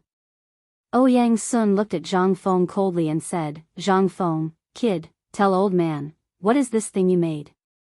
What's its name?" Zhang Feng was a little confused. "This is what fried fish. If you want a name, then you can call it water thunder." Water thunder? I think what you put in it is the lime from the mouth of the kiln. Can this thing make such a big noise? Zhang Feng knew that they would have such doubts. He didn't say anything. Instead, after Li Qingxian and the others fished out the fish, he called everyone over and said, "Actually, the principle of this thing is in the physics textbook I gave you before. The theoretical experiment of this thing is called atmospheric pressure and hydraulic pressure." Chapter 1348. This thing. Chang'an and the others were completely dumbfounded. That thing was indeed in the textbook written by Zhang Feng, but this textbook was divided into two parts. The first part of the textbook was only elementary physics knowledge, and most of it was mathematics knowledge. This was a course open to everyone. As for aerodynamics and the like, only Li Qingxian, Ma Zhou, and the others could learn it. Only those who had stayed in the academy for more than half a year and were talented enough were qualified to learn more advanced things. But as for what Li Qingxian and the others were learning now, it was not something that ordinary people could learn. As for the few of them, they really didn't know about it. At this age, who would be bored enough to study this brain-burning machine? But at this time, when they heard Zhang Feng say this again, Yu Shinan and the others really couldn't sit still. Without waiting for them to speak, Li Qingxian hurriedly asked, Fengzi, this thing of yours, can it be made by the natural collision of water and lime? More or less. Zhang Feng nodded and said, there is another layer of meaning. You have seen this lime before. The main thing is that it expands when it meets water, producing infinite tension. You all know about the tension, right? Zhang Feng pointed at the limestone on the ground. He picked up a piece of limestone and threw it into the water. In an instant, a large piece of limestone emitted bursts of white smoke in the water. In front of everyone's eyes, it instantly grew larger. At this time, Zhang Feng said again, our glass bottle is only so big. This thing will expand infinitely when it meets water, and this bottle is a thing that restricts it. Once its pressure reaches a critical point, it will instantly produce a big explosion. Then, it will explode like a pig's urine bubble. As for the thing inside, at this moment, it will use the principle of thermal expansion and contraction of water and air to explode instantly. As Zhang Feng said, he once again put some lime into a larger glass bottle and threw it into the lake. In a moment, that bottle once again burst out a burst of ear-piercing explosions. In an instant. Everyone was shocked again. This was the first time they had seriously watched the creation of this thing, as well as the entire process of its explosion. At this moment, everyone couldn't help but gasp. Ouyang Sun couldn't help but ask, Kid, did you prepare this for Long Yudao? Ouyang Sun naturally knew about the Long Yudao. In addition, the iron had not been found during this period of time. At this time, Zhang Feng suddenly took this thing out. Zhang Feng really didn't know about this. He really had no patience for fishing. Most importantly, they were on the mountain. He had only thought of this in a flash of inspiration. He only wanted to improve the meals for Li Qingxian and the others. However, after hearing what Ouyang Sun had said, he immediately changed his mind. Zhang Feng suddenly slapped his head and said, that's right. How could I have forgotten about that? Ouyang Sun's expression froze when he heard this. You didn't think of it? Zhang Feng spread his hands. I really didn't think of this problem. But thanks to you, if not for you, this Long Yudao matter would really be a headache. Come, Tainyo, go get me some fish and firewood. Today is a memorable day. Let's eat and drink while we talk about our new plan. Ouyang Sun's face was as black as the bottom of a pot. He also knew about what happened at the foot of the mountain. Although Zhang Feng didn't know, they all knew clearly. Seeing this, Ouyang Sun and Yu Shinan looked at each other. Yu Shinan waved his hand and said, Fengzi, come, let's talk about something serious. Li Gan, go and find your father. Zhang Feng knew what Yu Shinan and the others meant, but he was also a little confused. Wasn't it just a homemade bomb? Why were they so cautious? Actually, once this thing was completed, he would be able to do it. That was to be honest. This thing could really become a sharp weapon for Long Yudao. Zhang Feng didn't hesitate. He asked Qing Chimo and the others to call Ma Zhou and the others over. After all, that experiment had been done for a long time, and Zhang Feng didn't know how it would turn out. But about this bomb and the principle, he still had to explain clearly to them, so that they wouldn't talk about it one after another. Troublesome. While waiting for the others, Zhang Feng was also pickling fish and picking out the fish that he wanted to eat with the lotus leaf bar. He also found the people in the cafeteria and threw the fish to them, explaining how to make paper-wrapped fish. At this moment, Li Shimin rode a white horse and hurriedly followed Li Qingxian up the mountain. As soon as he saw Li Shimin, Zhang Feng asked the others to start roasting fish according to his instructions. Then he slowly entered Yu Shernan's villa. As soon as he entered, he found that no one was sitting here. Instead, everyone was looking at him with a serious expression. However, Niu Jinda, Yu Qigong, and Shen Yaojin were extremely excited. Before Zhang Feng could speak, Li Qingxian hurriedly closed the door and ordered Shiwa and Gao Can to guard the door. However, Zhang Feng refused. In the end, Li Shimin had to let Xiao Gizi lead a large number of guards to surround the entire villa. At this moment, Li Shimin asked seriously, "Fengzi, I heard that you just made something amazing on the mountain?" Chapter 1349. Li Shimin was originally in the imperial court with Wei Zheng and the others, having a headache over this matter. The matter of Long Yu was imminent. But at this time, the only way was to hope that Zhang Feng could produce the strong crossbow and the ballista in a short time. As for the composite bow, Li Shimin did not take it to heart. After all, the news he received was that this thing was extremely consumable, so Li Shimin did not use it as the main thing to fight against Long Yu this time. But the news he received this morning was that at least 300,000 Indian and Turkic soldiers had been discovered. Even if they had the ballista, it would not be of any help. At most, they would have a slight chance of winning.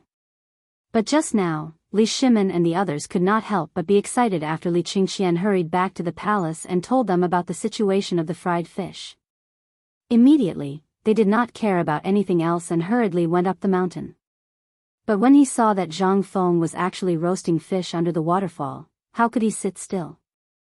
Almost everyone in the room had the same thought as Li Shimin. Although Yu Shernan and the others did not advocate using this method, they also knew that once the armies formed an encirclement and arrived at Qiuzi, it meant that the Tang dynasty would be involved in the flames of war again. Originally, the Tang dynasty was not rich at this time. So at this time, when they saw Zhang Feng's thing and Zhang Feng's actions just now, they had the urge to beat Ouyang Sun to death. At this time, when they saw Li Shimin's situation, who dared to sit down? Zhang Feng saw that they were so cautious, and Li Shimin asked this question. Zhang Feng nodded, then shook his head and said, "Sit down, why are you standing?" "Actually, I didn't think of this thing just now. I was just thinking of using it to fry fish. But Mr. Shimpan's words just now really reminded me. Yes, this thing can be used in the front line, but it's useless to have it now." Li Qingxian heard this and asked in surprise, "Why is that? Wasn't it powerful enough just now?" Zhang Feng nodded. "The power is indeed sufficient, but it has a prerequisite, and that is to come into contact with water. Moreover, we can't control the process of him coming into contact with the water and the detonation process." When Yu Qigong heard that, he glared at him and said, "So after all that talk, this thing of yours is useless apart from being able to fry fish?" This time, they could not help but feel disappointed. He had come all the way here, and this was it? How could they accept this? Li Shimin also lit a cigarette and took a deep puff. He sat beside Zhang Feng and sighed, "Ai.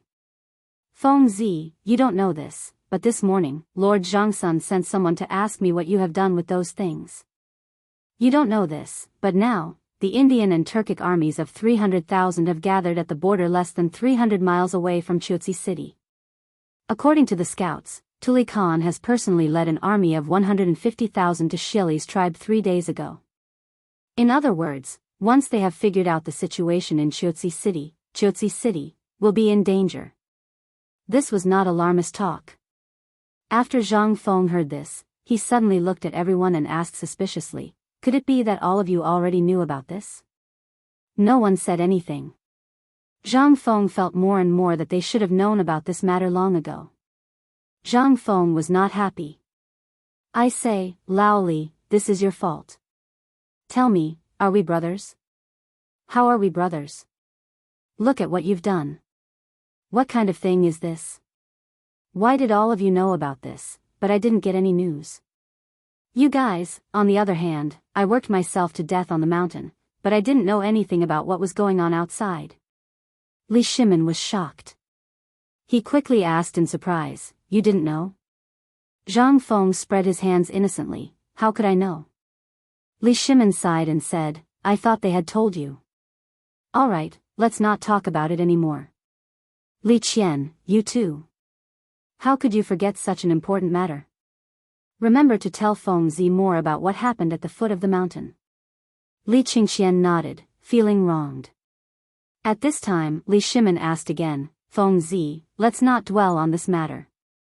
Tell me, can this thing be used in Chuozi City?"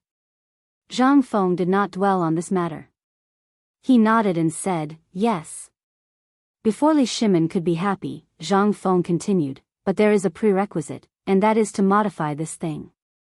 Otherwise, it will be a disgrace if it goes. Then tell us, kid. What are you waiting for? The brothers at the front can't hold on any longer." Yu Qigong, Niu Jinda, and Xing Yao Jin were so anxious that they wanted to strangle Zhang Feng. Li Shimin was also a little anxious. But at this time, the old scholar's voice came from outside the door. "Wait." Chapter 1350. Everyone in the room was shocked to hear this. Everyone looked at Li Shimin. Old Xiu must have come to stop Zhang Feng from making this thing. This was exactly what Yu Shinan and the others wanted. However, old Xiu was too stubborn. If he offended the emperor at this time, wouldn't that be? Li Shimin sighed helplessly. "Let him in." Old Xiu looked around the room as soon as he entered. Then, he said to Zhang Feng, "Fengzi, can you not use that thing you made in any war?" Zhang Feng didn't think too much about it. After all, this matter had already happened. Moreover, he already knew about Chuozi City. It was his decision. Regardless of whether Chuozi City would win the war or not, he must eliminate the nobles in the city. Chuozi City would become a trading hub and an important location for Zhang Feng's future plans. He couldn't afford to lose it. Zhang Feng sighed. "Old Xiu, I really don't want to start a war. No one knows the power and terror of this thing better than I do. The terrifying power it can cause is definitely not something that swords, spears, or arrows can compare to. If you're injured by it, you'll either die or lose an arm or a leg. However, you should also know the importance of Chuozi City to the Tang dynasty. If Chuozi City fails, the western gate of the Tang dynasty will no longer be safe. You should know that all the military forces in Chuozi City are the sum of all the military forces in the western part of the Tang dynasty. If we fail, the Turks will take advantage of the situation and invade the south in large numbers. You should know that this year, the Tang dynasty is not the only one affected by the disaster. The Turks in Tubo, India, are suffering from a more serious plague of locusts and food shortages. But only our Tang dynasty reacted the fastest. How could this not attract their attention? Li Shimin also sighed slightly. Fengzi is right. This morning, Lord Zhangsun brought His Majesty's message. Basically, this time, the Tang dynasty didn't take the initiative to start a war, but counterattacked. Once the Tang dynasty fails to win this war, Mr. Zihuai, just think about it. Peace in the world is nothing but empty talk. Yu Shinan and the others were also constantly persuading old Xiu to give up his original obsession. He really didn't want to see a war, especially at such a time. If the soldiers and horses moved, they would be burning money and food. But it was the same at this time. The Tang dynasty could not afford it. Coupled with the current situation in the Tang dynasty, once Zhang Feng appeared here, it would inevitably cause more danger, which was the last thing the old scholar wanted to see. But now? His Majesty had already said so. If he said anything else, he would be tactless. The old scholar looked at Zhang Feng and then looked at Li Shimin. In the end, he could only sigh helplessly. "I've heard about that thing. It's too lethal. If word gets out that it was Fengzi who did it, have you thought about how the world, and the person behind it, would impeach Fengzi? How will the world view White Deer College? Brother Zihuai. Why don't you listen to what Fengzi has to say first?" Yu Shinan saw Li Shimin's face gradually turn gloomy and hurriedly pulled the old scholar to the side to sit down. Zhang Feng also saw Li Shimin's expression and was somewhat suspicious. Lao Li, this is His Majesty's matter. Why do I feel that you are more anxious than His Majesty? Li Shimin was shocked. He hurriedly said, how can I not be anxious? His Majesty already knows that you're tinkering with this weapon. He originally wanted to come and see you, but for some reason he couldn't come. Moreover, basically everyone in the imperial court knows about this thing. If Chiozi is defeated, then... Think about it. You're a viscount and you'll be fine, but we'll all die. Do you think we should be anxious? Chang'an and the others heard this and nodded repeatedly. They completely ignored the old scholar's expression. Zhang Feng was also confused by these people's words. He hurriedly comforted them. Don't be anxious. It's just a small matter. Can't I take care of it? Moreover, this thing is actually everywhere in our lives. As long as we have enough saltpeter and gunpowder and enough manpower, I can get you a large batch in 3 days. Moreover, the power of this thing is definitely not inferior to the thing I threw at the waterfall just now. In fact, it's dozens of times more powerful than that thing. Chang'an and the others had seen the power of the homemade bomb that blew up Chiozi City. Although Li Shimin and the others had not seen it with their own eyes, they still knew a little about it from Li Qingxian's description. Now that they heard Zhang Feng say that the power of this thing was dozens of times more powerful than that homemade bomb, their expressions couldn't help but change abruptly. They all stood up and stared at him with burning eyes. Almost in unison, they asked, is what you said true? This thing can really do that? Zhang Feng was more speechless. But he still nodded. I guarantee it. The power and lethality of this thing is definitely something you've never seen before. As long as we have this thing as a trump card in Chiozi City, I believe that even if 1,000,000 soldiers come, they won't be able to do anything to us. Chapter 1351. Li Shimin's heart was burning with excitement. Chang'an and the others were also stunned by Zhang Feng's words. They had seen the power of that thing just now. How could it be used to stop an army of 1,000,000 soldiers? Was that a joke? However, what Zhang Feng said next made everyone's hair stand on end. Basically, the first part was about the power of gunpowder, and the second part was mainly about the effects and dangers of explosives. Li Shimin and the others felt as if they were listening to a book from heaven. They were excited, and confused at the same time. After a full hour, Zhang Feng finally explained the matter of the gunpowder clearly. Li Shimin said in astonishment, so you've been talking for an hour. This thing you're talking about is actually a large firecracker? Yes. Hearing that, Li Shimin was dumbfounded. He felt that he had been fooled by Zhang Feng. They all knew about the firecrackers, but they had never seen such powerful firecrackers before. But why did it become such a terrifying thing in Zhang Feng's eyes? It didn't make sense at all. Sigh. Li Shimin closed his eyes in pain. He sighed and said, after all this time, this thing you mentioned is a firecracker. Zhang Feng nodded. That's right. Isn't this a big firecracker? But do you really know anything about firecrackers? Gong was unhappy when he heard that. His family owned a firecracker factory, so he knew a little about firecrackers. Seeing that this thing was actually a firecracker, he said, Fengzi, after all this time, you're telling me that this is a firecracker? To be honest, my family owns a firecracker factory, but I don't think it's as amazing as you make it out to be. Are you setting off firecrackers for the two armies when they're facing each other? Is this a joke? Zhang Feng chuckled and said, I'm not joking. Your family actually runs a firecracker factory. I'm just a newbie now. Go and find a firecracker. I'll give it a try now. Look at these firecrackers. What will the firecrackers you usually talk about turn into in my hands? Gong was really excited. He hurriedly went out to look for firecrackers. After all, when Zhang Feng opened the sect last time, he had saved a lot of firecrackers.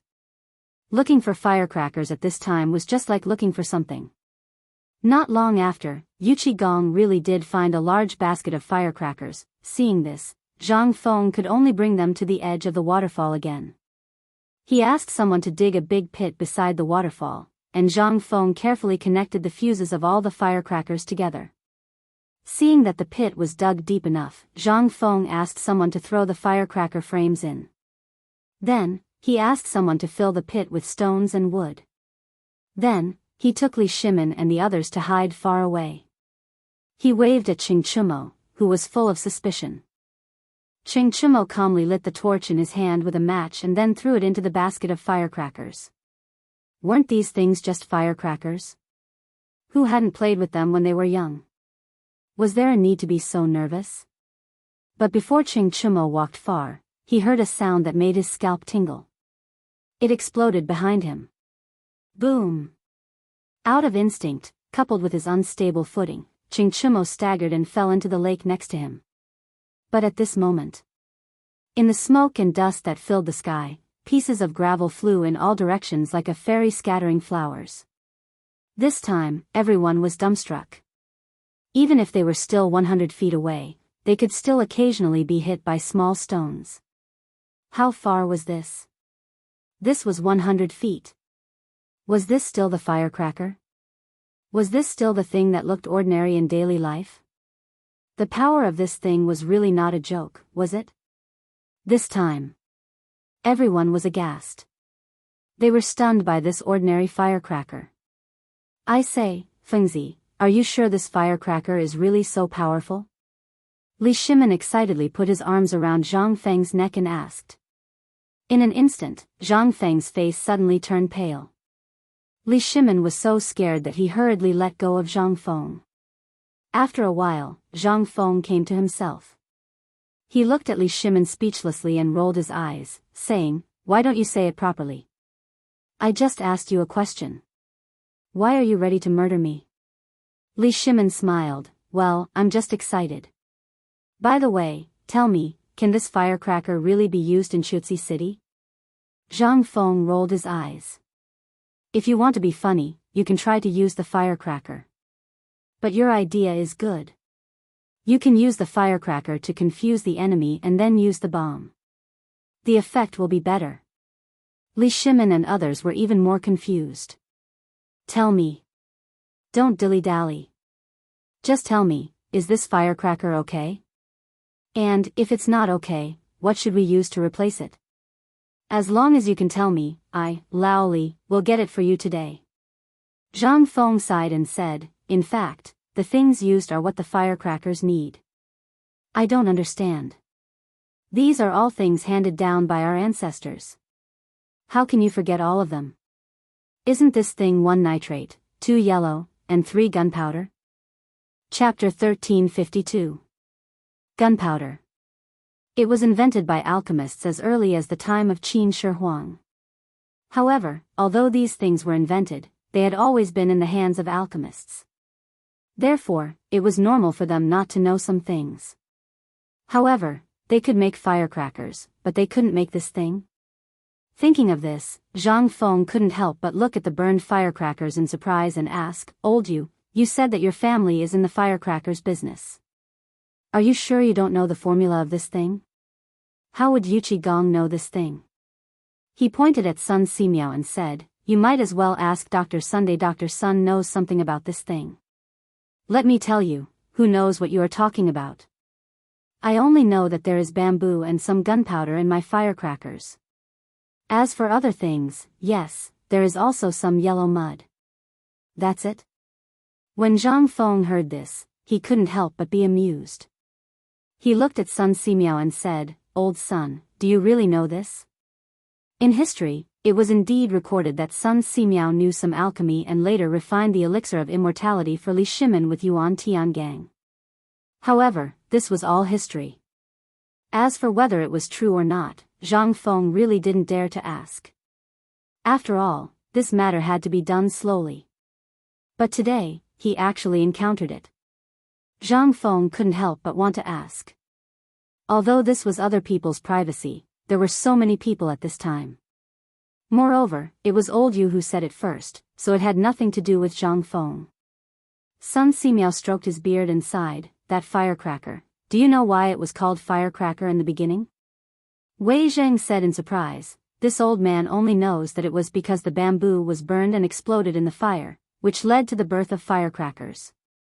This is also the predecessor of firecrackers. It's said that during the Han Dynasty, there was an alchemist.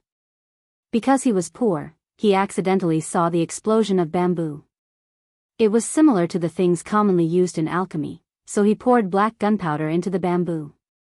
It's exactly the same as what Fengzi just did, except that the former used fire, while the one Fengzi used just now was water. Sun Simiao nodded.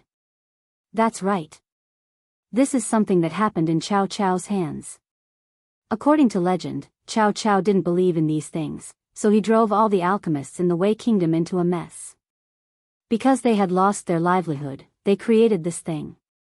But who would have thought that this thing would successfully attract Cao Cao's attention and bring about a fatal disaster? After Sun Simiao finished speaking, he looked at Zhang Feng and said, "Old man, although I don't know where you learned this thing, it must have been passed down to you by your master, right? Since your master can use such miraculous medical skills, then this alchemy skill is naturally not a problem. Perhaps he can really refine immortality pills." Zhang Feng hurriedly stopped Sun Simiao. "Elder son, what are you talking about?" She had no choice but to interrupt him. If she allowed him to continue speaking like this, she would really be dead. It was fine to say these words here, but if it reached the ears of someone with ulterior motives, it would be fatal. His master, that was all fabricated, not to mention now. Even in the 21st century, no one could achieve immortality. Want to create an immortality pill? Thinking too much. But the F***king monarchs of this era, he didn't know if their heads were cramped or what, but they were so obsessed with such ridiculous things. Qin Shi Huang believed in this, but in the end, he was played to death by his own mercury. Emperor Wu of Han believed, in the end, he poisoned himself. This kind of thing was common throughout history. Even though they knew that this thing was actually nonsense, there were still countless people and monarchs who advanced dauntlessly for this thing. What was this? This was the real horror. At this moment, Zhang Feng only wanted to end this topic as soon as possible. He didn't know if the appearance of this bomb would make those monarchs realize that this thing was actually a deadly thing. But at the very least, the appearance of this thing would temporarily solve Qiuzi's urgent problem. At this moment, Zhang Feng looked around and saw that everyone's eyes were burning with passion. He said, "Don't think too much. My master did mention this thing before, but he was right.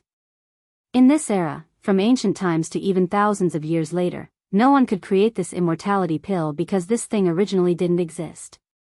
It only existed in the imagination of some people. Many people thought that it could defy the heavens, but looking at history, who could really create the fruit of immortality? Immortality and alchemy were created by Junior Sister, but this gunpowder is also a very good thing. At the very least, I can maximize its effectiveness." When Li Shimin heard this, a hint of disappointment flashed in his eyes. He thought that Zhang Feng really had a way to create the immortality pill, but it wasn't important now. This matter could be discussed in the future. The main problem now was whether they could solve Qiuzi's problem in a short period of time before talking about other things. At this thought, Li Shimin stared into Zhang Feng's eyes and asked, "Fengzi, the matter of Qiuzi City is very important. Tell me, how long do you think it will take to create a bomb that can solve Qiuzi's problem? As long as you give me a time, I will definitely get the rest of the things for you in 3 days. If you want money, I will give you money. If you want something, I will give you something. Even if you want to kill someone, I will kill them for you."